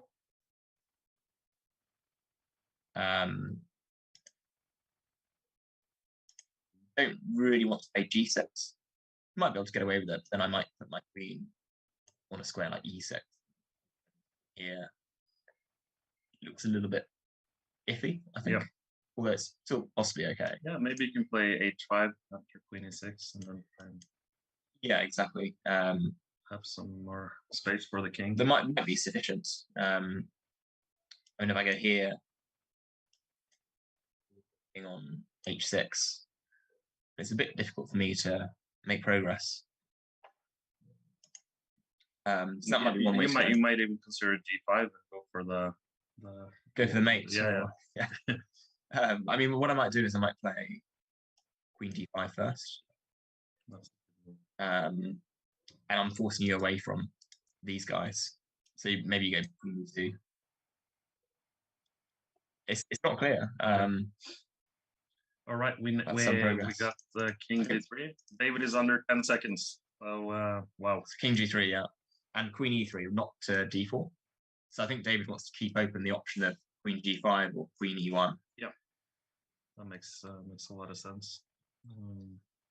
And here, a move like h4 is to give you some breathing room for the king, and also cover the g5 square. Yeah, exactly. For the queen. And then next move you might play king up g4, g3. Still very hard to make progress, but you seem to have it under control for now. So, so what do you think? Will Nils be able to win this game, or can David save the draw? I think he's got quite good winning chances here. I mean, if I play h4, I'm not clear what you do. I mean, if you just wait like this, maybe you don't play g6. So if you just play anything weakening, now you might. Okay, yeah. Then now you can take an a4 maybe. Yeah, okay, you can take an a4. And you get Then you would get the d6 pawn back. b6. But it's probably. I think we agree that this is more. Yeah, it should hold the ball for David. Exactly. Yeah. It's a bit difficult if you can't make progress that way. You might play h5, but then it's still unclear what that achieves. Probably the way you make progress is you bring your king up. Then I think consider playing g3, and you just slowly try to. So what Nils has played is h4. So here, for example, it's logical. With the queen to e1. So I think g4 probably move. That's what's happened. The couple moves to go for the time control. And here, it's not clear that you're winning, but it's not clear that black's drawing out. I think once you go g3, and what's my plan? Say if you bring your queen back to g2, or you're hitting g2 here, then I might play g3. Then let's say queen e3, and then that's what's happened. So queen d2 is the move on the board. If e3, yeah, you play queen e3, and then maybe h5 just to. h5. The only drawback is that queen now has to defend square. Yeah. So you might not want to rush that, but you do also keep the option in some positions of if you can get away with it going e5. Obviously, you've got to be careful because that opens up all sorts of checks. But if I went h5 here, let's say e4, it's it's a little bit unclear. And you can even bring your king up square, which feels like it's a bit risky. But there's not any checks at the moment, and you can actually, in some positions, get away with playing e4, f4, then playing e5, right? right moment. And I think once you create a passed pawn, it's quite difficult for black. I mean that should be the plan for white, right? To play f4 and e5 and try and get that, exactly. passed pawn. But at the same time, you will open up for the king. So the question is if you can get away with it. Yeah, that's what you got to be careful about. And I think Nils has been quite sensible. He recognizes that he's going to get more time very soon. Yeah. So instead of playing d3, which he can't unplay, he's put his king back on h3. Yeah. There's no real rush. He's got to move 40. So you often don't want to make such a committal decision and I think here Dave's got a couple to go. He'll probably just play something like queen 4 or queen 3 is what he's played. Yeah. And I think that means both players now have the extra time. So you can see their clocks have gone up. And I just have to say, well played by both during exactly the time trouble and not committing too much, for the aftermath after move 40. And good point you made. Nils playing king h3 instead of either king g4 or g3. And it's safe, and then use the extra time to figure out what to do. Yeah, and I think I wouldn't be surprised if now he plays king to g4. And about the idea of playing b3. Now he's got a bit more time to get with it. Yeah, it just looks difficult for black. And you get back to d2. So the plan we're suggesting is g3. It's very difficult to see what you do. I mean, queen d4. Let's say if I do play with, not sure I want to go h5, but if I do, for example, you might play queen e3 here. I've always got some interesting options. Like I could play maybe move like f4, which seems ready.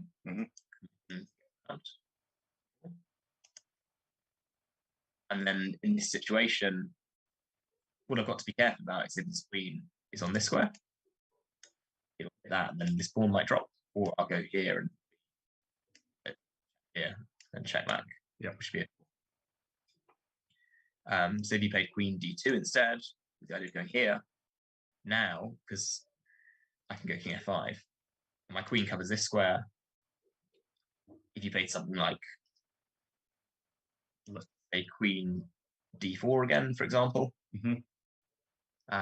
or maybe more accurate, so e3, I'm already considering whether I can go e5. Yeah. And just 4. Yeah. But I could also just play g4. And this is quite a real threat all of a sudden, which is difficult to deal with. If you went queen d2, but for white, you just need to do things at the right moment. I mean, I could play queen d5 first as an option. I've even got ideas of going queen e8 and then putting my queen on g6. Might be one way to play. But if I went e5, for example, then queen c2, my king's got to go into e6.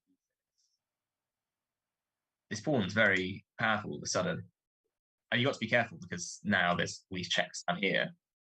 But I can really get to relative safety quite quickly. If you go queen here, if I go here, I think you'll have this draw, or you can again.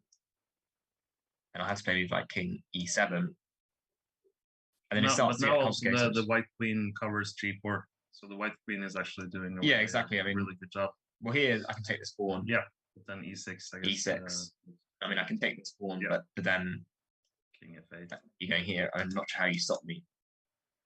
Yeah, getting this up, and I'm threatening, obviously, if the queen comes off. Yeah, would look pretty on queen b4, probably e7. Yeah, this must be winning. You can go f5. I'll just take it. It looks pretty tough. I mean, my actual threat is probably to play queen f5 check and then queen g6. Yeah. I'm not really sure how you get around that. if like queen c5. So here the idea is, well, I can also do this. Here, King f8. king f8, 5, stopping this. Then we have checkmate. Nice. So it's looking really dangerous for. Yeah, I agree with you. black. And I think this might be the way to play. So march these pawns, get the king up to this good square, g4, and then just locking it in with g3, say queen d4, h5.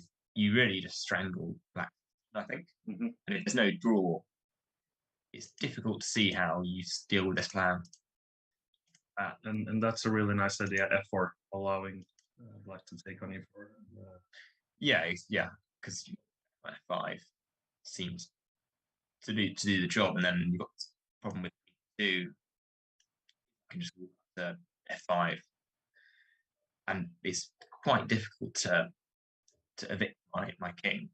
I mean, it looks strange, but maybe then black should put his king on h8 just to avoid at some point just to avoid this idea. Yeah, I mean, you've got to be a bit careful in some positions because I might pivot and play something like king g6. But in a bit earlier, what you're saying is to maybe in this position, for example, before. So after h5, I can play king h8 with the idea that now f4 can just take this because I haven't got 5 check. But then you might have queen e8, and then then the queen would hang to. Yeah, but before sorry. Yeah. So here you can. Here queen e8. And then f4. That was the idea. But now you might get some checks. Well, queen d1. Yeah, the queen's very effective in defending this. Yeah. I mean, the white queen is. And it's this coordination white has that seems to get you out of basically every issue. But now maybe queen d3. d3, that's a good move. And it's pawn. Then we might get g4 and g4. Yeah, again, it looks quite difficult. I mean, you don't really have any moves here, I don't think. You can wait here and just keep this pawn blocked off, which might be a sensible route. I have to go check here with the idea of maybe trying to queen and to be a draw. So you can't that path. I want to go e5. I might consider bringing my queen back here, which stops you from going to d3. But then the problem is you better be careful. So you can get checkmated. Yeah. Very easily. So you've always got to be on your toes. I mean, queen d7 would be possibly a more sensible move, but now it's actually a little bit annoying. You've sort of trapped your king a little bit. This isn't the best version, I guess, for white. Because you can't go in with the king. Yeah. Because this pawn will fall, and you can't bring your queen back because of the checks.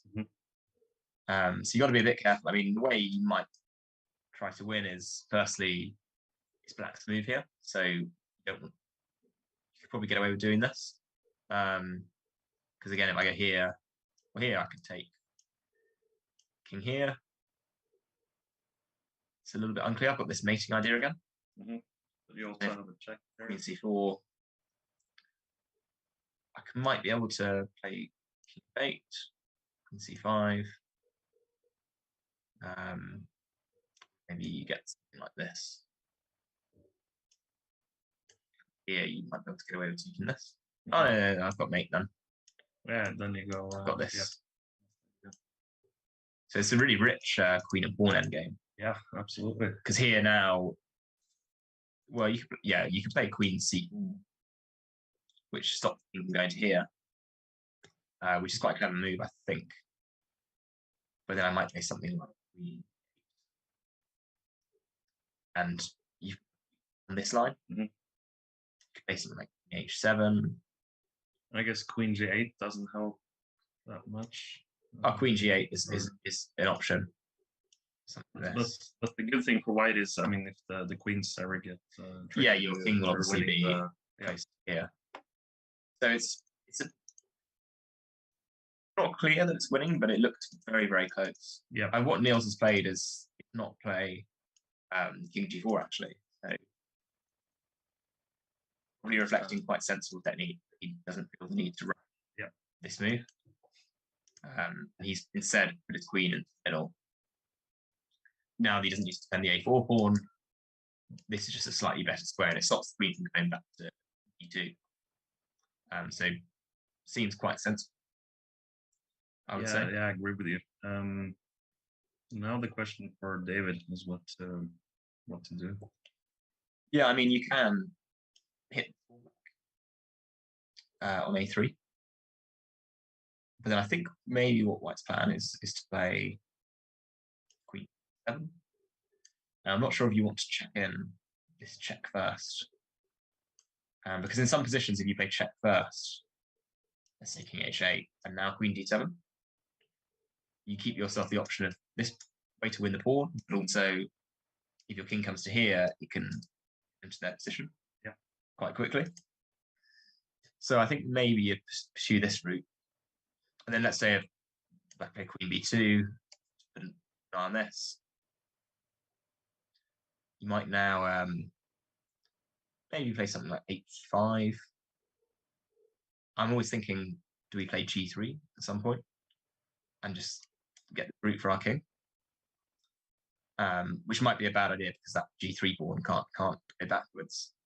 But it does look like quite a sensible way to play this ending. I mean, for black, you've just got to play passively, save your king. Yeah. Backing up. It's quite pleasant to play. If you ever go here, I'll be able to get the queens up. Here, for example.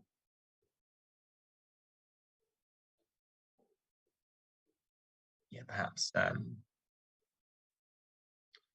that's going to move like Queen D5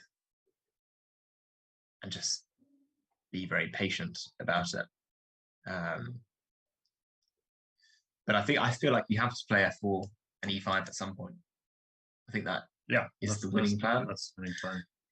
Unless there's a way that Nils can get his king up to E6 and then come around to get up on this pawn. That is another way of playing. Obviously, that would leave these pawns on the king side weak. So it's a question of how he wants to set that. In a lot of positions, you might see, going back to this example, if I ever set up this structure, say I have arguments, say picking here. Okay, it's not very sensible to do this yet, but in a lot of cases, I can then start to run with my king.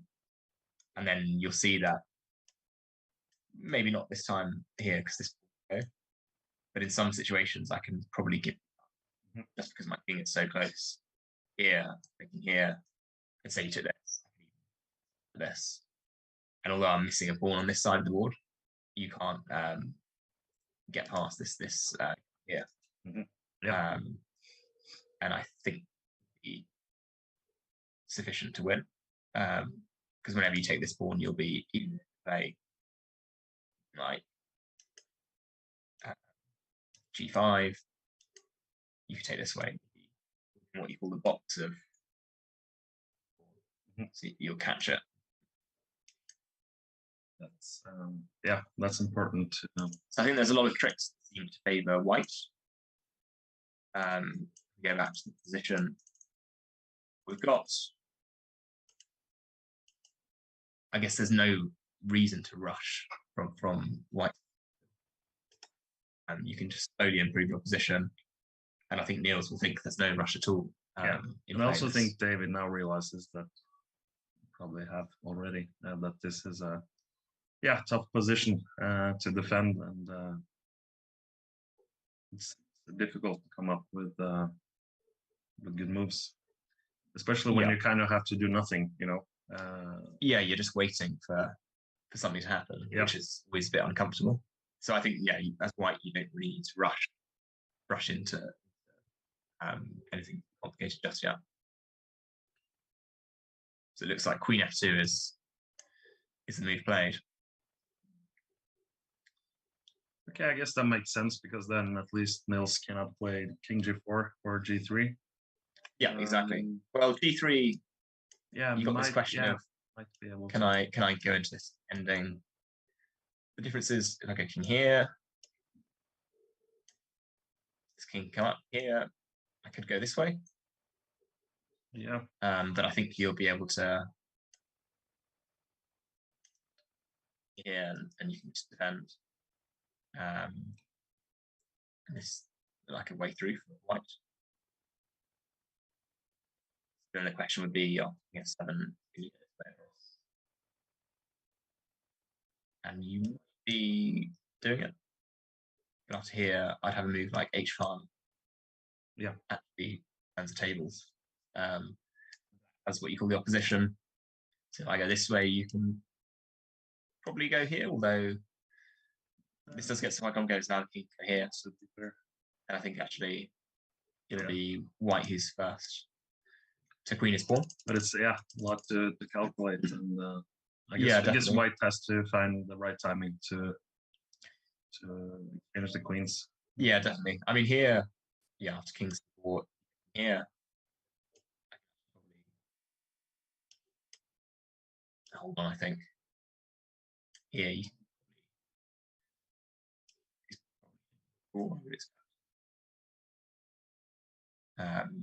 but I don't think white needs to go into this pawn ending. I think g3 is probably unlikely. Nils would want to make. But the queen on f2 does prevent that from going up. And you have the option of playing queen f5 first, king h8, and then playing g3. Is one path to take.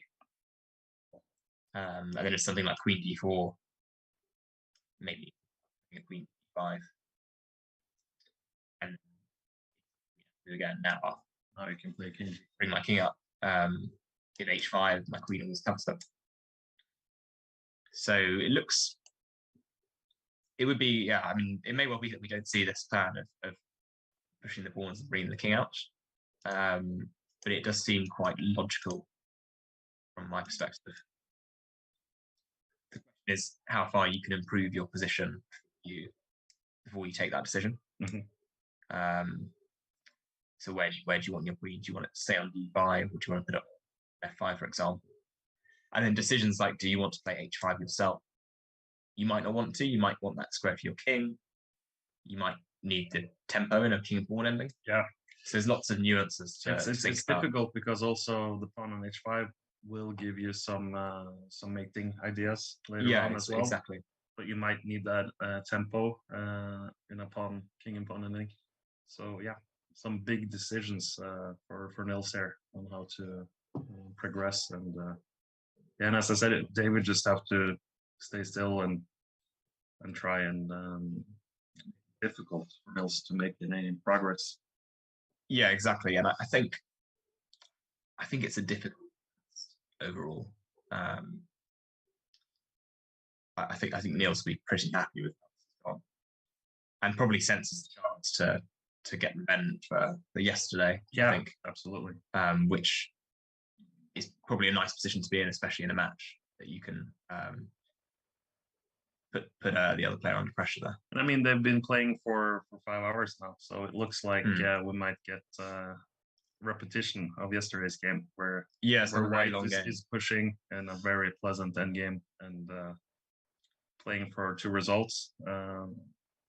Might be a winning position with correct play, and what a comeback from Nils if he manages to convert. Yeah, definitely. Probably benefiting from, I think we heard about the World Cup experience. Yeah. Where he had a tough time in his game against John. But here he seems to be bouncing back. I mean, he's played queen to d3, so not going with the approach of pushing up the pawns or kings yet. This obviously has a veiled threat of going e5, and then you'll see that the queen is on the king, and then the e1 can go up to e6, probably would be decisive.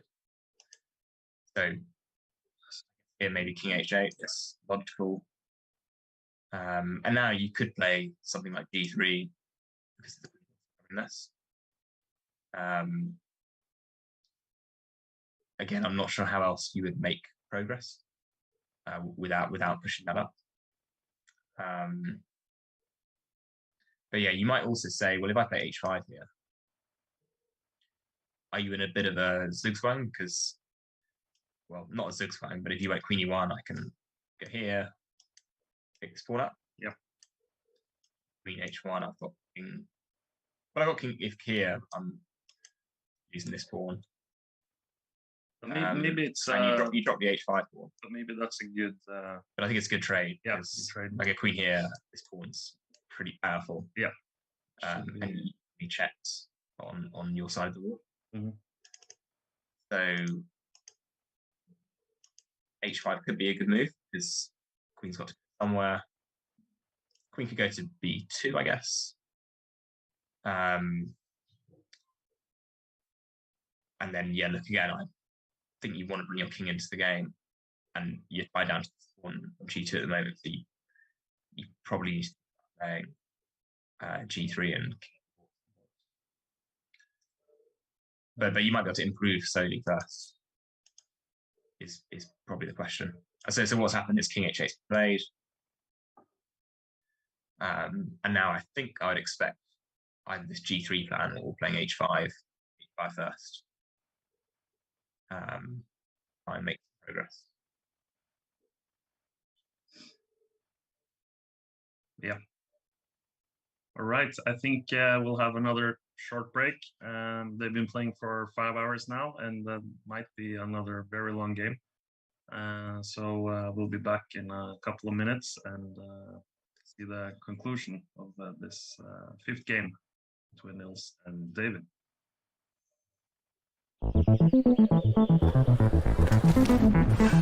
Locally produced.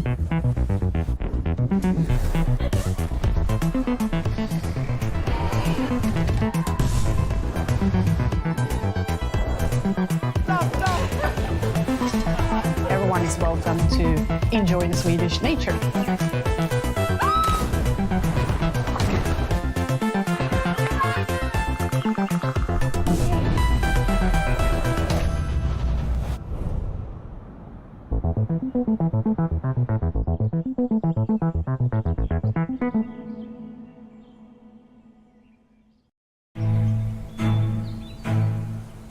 A never-before-seen gourmet concept shaped over millions of years, featuring 100% natural ingredients and 4 Michelin-starred chefs. So put on your best clothes, shine your shoes, and get ready, because you're going to Sweden. The biggest gourmet restaurant in the world. That's right, we have turned our whole country into a restaurant. You see, here in Sweden, fine dining is just around the corner, in our nature, and everyone is invited. Together with our star chefs, we have composed a do-it-yourself menu from ingredients that you can forage in our forests, fields and lakes. To make it easier for you to experience what our nature has to offer, we have placed tables and cooking kits in a few pretty nice spots around the country. Reserve your seat at visitsweden.com. If it's fully booked, don't worry. There's another 100 million acres of fine do-it-yourself dining available for you. Always close, always open. Simple, healthy, and delicious.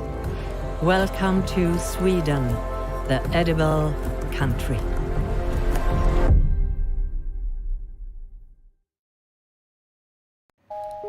I don't really know what my expectations were when I grew up. I just wanted to make games.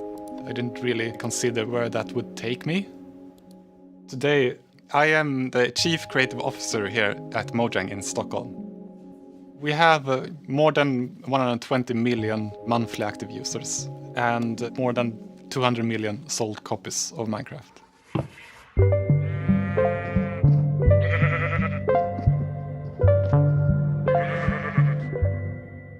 I often get a question on why is Minecraft so successful?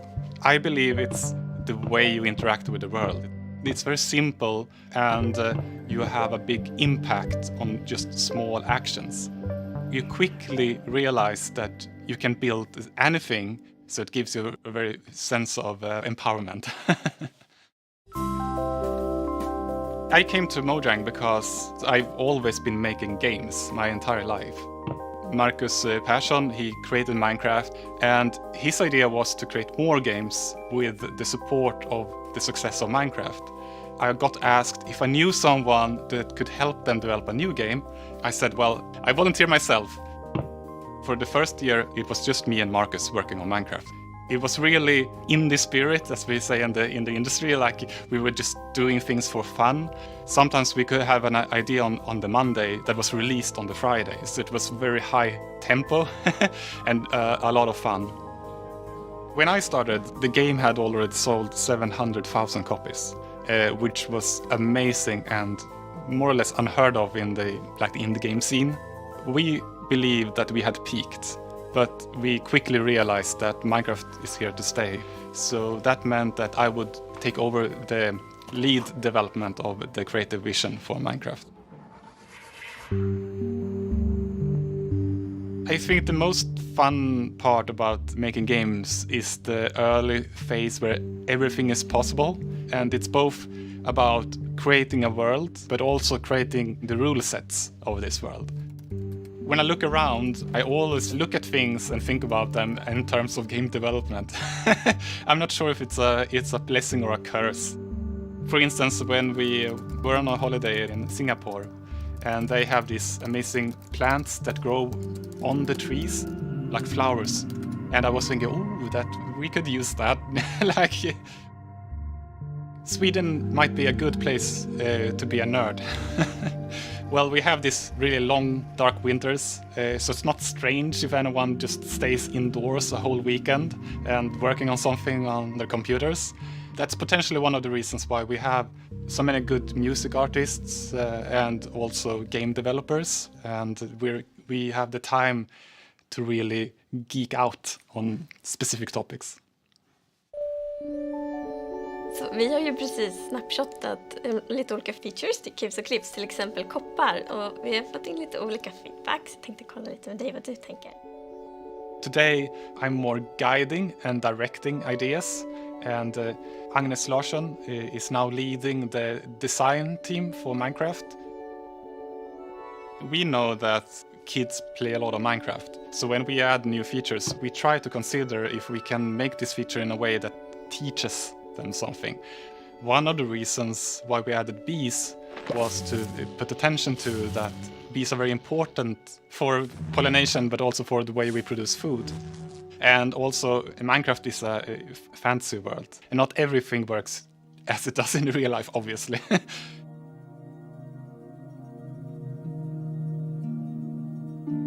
When I play Minecraft with my son, I build things, and my son, he wants to go on an adventure. So he just says, come on, Dad, we need to go. And I'll say, okay, I'll follow you. When we're out exploring, I'm more like, oh, can we go back now? Can we continue building on the castle instead? And he's like, no, Dad. I'm always thinking about what I'm working on next. You never really sit down and say, oh, this is it. It never really ends. You just follow your drive.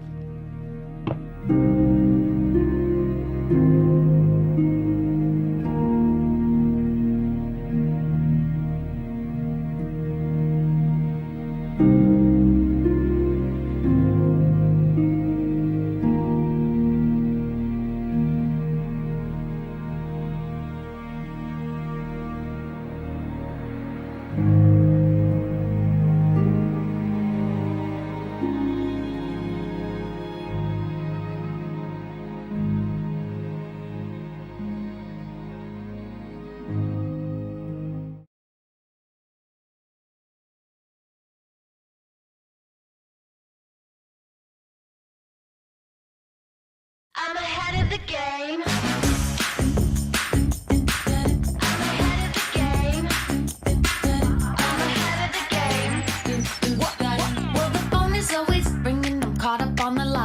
string around my finger, remember who am I? I'm a boss and I'm honestly off my rocker, but follow me, I'm ahead of the game. I'm ahead of the game. I'm only ever slinging, I'm working overtime. Got a song and I'm the singer, the melody, the vibe. I'm a prodigy, logically, I'm impossibly wanted, and they'll remember my name. They'll remember my name.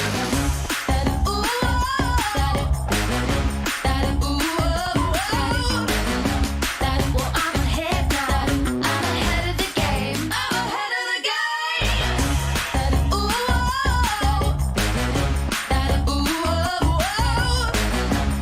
well, I'm ahead now. I'm ahead of the game. I'm ahead of the game. Well, I'm ahead now. Well, I'm ahead now. I'm ahead of the game. I'm ahead of the game. I kept Chessable a secret for 3 years at least, and I was using it for myself. And I, maybe never expected how big it would become. I have always been into games, and I think games are fun ways to pass your time. Sometimes they can be educational as well, but I think chess is the perfect game that has it all. It's a game that not only entertains you, but also teaches you about life skills, from things like time management to the consequences of your moves or your actions. Once you make a move, you cannot take it back. I really fell in love with the game. And of course, given my competitive nature, I wanted to get better at it. And I found it extremely difficult after watching countless videos and reading some books. You would put in all that effort, and then when you get to the board, it's like it all disappeared, it all vanished, and you performed at the exact same level you were before that. And I looked around for a solution that could perhaps use the latest technology, the latest learning science out there to help you learn chess, and there was nothing. So that's how the idea was born. I've been building things since I was 14, and I always enjoy bringing a community together around a product. And we got a lot of energy from the chess community as well.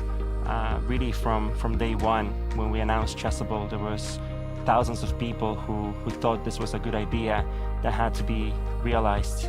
And they've been fantastic with words of encouragement, support, advice, ideas on how to improve the product. And I believe they've been listened to over these years, and Chessable is exactly what that initial community wanted. And it's part of our product process to actually keep listening to them going forward into the next years. Chessable is definitely a product that was built by players for players. I think we have stuck to that vision, and it continues to be exactly the same. What has changed is we now have a lot more great people in chess helping us realize this. When I started, it was John and I, there was two of us, and then at some point we had 3 or 4 people. We had a small community around it. But now there is really an incredible amount of people that I never imagined all pulling in the same direction. So the future is bright. It really excites me what we can achieve together, and I just look forward to it. It's been absolutely incredible to see the reception by some of the top Grandmasters in the world, like Grandmaster Anish Giri and Erwin Olami. And this sort of validation across the spectrum of players is fantastic, and it's really what keeps the entire team going. So, fabulous. Hi, my name is David Sinemaza Kramali.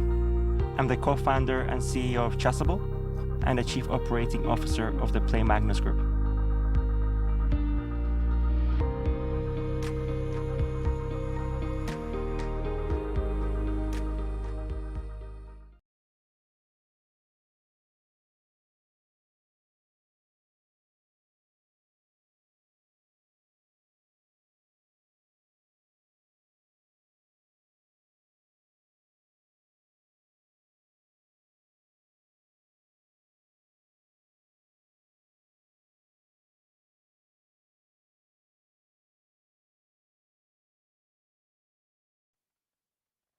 Hi, and welcome back to Game 5 in this special challenge match between David Howell and Nils Grandelius. We're in this very exciting queen and pawn endgame. Nils is 1 pawn up, and we do believe he has some good chances to convert this position. get his first win of the match. And with me today, I have International Master Callum Kilpatrick. And what's going on now in this ending? So we've had a couple of moves since we dropped off for the break. Nils has played a move we talked about, h5 in this position. So giving the king a bit more space if it comes forward, locking off this square, and also posing the question to black, what do you play here? So black's previous move was to play the king back to h8, and the reason for that was in anticipation of this e5. So king h8 has avoided that from happening. With h5, white's really saying, what will you play now? Because you don't want to bring your king back up. I'm just going to slowly improve my position, possibly next myself, and then bring my king up to g4. And it's just like black here. What's happened is that after h5, Nils has played queen to c5. Sorry, David's played queen back to c5. So attacking this pawn on h5. The detail here is that if king q4 in this position, black can hop in with the queen to g5 and pick up this pawn on h5, and then that'll be the end of black's troubles. So Nils has countered that by improving the position of his queen again, putting it on g5. Obviously, in exchange of the queens would be white because his pawn is opposed, and you can just bring the king up. And instead, David's popped his queen back to. So the same issue that if you want to bring your king up, you've got to take care of this pawn here, and this pawn now is undefended if you play g3. This here first, take this. So that was why the queen was coming back to d3 in a lot of these positions. But here, I think David would just repeat with queen c5 again, and a little bit tricky for white to get to his better version of the position where the queen's on 5, pawn's on d3, and the king's on d4. So I think white just needs to work out how to regroup and get to the position in this way. I mean, here, possibly what he's thinking about is whether he should play something like queen f5. But you got to be a bit careful. It looks like he's gone for queen to d8 check. So king h7 is his forced move. And now a few different decision points here. He's gone back to d3. So I think now he's saying, again, this threat of e5, so king h8 will be the move, which is what's happened. And now I'm pretty sure that d3 will be the move that will stay on the board. The idea of bringing the king up. If say David plays queen c5 with this check, you can take that pawn next. I think white now play queen to d5. Sorry, and white play queen to d5. If we went back to f2 now, yeah, and the queen's in a solid place. These are up here, and my king's entered the fray on. So I think that's how you want to make progress here. And then the long-term ambition is to either bring the king into the opposing camp and then maybe go this way and try and get this checkmating idea we've seen. Or alternatively, you can bring your king this way towards the pawn. And finally, the last plan is to play something like f4 and e5. You just got to be careful you don't open yourself up to more checks. This is the way I would approach this as white. Also, I think we looked at some lines where Nils possibly can also sacrifice the pawn in the process just to get the e-pawn. Yeah, exactly. Rolling down the board. Yeah, I think once this, if you can create this pass pawn with f4 and e5, say, it doesn't really matter if you drop one of your pawns.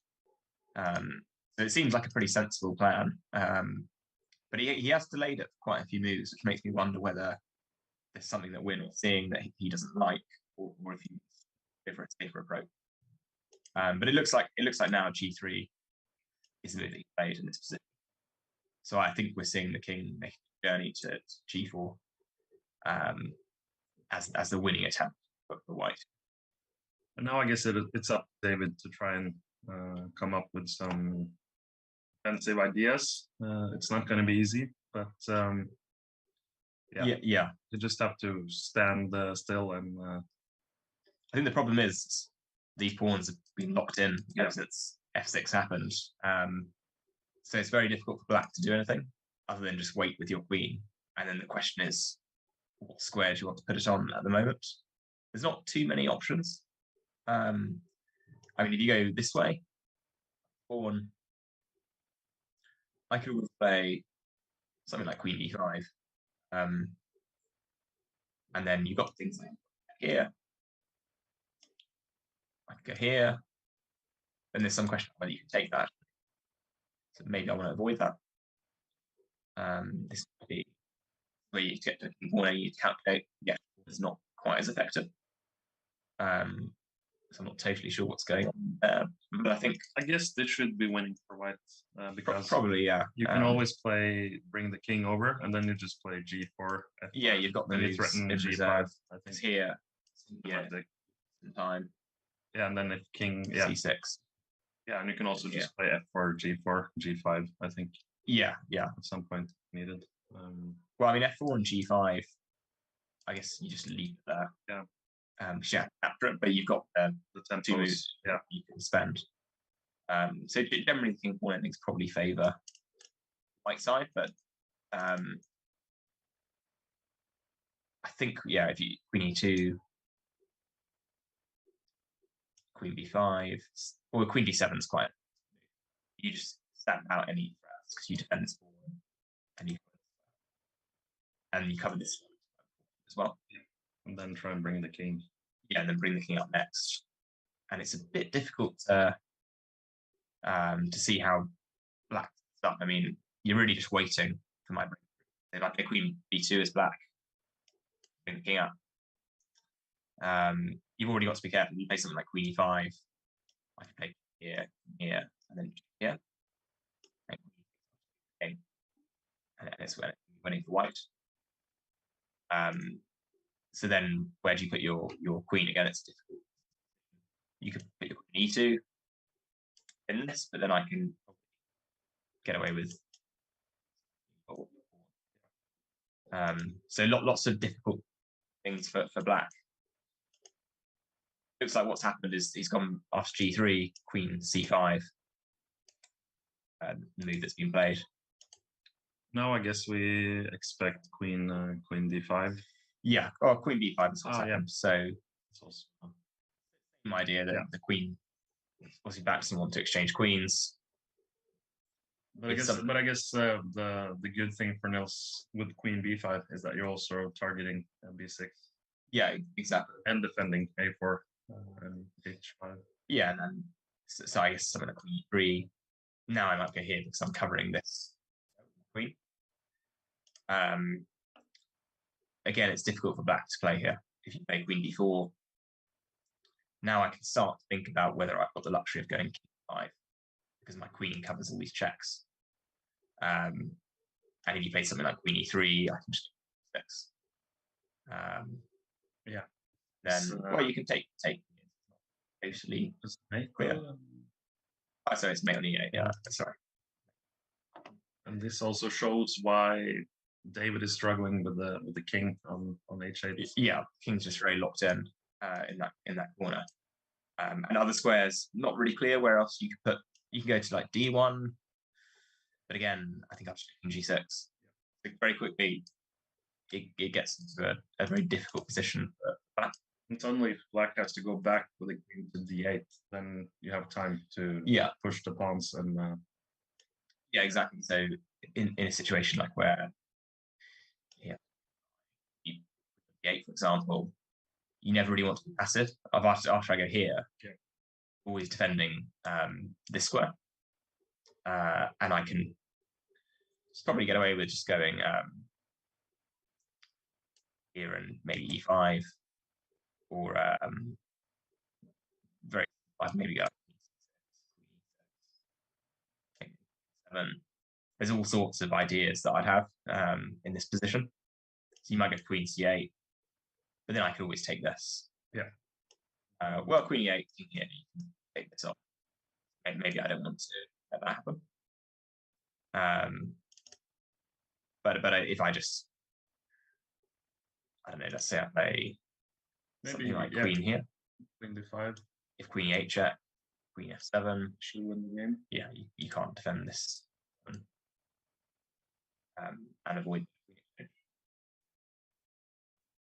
And otherwise, well, my queen's coming into f7 in any case. Yeah. So it's looking probably like the end. And in the meantime, I'll just catch up with the chat. Jawertussen saying, as a Danish, I vote for David. Like any other sport, the Danes don't care how it ends, just as long as Sweden lose. Yeah, I mean, I'm Norwegian, so we do have some Scandinavian rivalry, but seeing as we have all these other English and British co-commentators, I feel I have to root for Nils, so he's not completely alone. So, and it does look good for Nils in this game, at least. And Steven saying these games are intense, some of the best chess playing I've seen, including the World Championships. Yeah, really intense, interesting games. And J. Scott arrived late. I'll have to go back to watch. Yeah, have a recap of the game and follow us for this thing ending. But I think my conclusion now, without looking at the computer, is based on the many lines you showed us. Looks super tricky for David. To hold definitely. this position. And also with the idea that Nils can both go for some mating ideas, bringing the king in, and also f4, e5 idea. Yeah, and indeed it looks like queen f2 has been played, and now the king's finally marched up to. And credit to Nils once again for taking his time. And I mean, it does remind me of yesterday's game in the sense that David obviously knew he had a very pleasant advantage, but what I learned from watching these great players is that sometimes you can take your time. There's no rush. Don't be too hasty. And I guess that's what differs one of player at my level and these great players, that they know the timing. When to rush and when to take it easy. And I just find that really impressive. Definitely. How they play. Yeah, I think he's obviously got very good technique and the need to do anything too urgently. And now he looks like he's making some progress. So queen e3 has been played with the idea of using king f5 with queen g5. Yeah. King e6, and then queen takes e3. It looks a bit scary. But what initially. About king? Yeah, then you have king queen f7 c7 with the idea of playing queen e8, but now queen c7. Probably looks okay. I mean, if king g6, this is going to be the position. Here you could play king f8 with the idea of meeting queen d8 with queen e8. And then you've got this slightly cheeky idea of takes. Well, I think the problem with this is that after here I can play g6.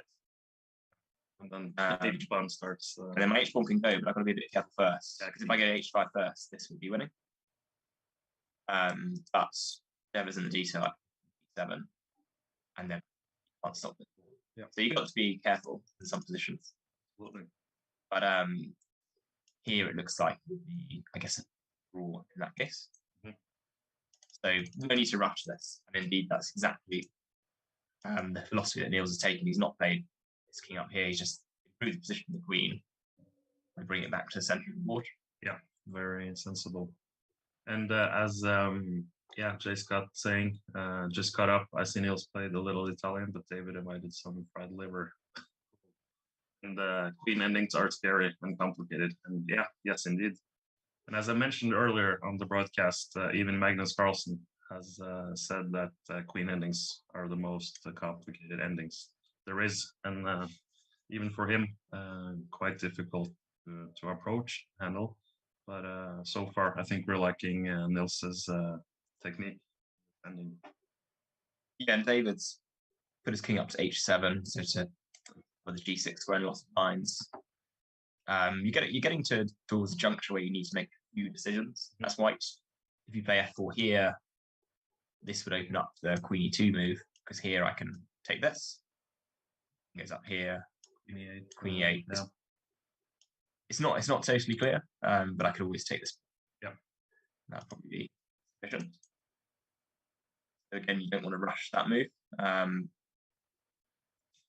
you might see instead is possibly something like Queen b5. But the question is, do you want to check first? I'd probably check first, King h8, and go Queen b5. And the wrinkle is that if King h7 here, you get back to the position where we can play f4, because we cover e2, and if you take this, I've got Queen f5 check. Exactly. And then I get my king. That's a nice little detail in the position. And in some of these lines, I mean, the white queen is so dominant, covering all the squares and also being an active attack as well. Yeah, exactly. And then let's say that black plays Queen d2, the idea of going to d1. Here, yeah, it starts to get interesting again. I mean, one of the differences is that the queen covers the e8 square. So but could you not? Yeah, I could sack the pawn. Yeah, or even King f5. Is that King f5 first is probably a stronger move. Attacking a different pawn up to Queen g5. Yeah, I'm just bringing the king. King here, Queen takes here, but King f7. King f7. We get back to this line, C7. and you have the same situation where you be a bit careful. Yeah. But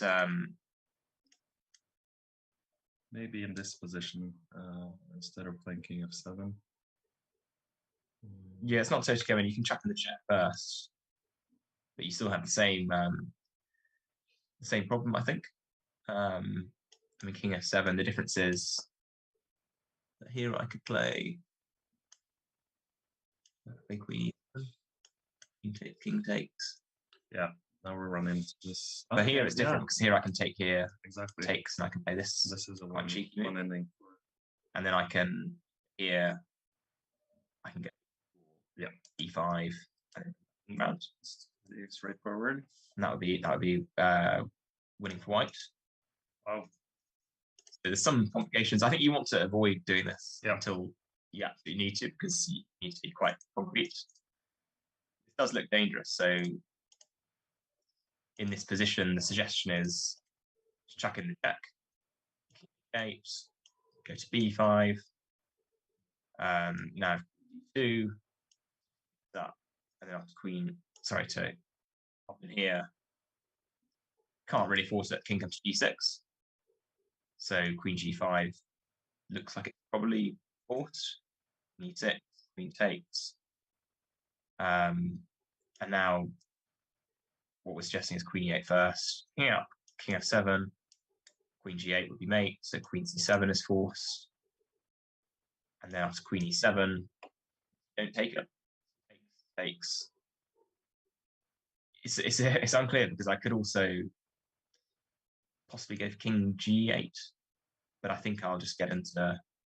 Well, here I'm going to be careful because g6. Mm-hmm. So maybe there's more twists, but after f4.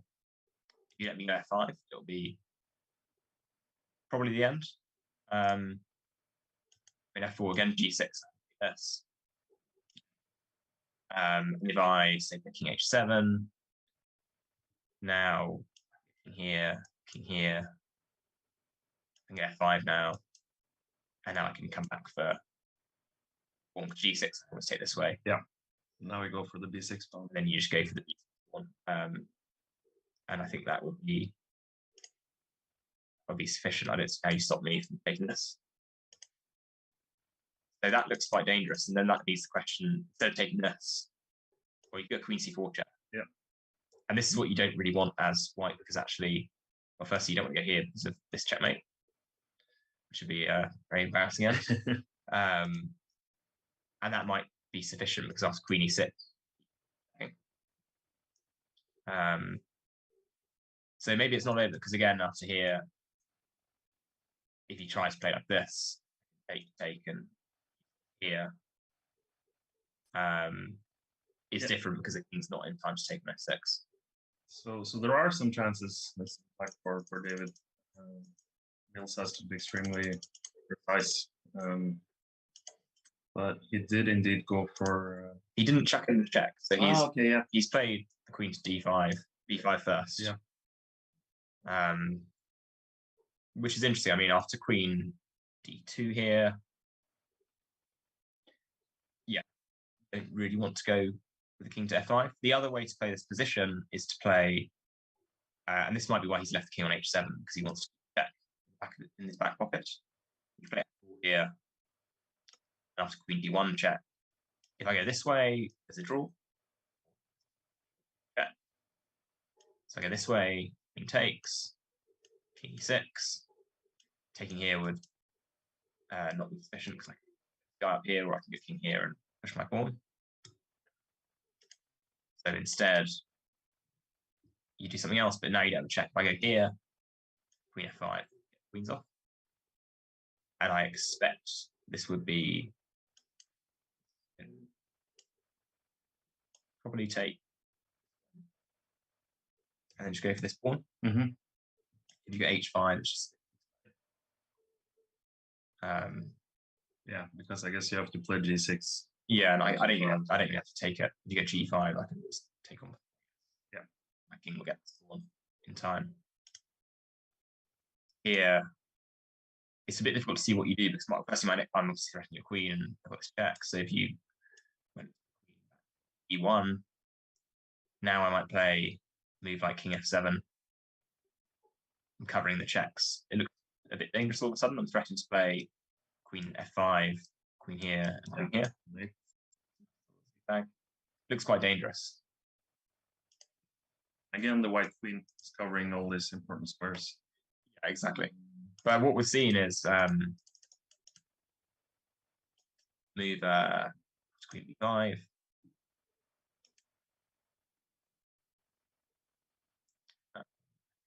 Yeah, king h8. King h8 has been played. And then queen e8, yeah. So king h7 is forced.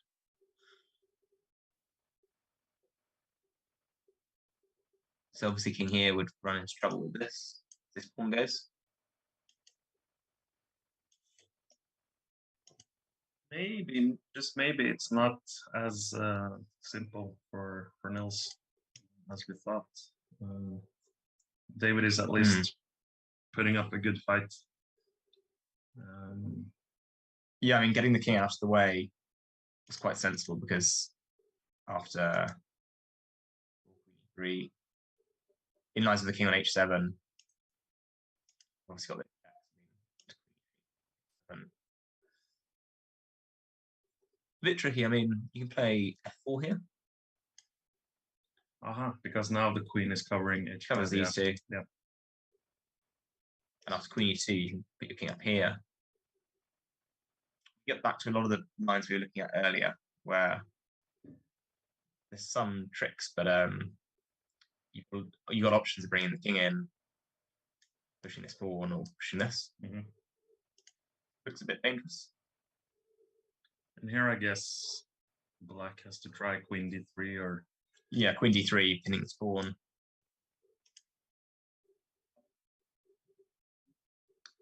And that, I mean, you can play g4. But it's, yeah, I mean, now maybe queen c2. Go here, I'll start checking. All right. And then I've got probably this check as, I think. Yeah. Although you got king. Then I've got queen. Then I've got this check, which I think.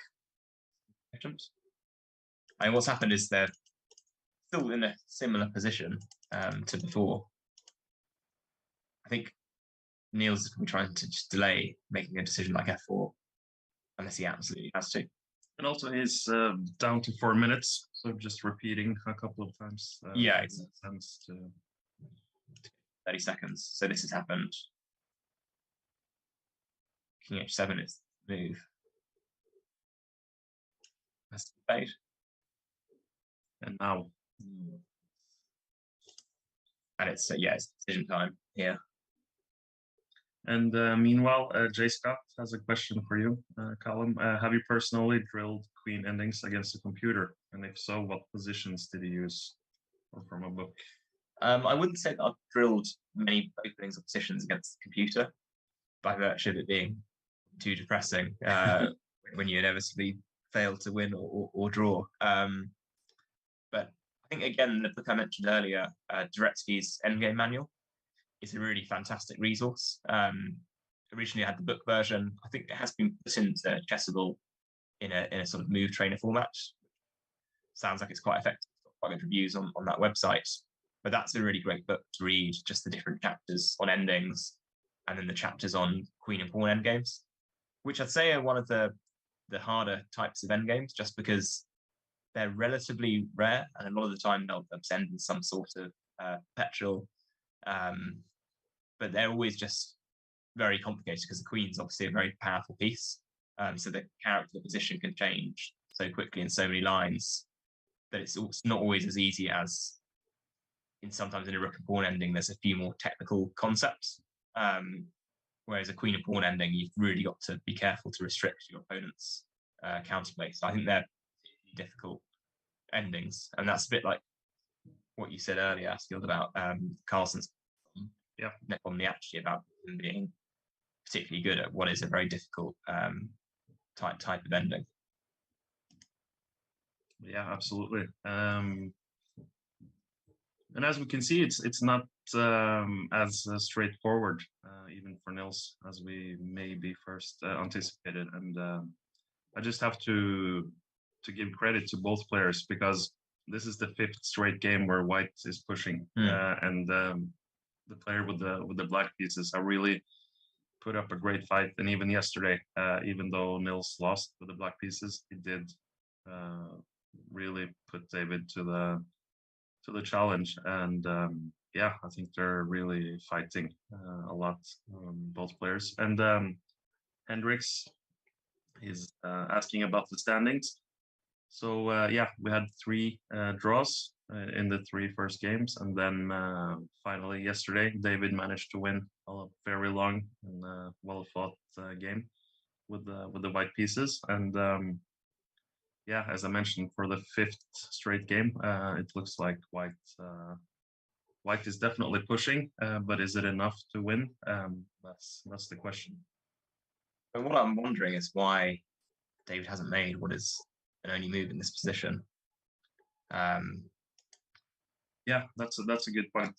But especially taking into consideration Nils is down to 4 minutes now. So I mean, I don't think there's been repetition board, although you need to check, because I can't imagine you'd want to agree the draw just yet as White, when I think you can push quite a lot further.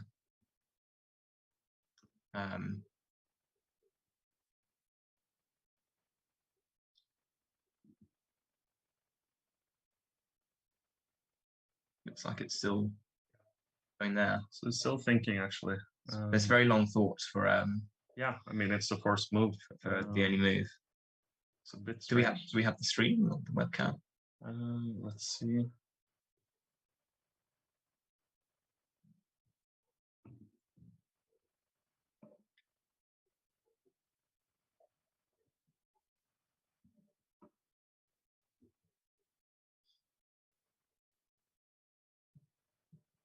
Trying to find the players, but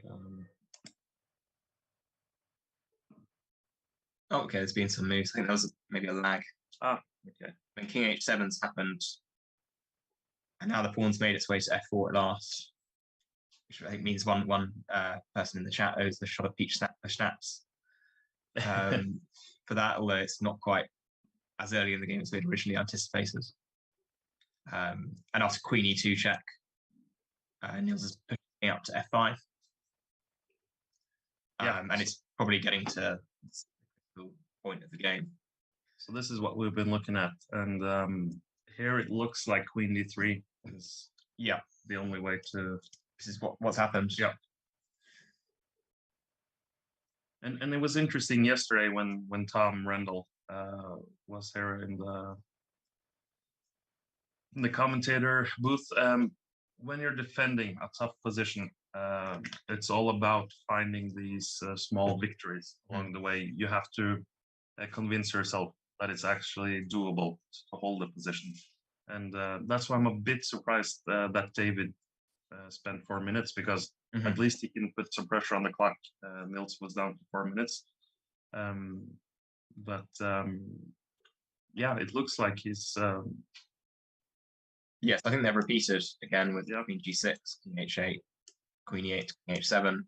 And that, I think David is now feeling a little bit more confident that he's onto something in terms of holding the position. But yeah, because I think probably if you're Nils here, you're thinking probably should be better or have very good chances to win. But as soon as I push these pawns, it does open up the possibility of petrol check. Yeah. But you really have to do it at some point. But always when one player repeats moves, it indicates that they're not 100% sure if the strategy he was going to go for is the winning one. I mean, here obviously the queen's blocking off this e pawn for advancing, and it's a bit tricky to get it forward. And d4 is one option. Obviously, you've got to be careful you don't land yourself in a checkmate. But it's again a very committal move to make. Regret. So it'd be interesting to see if he goes for that. I mean, here, you say you play Queen C2.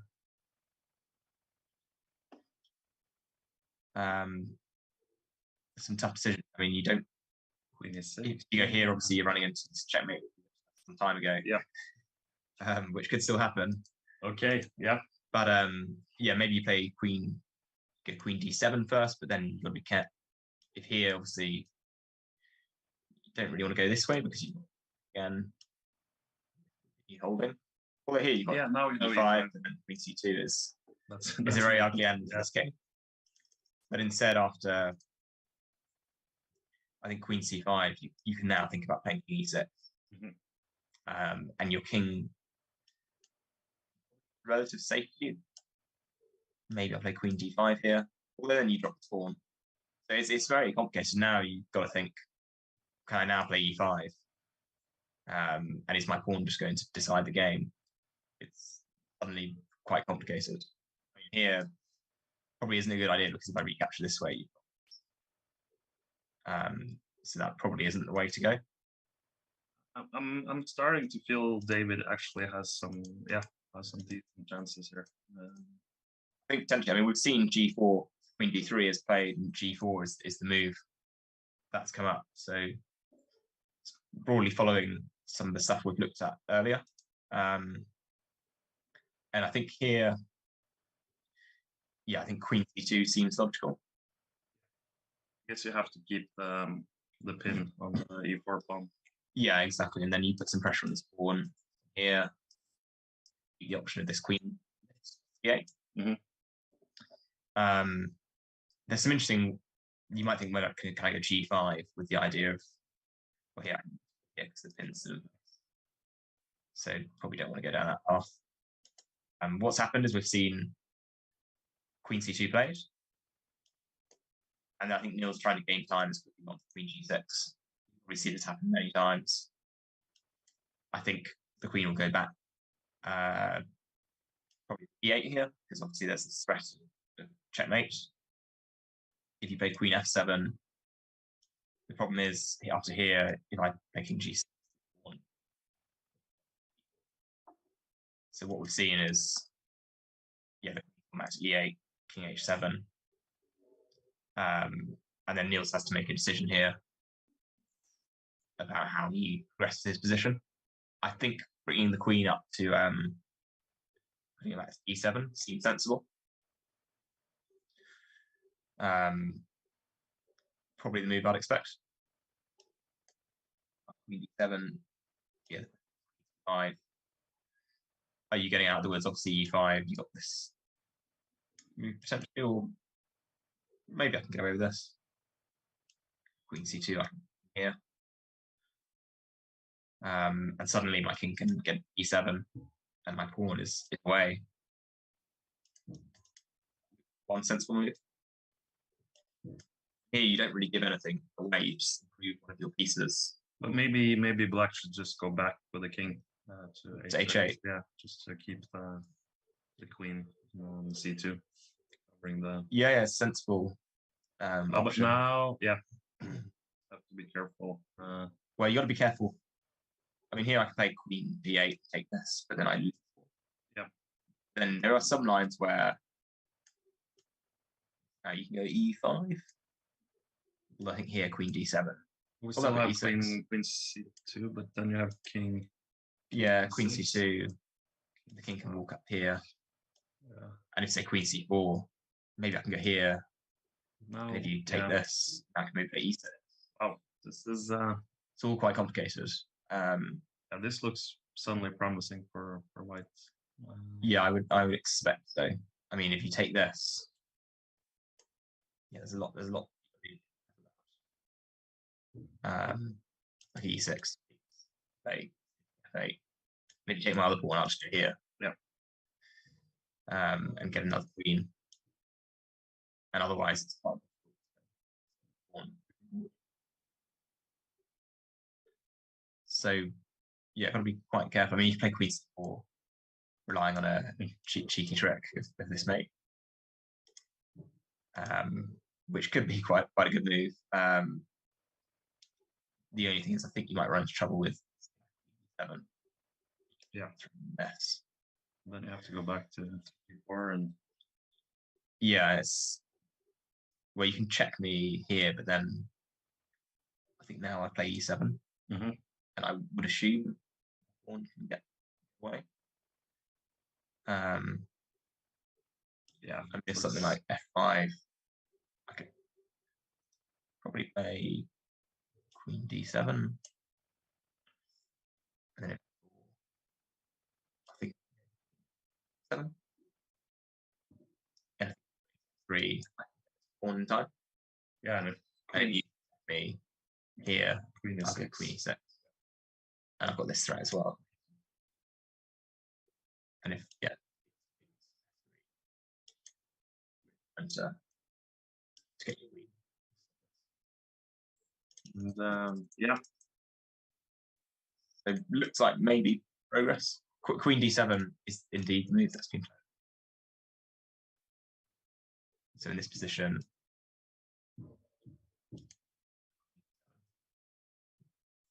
so maybe king h8 is not the move then for David. Yeah, potentially not. I mean, yeah, but if you check, you let my pawn up. So it's quite difficult. Quite difficult to say. So I think this is the live position. Have it. So I think the question here is how do you keep the pin in place? But what do you do as black? You'd almost rather not make a move here. Yeah. But unfortunately, you have to. Say pass. I mean, you could take queen d1 as a passing move.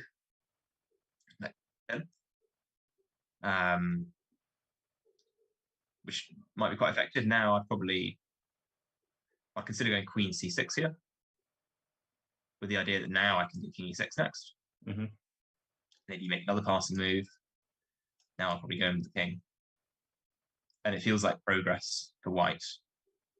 Now my king's deep into the black camp. I can maybe go this way. Yeah. And you will go forward. Indeed. So it's difficult to play, I think. Queen b1, queen c6. A bit uncomfortable. I mean, you play something like play the queen h2, say, now I probably get e5. And I mean, takes, pawn takes, I think, close to winning for white. Your king can get over here and so many lines, and really, so it looks very, very difficult. Yeah, queen d7 again, slowly improving white's. Yeah, Nils has found has gotten progress now in terms of winning. They're both very low on time, So Yeah, probably things will happen very quickly. I mean, David's got 5.5 minutes, and Nils under 3 minutes. they've been playing for close to 6 hours. Might be the longest game of the match so far. Yesterday, I think they played 6 hours and 15 minutes or so. And especially David is known for playing extremely long games, both in terms of number of moves and length. Yeah, I mean, it could go on for a while. Yes, if he come up with a good.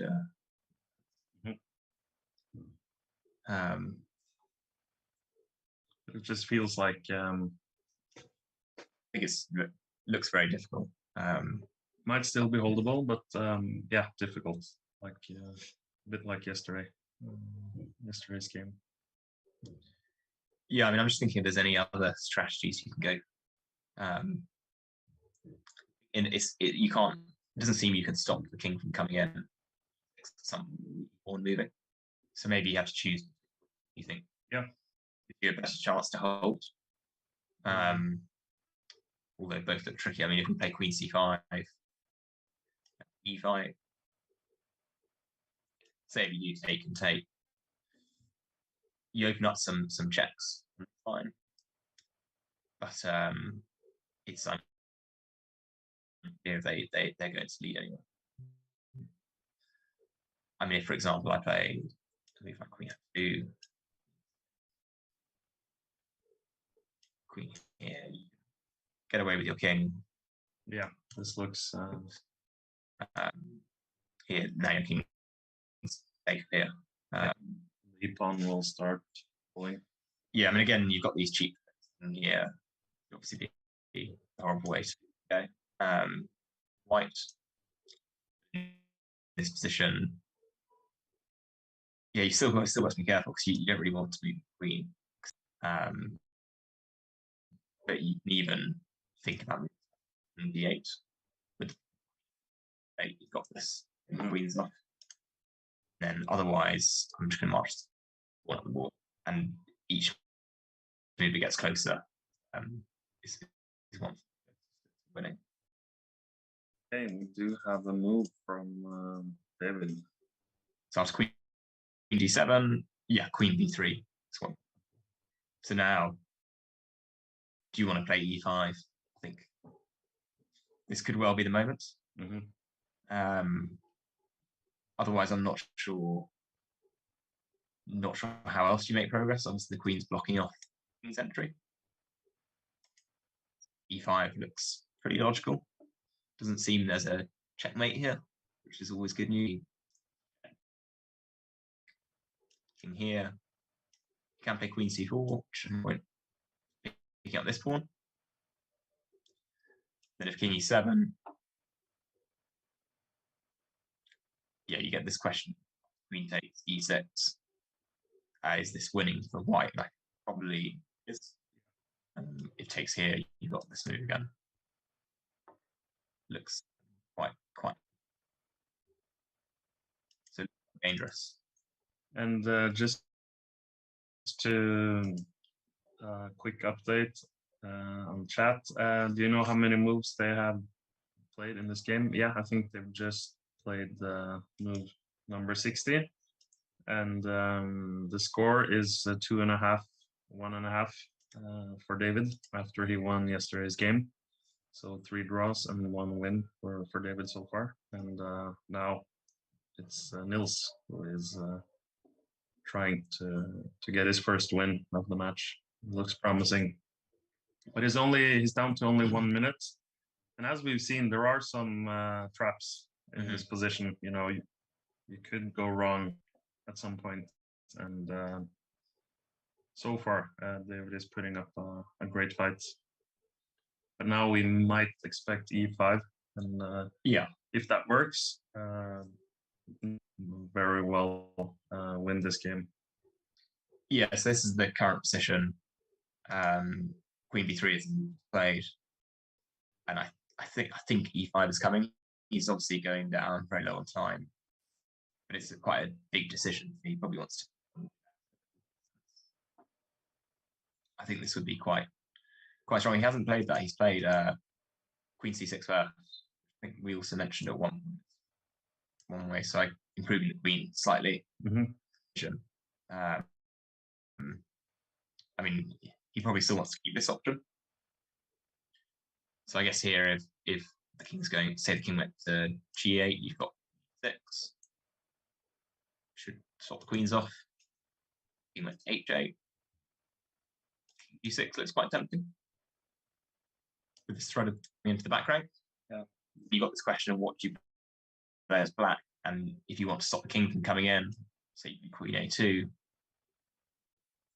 it might be this slightly better game with E5. Now, what David's played is Queen F7. And there's a few interesting options here. I mean, you could play where E5 is the move. It's gone. But it's interesting because now, after takes, king takes, you haven't got the last E pawn. Yeah. Which slightly surprised me that this is the way you'd go with it. I mean, intuitively, it feels like this helps David somewhat. Yeah, because the king's a bit more. It might be that Nils is thinking, I'm going to go after this pawn on B6. And perhaps the king's slightly more open, but with this F6 pawn goal. I'm a little bit surprised. I thought E5 looks quite strong in itself. I think you've got to take it really. If you played something like Queen D3, I've got to be a bit careful. Don't want to go E6, Queen D3. Well, Queen here would appear to. Yeah, and then you're going E7. Feels like you have to take on E5. So I think E5 is probably. I mean, here you can make. I think takes here is the only way. Then after king takes. I still would think white should win this, but I'm not as 100% sure on what the winning plan would be. Say you just keep checking. The Queen E6 might check you again. Cause you a bit of discomfort. Now it seems like black has a number of checks coming up. Yeah, which is a bit of a annoying to have allowed. I think it's got to go this way. King takes, and then Queen E7. I mean, there's move. Maybe 5. And then there's some nuance 7. And then Queen E6. E4. Yeah, or F5. Or F5, Yeah, and then go for the D6. So what's happened on the board? Takes E5. King takes. Now they're both down to David is under 1 minute, Nils 1.5. So maybe we should just stay with the live board now and see. Yeah, makes sense.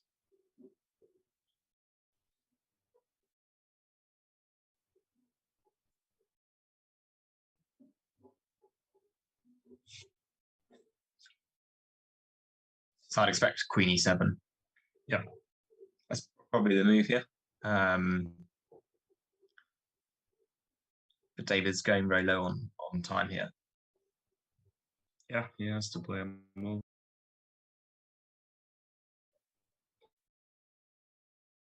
Do we have the live order?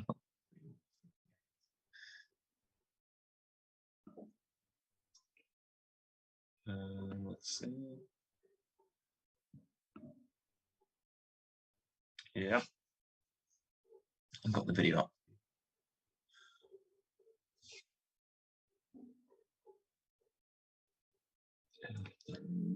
Looks like the previous stop. No, the players are sitting like statues. They're just might be some delay on David's clock here, but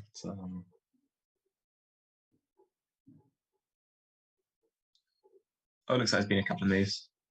So Queen E7 and D5. So choosing not to put the queen in the way. yeah, and now we figured out that Queen F7 check doesn't work because of Queen looks. I mean, you can go Queen B7. Maybe now I'm taking C4 or King 6 is also an option. Yeah, and you can still take the F4 pawn, I guess. Yeah, well, Queen here. I mean, I can go King here. Yeah, you can take this. Check here. Yeah. And then Queen A8 is possible. With the annoying detail that if I take this pawn, this one goes. Yeah, and this looks funnily drawish. It's a bit the white king is out in the open. Because here you've got this move. Yeah. I'll just go back to the light moves. So after King E5, Queen E2 position. So not choosing to keep checking.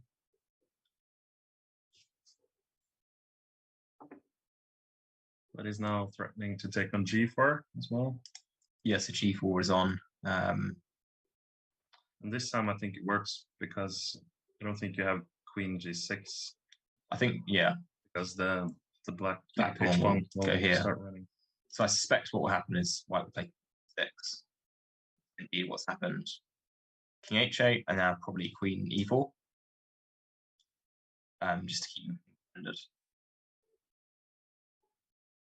Is likely what should happen.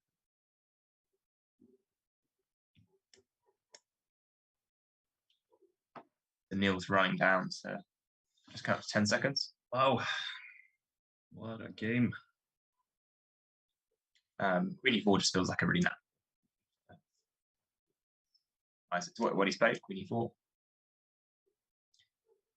I mean, you can check me here, but I'll go to C6, and then this pawn will be quite vulnerable. And what happens after Queen takes G4? In this position? Yeah, it looks like a sensible option. I mean, it could be quite irritating.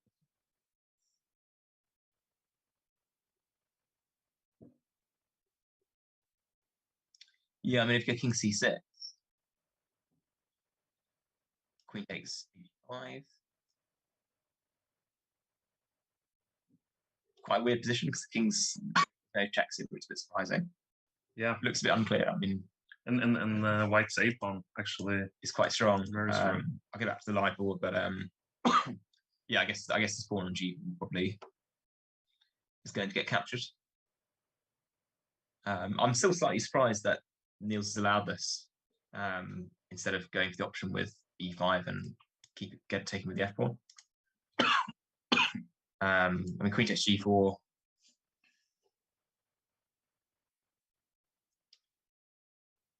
Yeah, I mean, it's a slightly tricky situation. This is what's happened. Queen takes G4, Queen E8, Queen H7, which is a live position at the moment.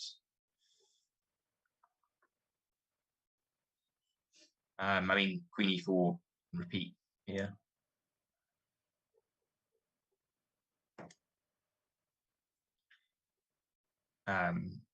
Which is what's happened. E8, you've got Queen E7. Took the Queen's off, so the King has to go to H8.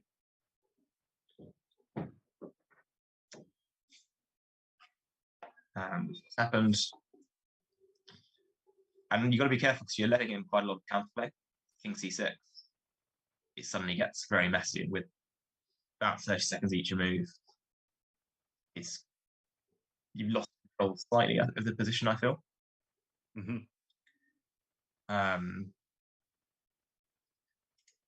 But I think must be what he's going to go for, to play king c6 here.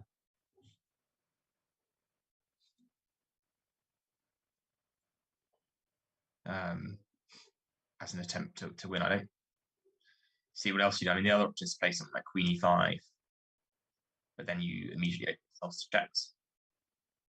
And this pawn would be loose. I don't think that would happen. I would expect king c6 to be the move. And I mean, I have to say that, yeah, the a-pawn, if white gets to take on this. This is what's happened. It's been king's gone to c6, queen h5, and I think king b6 that's been played. It's a slightly weird position where the white black hasn't got any checks on the king. But I don't know, maybe you bring your queen to d1. Yeah. A logical square. And then if you just push your pawn, it's not completely clear. I mean, I can go queen d now.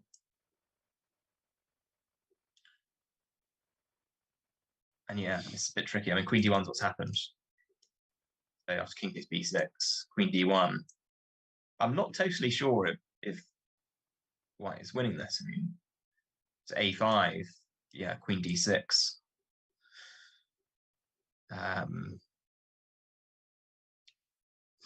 It's a bit tricky. I mean, here you probably want to put your queen up to e5 if you can, but I'm just not sure if we'll get the opportunity. And after I go here, you can just keep checking. Yeah. Here and then might be a great save from David. Yeah. So I'll have to go back to the second.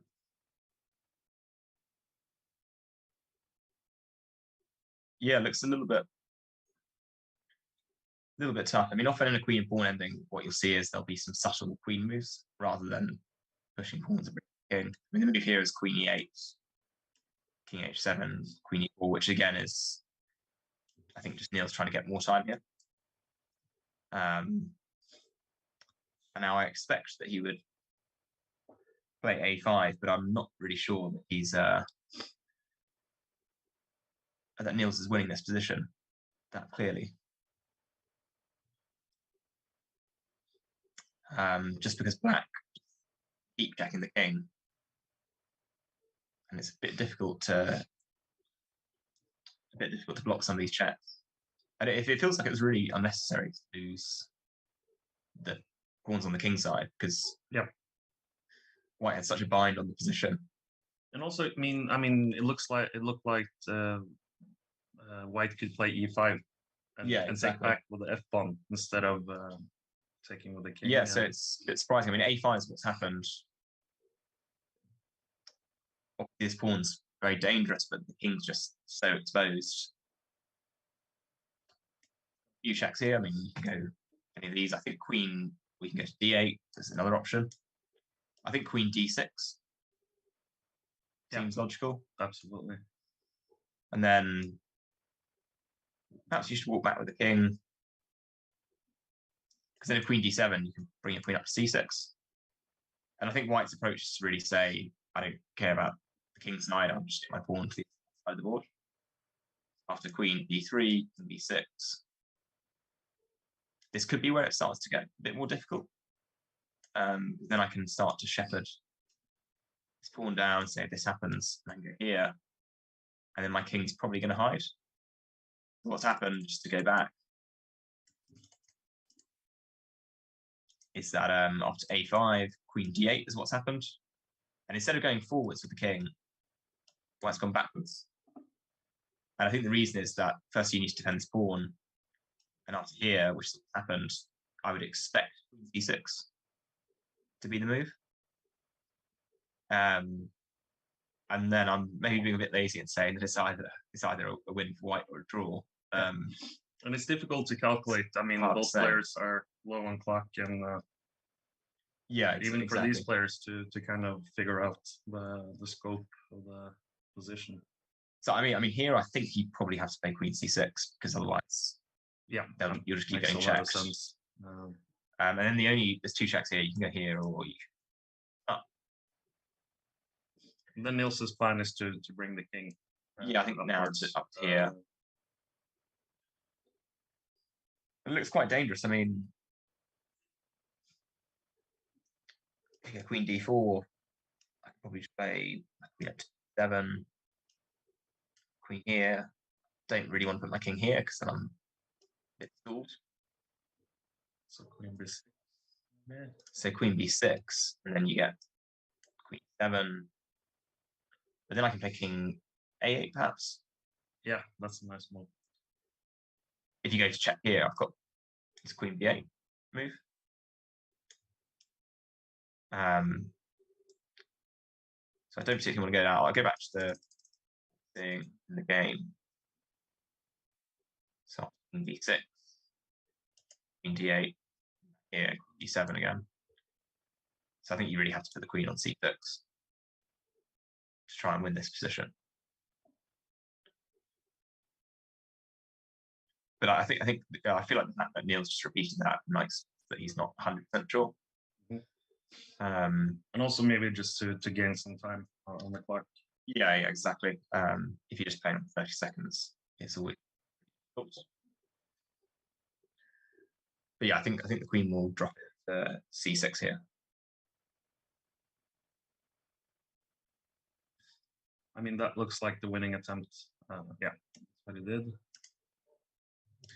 Queen C6.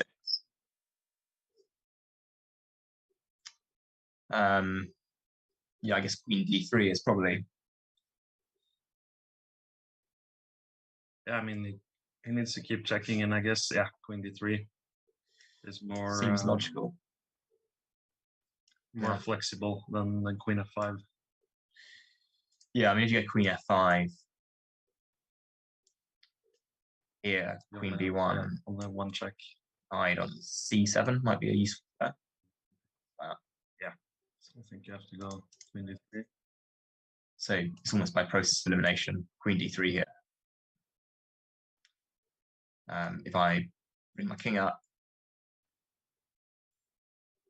Queen D4 or Queen D8, I mean, I can go here. Got to keep here. But now after checking here, I can probably put my king up. And if Queen here, I don't really want to put my king on the A file. But I could hide on this square, I think. The idea of going up. And if you go A, always got doors. Queen hits king takes A6. Faster. Yeah, that's a very nice idea. And then so instead, I mean, you might Queen B5. Wow, he did actually go. So he's played Queen F5. It's Queen F5. King B6. I mean, you might think about taking this pawn, but I can't imagine you have time to do that. And that's what's happened. Queen F4. Okay. So I guess A6 seems, unless you want to chuck in a check first, but I think the Queen's well placed here. So A6 is what's happened. And I feel like unless you need a perpetually vote by pawn.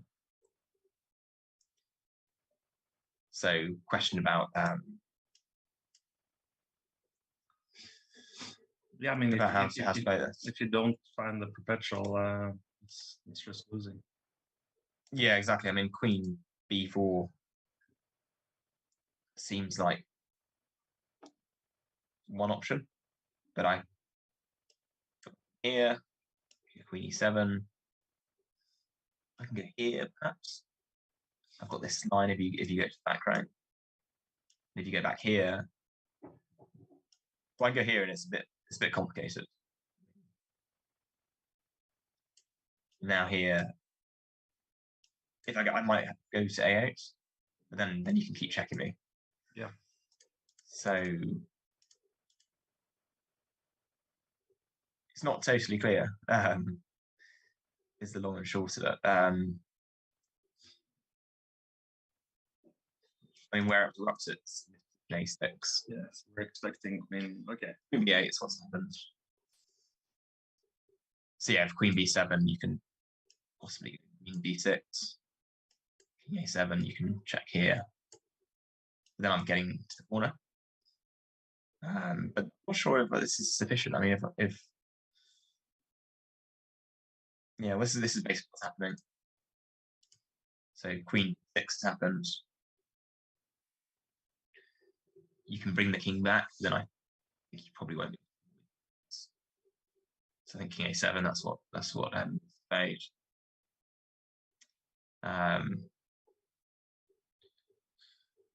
Now, I mean, I guess queen c5 is move, or queen d4. One of these two. If queen c5, king b8, queen d6. If I go here, I've pawned, so I'm be careful. And otherwise, I mean, if I go here, you get this question about whether. So here, obviously, the threat is which probably is sufficient. And I'll go a7. I'm going to go here, king h7 to avoid that threat. But then after a7,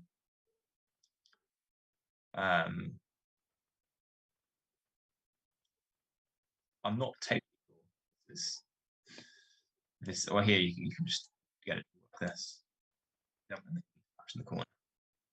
That's the problem with having the king, I think, on a8. Yeah, exactly. So what's happened is after king a7, instead of queen c5, David's played queen d4. So I think he wants to keep the option of going queen to d8. Although the problem is after king b8, I think then you go back to d6. Nils has put the king into a8. Okay. So now maybe king h7, maybe to get out of this slightly annoying trick in some positions. And if a7, we have the. So a7 will be this draw. Yeah.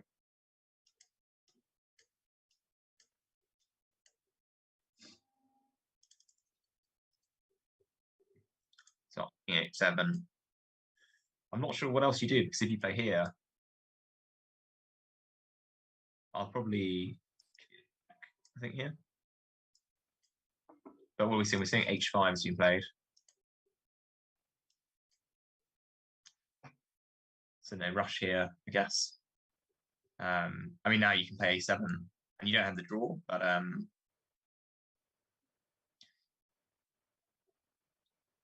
yeah, I mean, maybe now you play what? You play king h7. King 8. Then I guess you have some type. Go queen d6. Now it's queen c8. Queen b7, which would be a draw. King 8.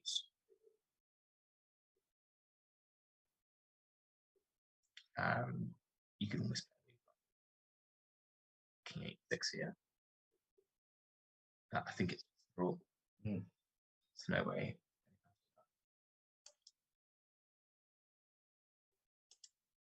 a7 move. Now we expect. So king h7 with queen d8.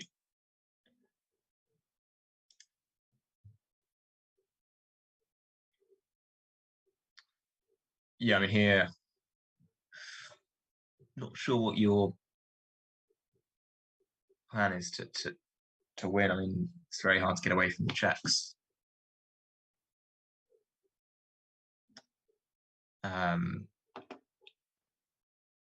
Wow, what an end! It would be a great escape, I think, to see this from David's perspective. Absolutely. Nils will be quite disappointed with promising position. Yeah, definitely. It just goes back to the decision phase. e5 and not be able to take. Looks difficult. I mean, here I'm not really sure, and there is anything like I here. Quite annoying. King a8. So yeah, just go king h6, and you can almost play.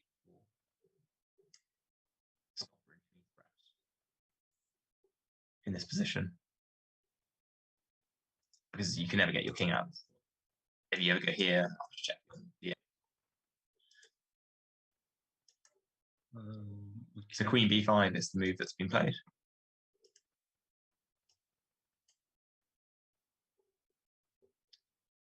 So yeah, if queen d8, you got the square b7 for the king.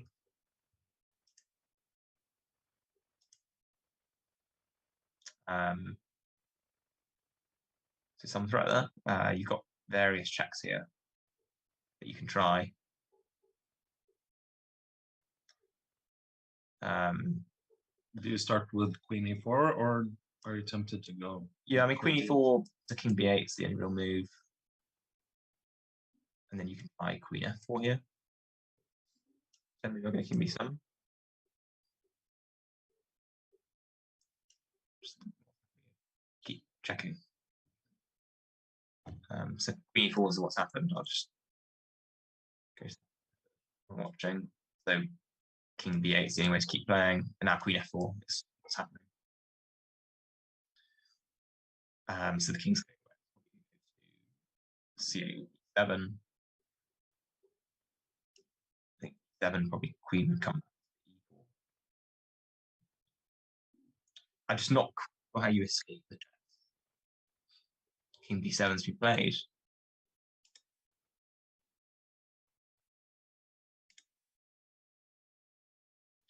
Now I would guess the queen's coming back to e4. Yeah, queen e4. Queen c6 is probably the try. And this queen goes to b4. Can't imagine there's any way for white to escape. The only safe square for the king seems to be a8, and that's not very helpful. Yeah. So promoting that pawn. Looks like David might save this game.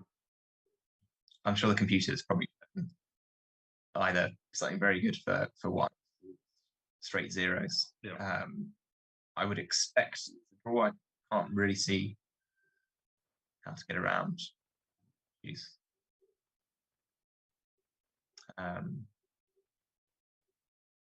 And what if it's a draw? I mean, what a result for David with the black piece. Yeah, absolutely. Fighting back from a really tough position. Absolutely. Into the rest day tomorrow, and then have another go with the white pieces on Tuesday. Must be a great feeling for him. Yeah, I think it would almost feel like a victory. Yeah, to be honest. Absolutely. I mean, queen c6 has happened, and now it's queen b4. And the queen's probably got this square for checks. So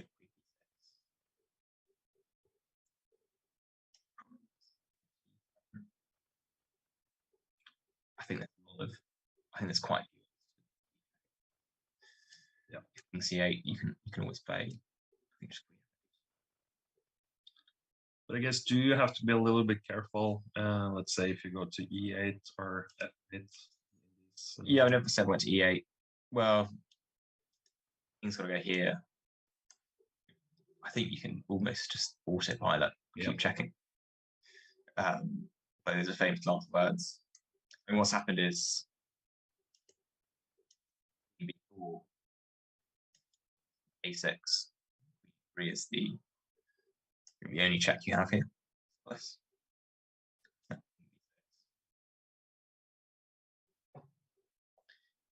You've got to be a bit careful. I do agree, and you would feel really stupid if you draw and made the wrong check. But I mean, if you play queen b4, for example, to here, And this pattern normally seems to hold. And it feels like it really helps David that his king is now on H. Yeah, exactly. Any threats of blocking on the 8th rank. And then yeah, exactly. There's no way of putting the queen away in some positions. Yeah, I think queen b4 should be just to keep going. Right, both players low on time, 1 minute each. Yeah, so queen b4 has been played. This is the current position.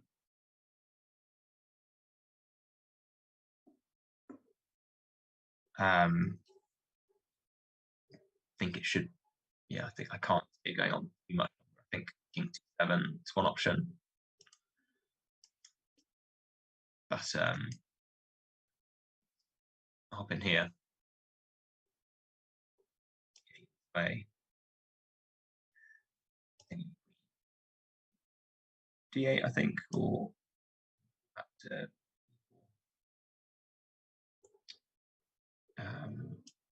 this king here. Keep checking, and I'm not sure. I can't really see ways that you can go wrong.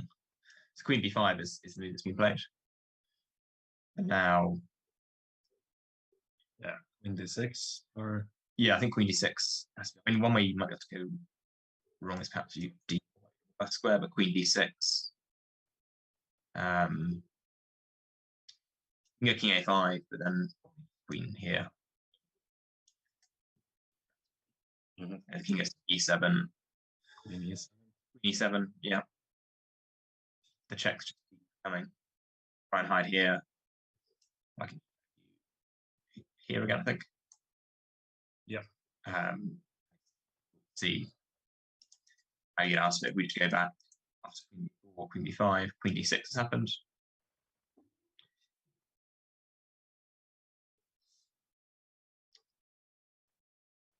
I would reckon we'll probably see maybe 5-6 more moves, and then maybe more.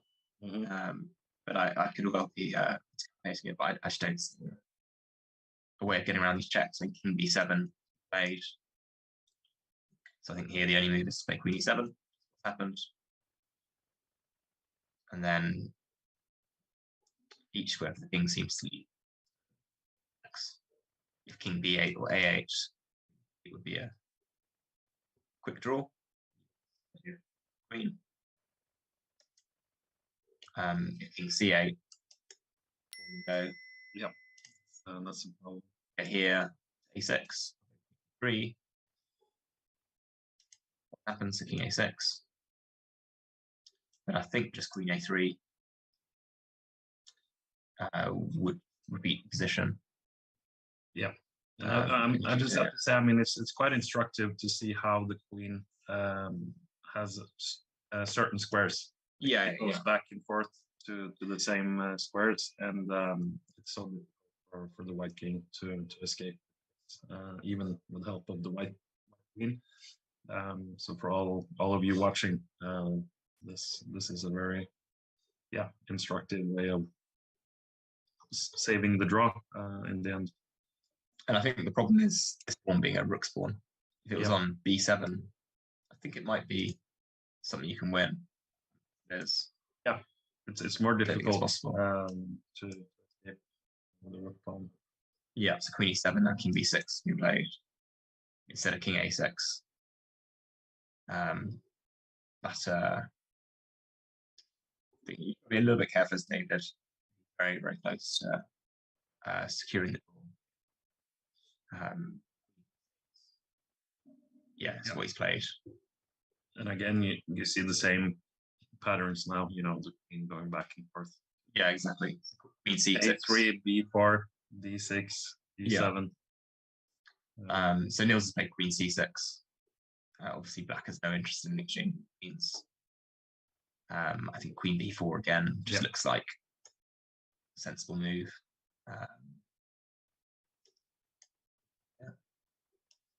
King goes to c7. In E7. 7.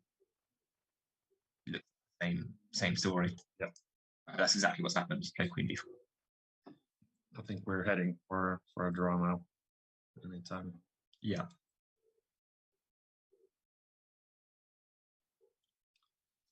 Yeah. It's a great escape, I think. Yeah, really. I feel a bit sorry for Nils. Played a great game. But it just goes to show how difficult it is to win at this level. Yeah. You're fighting so hard, even though you have a promising position. Mm-hmm. Yeah, I think it will be interesting to ask them when they come after the game. Both maybe for David, where did it go wrong? And then, Nils, if you ever considered this E5 plan where he could actually take back with the F pawn. Maybe he felt it was too risky somehow, but yeah, I mean, I think there may well be something that you were overlooking. But it does feel like once the E pawns came off, Black's defensive task seems to have become easier, and partly because the queen's become so active. Yeah. That the white kings can't escape these checks. And I wouldn't be surprised if they hands and call anything like that. And yeah, we are approaching 100 moves, I believe, and it is the longest game of the match so far. They've played 6.5 hours, and yeah, another very long game. And I think both players are ready now for a rest day tomorrow. Yeah, definitely. And then they'll be back on Tuesday with a slightly shorter time control, but still classical chess.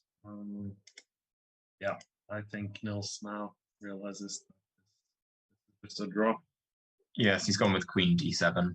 So now we expect C5. Yeah, looks logical. The king goes to B7. You're going right back to B4. Yeah, and doing much of the same thing. But yeah, I know how this feels for Nils. I mean, it happened to me many times. But as we said earlier, yeah, queen endings are so tricky, and you have to be extremely precise, because very often your opponent will have these resources with checking the king around, and yeah, it's just so difficult, even for players at this level. Yeah, definitely. Always the hardest part is probably to win a one game. Yeah, I say sometimes. Yeah, who said that? Some old. I don't know. I've heard it many times. Yeah. Partly because I've managed to too many positions in my time. I think it was one of the old great chess players many years ago. I can't remember who. But I feel like here this could have been a case of. I feel like it should have been winning for white. Yeah. But it's through Nils' fingers. I think here. Yeah, and they're playing on a bit longer, but it's maybe they want to reach 100 moves, and yeah, then they agree to a draw. Probably, I mean, it's great spectacle. I think fair play to both of them. 5 games like this where it's been very tense. And okay, B5. You probably get a bit impatient here when you're playing with the black pieces, because you know that you've done enough to draw. You really want it to end. Yeah. So it's good from Nils to carry on a bit longer. But after Queen B3, it's not clear how the kings these checks. King 5. You might see it go all the way to the king side. But I think. Yeah, and now I guess either Queen C3 or Queen A3. Yeah, Queen. I mean, or Queen E3. Yeah, I feel like probably all roads lead to Rome here. I think Queen C3 might be the one that we see. Yeah, but that would just be. It's always much easier to sit from behind a screen and fine. Yeah, If yeah. you're actually playing this, you're still very nervous, thinking, We're able to am I going to mess this up? to have a take back Yeah. if it doesn't work. So yeah. But I mean, it's incredible they've played. This is game number 5. Looks like it's going to be a draw.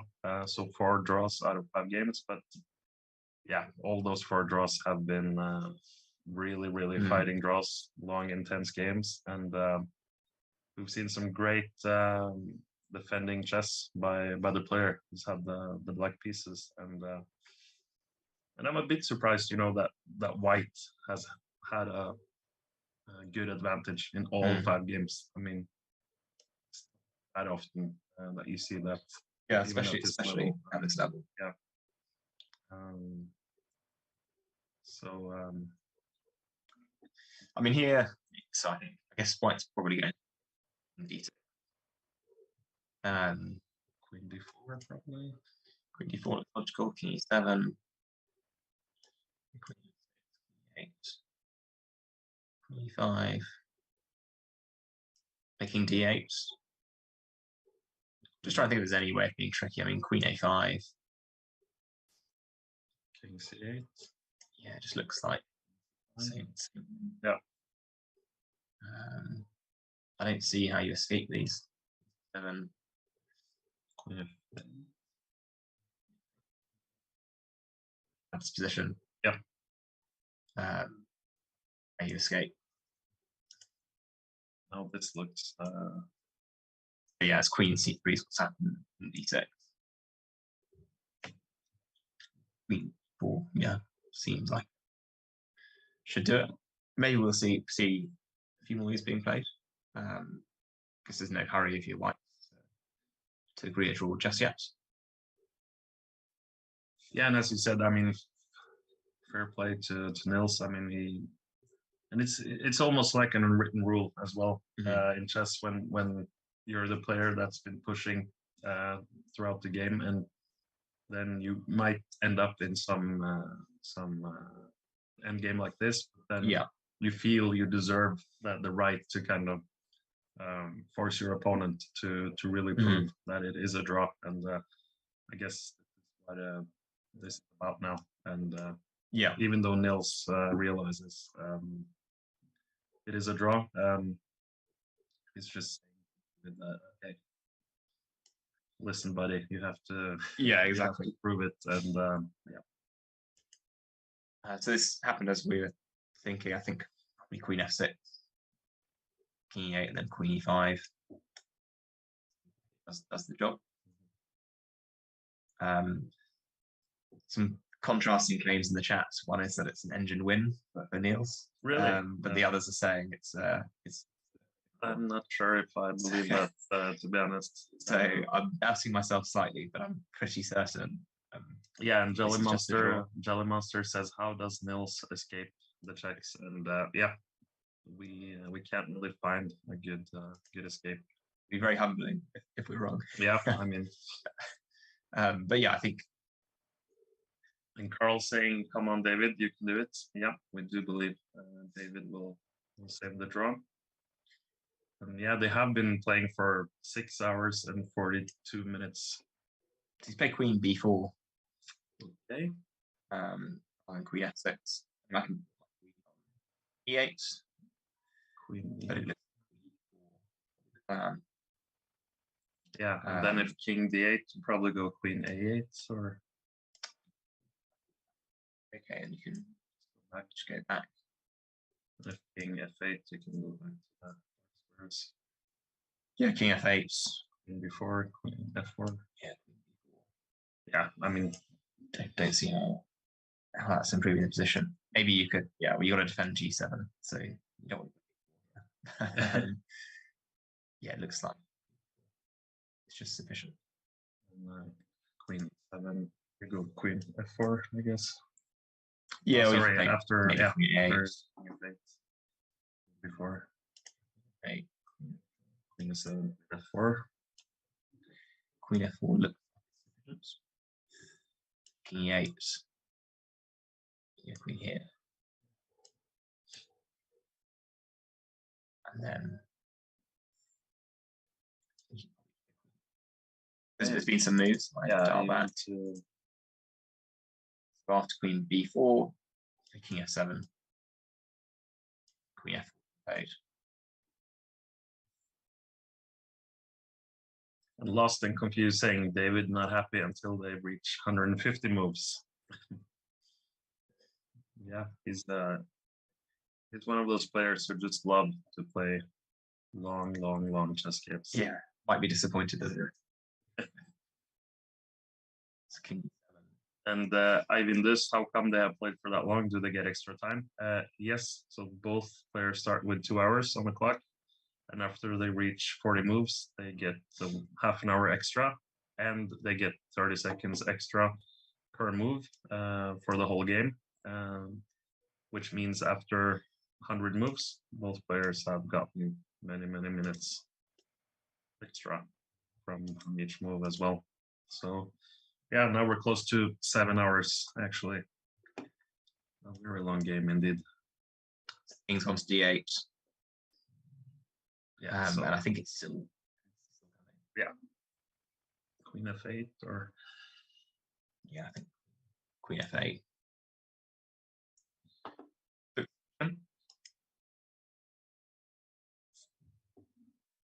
Curious as how many checks are that don't draw. Yeah, that's a good King C7, Queen C5. Looks like it's just the same. Yeah. But it feels like if you now check on F4, that feels like a check. That's F4. Yeah, not. It might still be enough, but yeah, it probably is. We've got to be careful. Yeah, just a little bit careful. Yeah, Queen C5. Yeah, if David knows what he's doing. King B7, Queen B4 will be the move. Now the king has gone all the way from A6 to F7 back to B7. Yeah. And, yeah, I mean, we probably had this position before as well. They're well over the 100 mark now. Yeah. Which is a very good. C8 to be played. I think. Yeah. Queen F8 or Queen C5. Yeah, probably Queen F8. Yeah. Or Queen C5. Again, I think both moves is sufficient.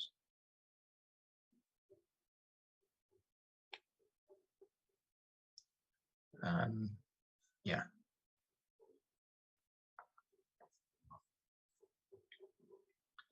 Well, be threefold repetition. Yeah, that's a very good point from Jolly Monster. Must be threefold repetition soon, or 50 move rule. Well, David did push the H pawn at some point. Can't recall when. Which the last pawn move was A7 on move 83. So I played about 25 moves. 25 moves. So I suspect we get the threefold repetition before the 50 move rule. That's my prediction. But yeah, Nils must be kicking himself. Yeah, I think he'll be very disappointed not convert this one, and especially after yesterday's game where David won in the end. Nils had a great chance today to get back in the match, going into the rest day with 2.5, but yeah, everything looks like this will end in a draw fairly soon. Yeah, so Queen D8, slight changes, but again, you can drop back to C5 if you like your queen. Going round. And T-Rex says 50 move rule, but I don't think David will claim it. He would rather claim the record. So actually, the longest game played in a serious classical match was from Belgrade 1989, I believe. 279 moves. Wow. if I remember correctly. What was the result? I can't remember, but I do believe it's from Belgrade, 1989. Yeah, that is a pretty long game. Either 269 or 79. I do believe it's 279. I mean, I think the Carlsen Nepo game 6 was 160 or so. Yeah, at least 140 around there. I think the decisive move was something like move 130. Yeah, you got to incredible stay game. switched on. Well, they have to keep on playing for 1 more hour if they want to reach the Nepo Carlsen game 6 length. Move forward. Yeah, quite decisive.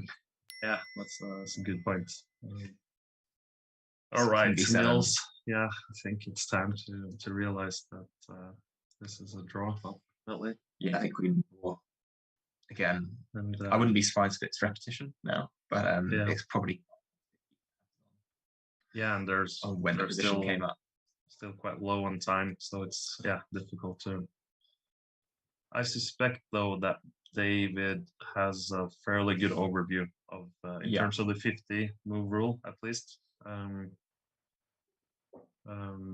So maybe he's just aiming for that, basically. And you can probably check the score sheet as well. Okay, A7 was played. Yeah, exactly. Move 83 was it? So so now 20 more moves, and then David knows for sure we'll be able to claim the draw. And Ed Ricketts at Erex, agreed. David joked about that during the commentary for the Air Things Masters. That's correct. And Jelly Monster, how do you know when the position has repeated itself 3 times? I mean, in this game it might be a bit tricky because I assume both players are a bit stressed and low on time. But I mean, one way I guess is to check the score sheets. And normally you'd claim the draw before you make your move. Yeah, you and then you ask for call the arbiter, and then the arbiter will then confirm if your claim is correct. Then, if so, the game will finish. So Queen B6, I'm pretty sure.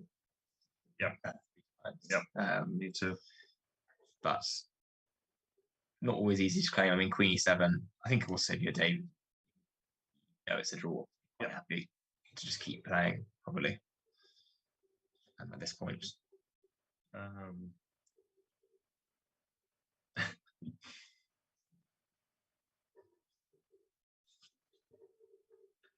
Is Nils hoping for an error? That is correct. He's hoping that David, if there are some squares where you can check the white king, but fails to kind of have the correct follow-up, that's where Nils's hope is in winning this game.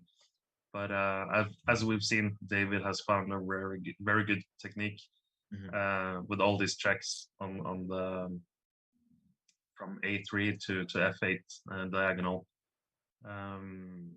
We've seen plenty of checks: A3, B4, C5, D6, E7, and F8. So very nice technique there from David. And then we have a result. Yeah. Finally, after 113 moves, close to 7 hours, Nils has realized that this is a draw. Unfortunately for him, again, what a fighting game of chess. And as we said, I mean, Nils must be kicking himself for not taking the chance. And as we've seen in the other games, that has been one of the challenges for the players to convert promising positions. But how do you sum up the game, Callum? Yeah, I mean, it's a pretty fantastic. I mean, it's a draw, but it's probably been a won the game. I think for Nils, he got a really good position out of the opening, nice comfortable advantage, and then managed to go pawn up into this ending. I'm quite surprised that he didn't take it home. It felt like he had control, slowly improving his position. Maybe there was one moment where he could have played 5 and taken back the F pawn, but perhaps it wasn't that clear. But I feel like for David, he's a victory here because he's defended so fantastically and managed to stave off defeat and go into the rest of it. So pretty great battle, and I think, yeah, good result from David's perspective to save this one. Yeah, absolutely. And the players will join us shortly. They'll be here in a few minutes. So hang around to get some insight from the players on this very interesting game. And we did discuss it a bit earlier because David didn't make a clear blunder, I think, at any point. But I had a feeling, and I might be wrong, but maybe he should have taken the rook on G8 when Nils exchanged the bishops. But, yeah, so yeah. I mean, we rewind all 113 moves. The game started not with the Roy Lopez, with this Italian game with David Rotona with knight f6, one of the 2 main moves. And then after d3, quite a common position. Knight c3 maybe slightly unusual. You might prefer to put that knight e2 instead. But it worked out pretty well for white up d6, a4, a5. Again, relatively well-known stuff. But quite soon, David found himself in trouble after h3, ball break. And after takes, knight takes, it's just a little bit passive for white, which for black, which ended up bringing these problems. And the bit I'd fast forward to is Queen d1 move. I think it's a really good move from Nils to play. We got to this situation, and suddenly it started to go downhill quite quickly. And I'm not entirely sure where David went wrong. I think it might have been was maybe not the right way to play, because once this structure it just felt Queen 4, good decision to bring it back to the middle. Rook c8 and then rook e3 was quite a good move from Nils to provoke this f6 move, because you've got this 7 pawn being weak. Then after king h8, b7, this is when we were debating whether f4 was acceptable. But yeah, after bishop 5, bishop e3, a bit of repetition, f3 came, d8, bishop d5, rook c5, and this is the critical juncture. And after takes here, I think this is where we thought maybe you could have taken back with rooks that we had as use. Yep. After king takes, queen d6, rook c3, rook takes, queen takes, queen 2, rook d7. The difference was that the king's on g8 now, so this pawn here is a little bit weaker. Yeah, so the problem for black now is you cannot take on a4, I believe, because of... Yes, the queen a4. This looks like curtains, really, because g7 is going. But if you went back to this position, instead of capturing with the king, it'd be taken with the rook. This is one of the lines we had in our analysis. So the same thing happens. Queen c2, rook d7. The difference is that I think you can just take this pawn. Queen takes, and the pawn's perfectly safe. Yeah. Should be. White is probably a bit better. You can maybe gang up on the pawn. Yeah. Yeah. But I think it should be okay for black. You might even have queen a1 and some. Yeah, queen a1 potentially, and you can get a queen e5. And I feel like it would have been fine. But the difference in the game was in this line with the king on g8, pawn and g7. You can't play your rook to g8. Yeah, exactly. So that's why you can't play forward in the same way here. Then after queen c1, king f2, good move, rook c8. Maybe David thought this was more dangerous than it was. Mm-hmm. But then rook d8 really nullified black's play, into this ending, which managed to hold. And I think here we're getting up to the time control. And then if we just fast forward a bit more, we got to this.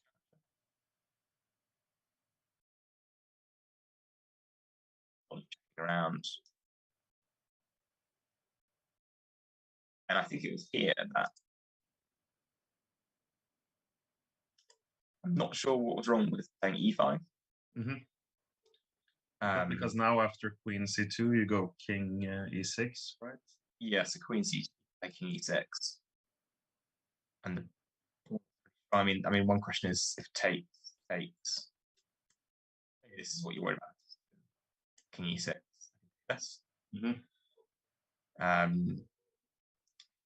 But I think the question was whether something like king e7, if this pawn goes, whether you get forward. It looks a bit dangerous for black. Absolutely. I'm not sure if it's winning or not, but it felt like way. And if queen g5, I can probably play queen d6. It feels like it's quite dangerous because this pawn is a bit of a beast. And compared to the very end of the game, black wouldn't have as many checks. Yeah, because you're not stuck in the corner with your king. Yeah, and you can also hide behind black's pawn even, or yeah, exactly, your own queen and the e pawn. So yeah, might have been a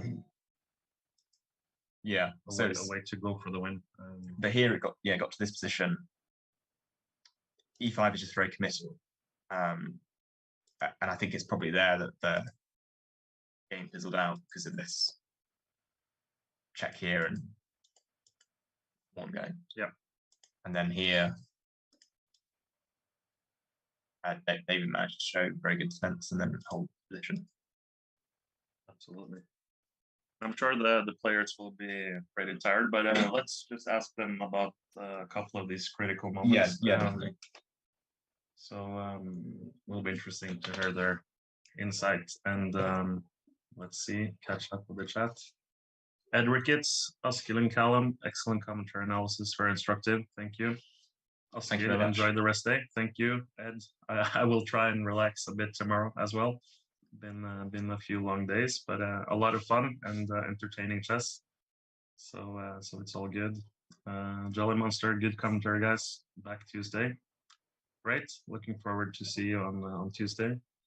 And let's see. Yeah, David Stone. Why, with all the technology, do players still write down their moves? That's a good question. It's a very good question because as someone who plays as well myself, when I write down the moves. You have to, but then after the game, you just download it from the internet rather than inputting it all yourself these days. But I guess one of the things is like this game, for instance, you know that, okay, the 50 move rule, it can help you keep of things like that at the very least. Yeah, exactly. I mean, you need it to have your record of the game if ever you have a dispute. If someone says a piece on a different square. Absolutely. There might be a broadcast, but sometimes it could mess up. It's a good record to have. I'm always curious if players input the game themselves, would they download it? Mm-hmm. The one thing I would say is that when you download it from the internet, often you might not look at it in as much detail. Mm-hmm. Whereas if you go to the effort to put it in yourself, you're forced through that's a good point. The different moves that you make. So it probably is quite a good habit. They're very easy just to download it from the internet. And I remember when I was younger, I would have like shoe boxes full of games, notation. And it's also, someone pointed out, Jolly Monster tradition. It's also part of the tradition, I guess, going back. Yeah, of course. And I used to have these school books where nowadays you write on a piece of paper which has the carbon copy sheet, the school sheet. used to have often these score books as a junior player. Yeah. So if I go back to when my parents lived, I've got these old books with hundreds of games written in them from when I was about 12 years old. Yeah. And it's really quite fascinating to back and then see those old examples. Yeah. And I've got quite a good friend of mine who used to play chess maybe more amateur level, and he insists that when I played in London 12 championships long ago that I opted for draw, which he declined, and I went to win. I managed to eventually go back to the old record. Wow. And there was no record of draw being recorded, so he still claims it to this day. But it's always good to have value moves. Absolutely, and it's also something about this hand and brain coordination kind of thing that when you actually write it down, it's easier to. Yeah, I think it encourages you to stop and pause. Yeah, think about what they've played. That also, rather than instantly reacting. Good discipline. Yeah, and also just it's helpful for the players in situations like we saw in the game today. So yeah, hopefully the players are just around the corner. Let's see, anything else?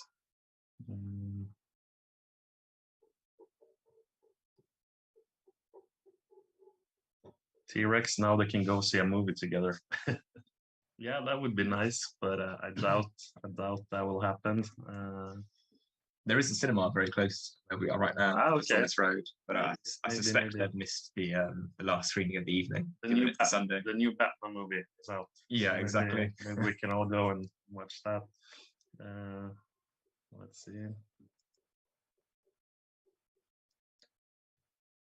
Yeah, I think we're off to. Okay, this is interesting. If it's correct, Nirav saying engine says 0 in accuracy for both players. So if that's correct, I must say I'm a bit surprised, but yeah, I mean there are two top players.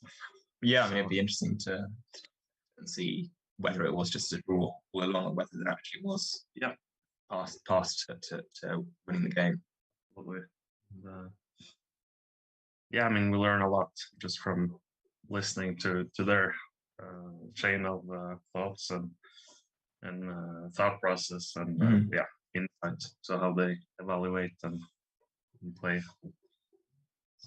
I do hear the players now, so Colin, I'll just leave the chair for these two great players, and if you vacate as well, want to stay back and just guide them through some of the critical moments. Tjena. Bra game. Must be tired.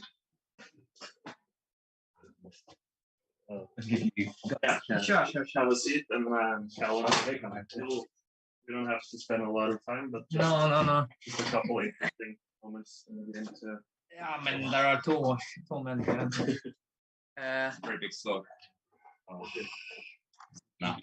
The arrow in the middle. The arrow in the middle? Yeah. I want to go. This should be the main line. Yeah, let's see. Okay, there are too many minutes too long in the game, yeah? No, fast forward to that moment you mentioned. Bishop g8, we should do also because there it's. We're thinking could have taken with the rook instead. Let's see. Yeah. Yeah, but I mean here basically it's just go bishop c4. Yes, nothing. I mean any waiting move also it's not so easy for me. Yeah, exactly. But yeah, bishop g8 was a bit sloppy, because now bishop d5 and suddenly it's not so easy for you to. Should have taken that first time. Yeah, on d5 the first time probably. Yeah, because now I will. Yeah, rook g8. I was scared that maybe. Here rook g8. Yeah. I didn't even consider it. Yeah, and maybe now just trade the queens. Queen c7. End up with 4 versus 3. I think in general this should go to 4 against 3 and it should be a draw, but it's some suffering because structure is not as good as usually is. Yeah. But in general this was all unnecessary to allow. Yeah? And then we got this very interesting queen ending, which to me felt probably winning, but not easy in practice. To Yeah, we wondered if you could have played just e5, and then yeah, just avoid the around here. yeah. No, here first of all, yeah. I mean, I could play g3 and keep the pawn on h4 in comparison to the game, and it's much better because the pawn on h5 is not hanging. There is no queen g5 and so on, and try to enter with the king. This is one way, but the other, I think, more correct way is in this position to play e5. I think this is the principal way, and take, and the point is I put my queen on e4 and there is no counterplay. Yeah. And then I can, for instance, play f4, f5, try queen e8, queen g6, and f6. Yeah. And some, I mean, in general, just with queen on e4, pawn on f5, no checks, no counterplay, never possible to trade. Yeah. I mean, there is some. I didn't go for it because I thought I'm trading too many pawns, and like it could be that I have no way forward. But it's in hindsight, I think it's very unlikely that that black can hold this. Just need those pawns off, and then these. Exactly, that's the point. Yeah, because with 4 against 3, sometimes I can play even without the pawns, like create a pawn on the e5. 3 versus 2, no chance. Exactly. That's why I didn't do. But on the other hand, you can never trade. So I think this is the correct way. And then in the game, I thought. Did you play e5 instead of because there's a point where you could have on g1 e5. Let's see. Instead of queen, I think. Instead of queen. Yeah. Okay. Because here somehow, it felt like I made some progress. Pawn got the pawn, but queen c2. Okay, another repetition. Yeah, d7. Yeah, and here I thought I'm just going to win now. Yeah, that's what we thought. I mean, it's very, very close. Yeah, and then David found excellent move, queen b3, very, very strong. Did you get e5 here? Yeah, exactly. This was the critical. Takes, then queen f3. Takes, queen e6, take. King e7. And now the problem was this check, I think. This is a very accurate check. Okay, because e8. Sorry? Yeah, okay, so. I drop, king 8 drops with check, king d6, there is queen d4, king f8, queen f4, queen f7. Yeah, you got queen f7. But queen b4 check, and it's still. And now I cannot get out without losing a4 with check. So even this may be somehow. You go king d6. I mean, d4. Queen d4. So like something like. I mean, how does it go? I mean, like this maybe, but it's a bit strange to go. It could be that it's very promising. Yeah. But it's too messy. Yeah. It's not really what wants to do. Yeah. Where is here is mouse. Yeah. So basically, I think this king c2, queen b3 was fantastic. Fantastic defense. Because on all other moves, I can just push e5. Just process of elimination. Yeah, sure. But still, no, it was a great. And after queen f7, did you? Could be slightly cut. Yeah, that queen takes b6, b6. Yeah. No, I have to play. I think I have to play. Queen e6, g6. Yeah. I mean, okay, I can try to maybe put some subsong like queen d6, but it's incredibly weird. No, but then g6 and everything is dropping with. Not everything. Yeah, I protect the 4 actually. Maybe something like this. The idea if I just go queen c4? My idea was that you would not have any moves. Queen c4, I play e5. What happens if you go queen takes b6? Right? No, there's no mate but g6, and you lose the queen. Like here. Take. E6 and f5. Yeah. So, I don't know. And now, okay, here.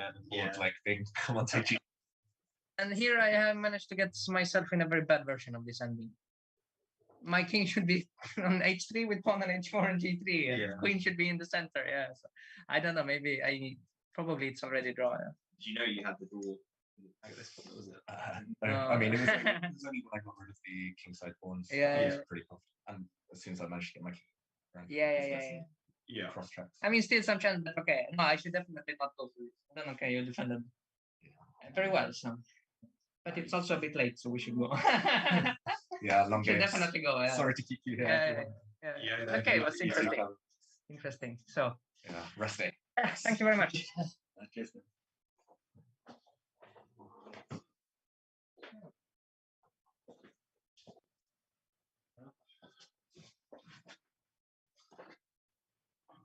All right, interesting to get some insight from the players, definitely. And it's been a long day. both for the players and for us. So I'll think we'll wrap it up. And tomorrow is a rest day, and we're back on Tuesday with the second portion of this challenge match. And thank you so much, Callum. It's been a pleasure having you here. Great job. And yeah, we'll all need some rest now, and back on Tuesday. So come back for more action on Tuesday. See you soon, and goodbye. Cheers, everyone.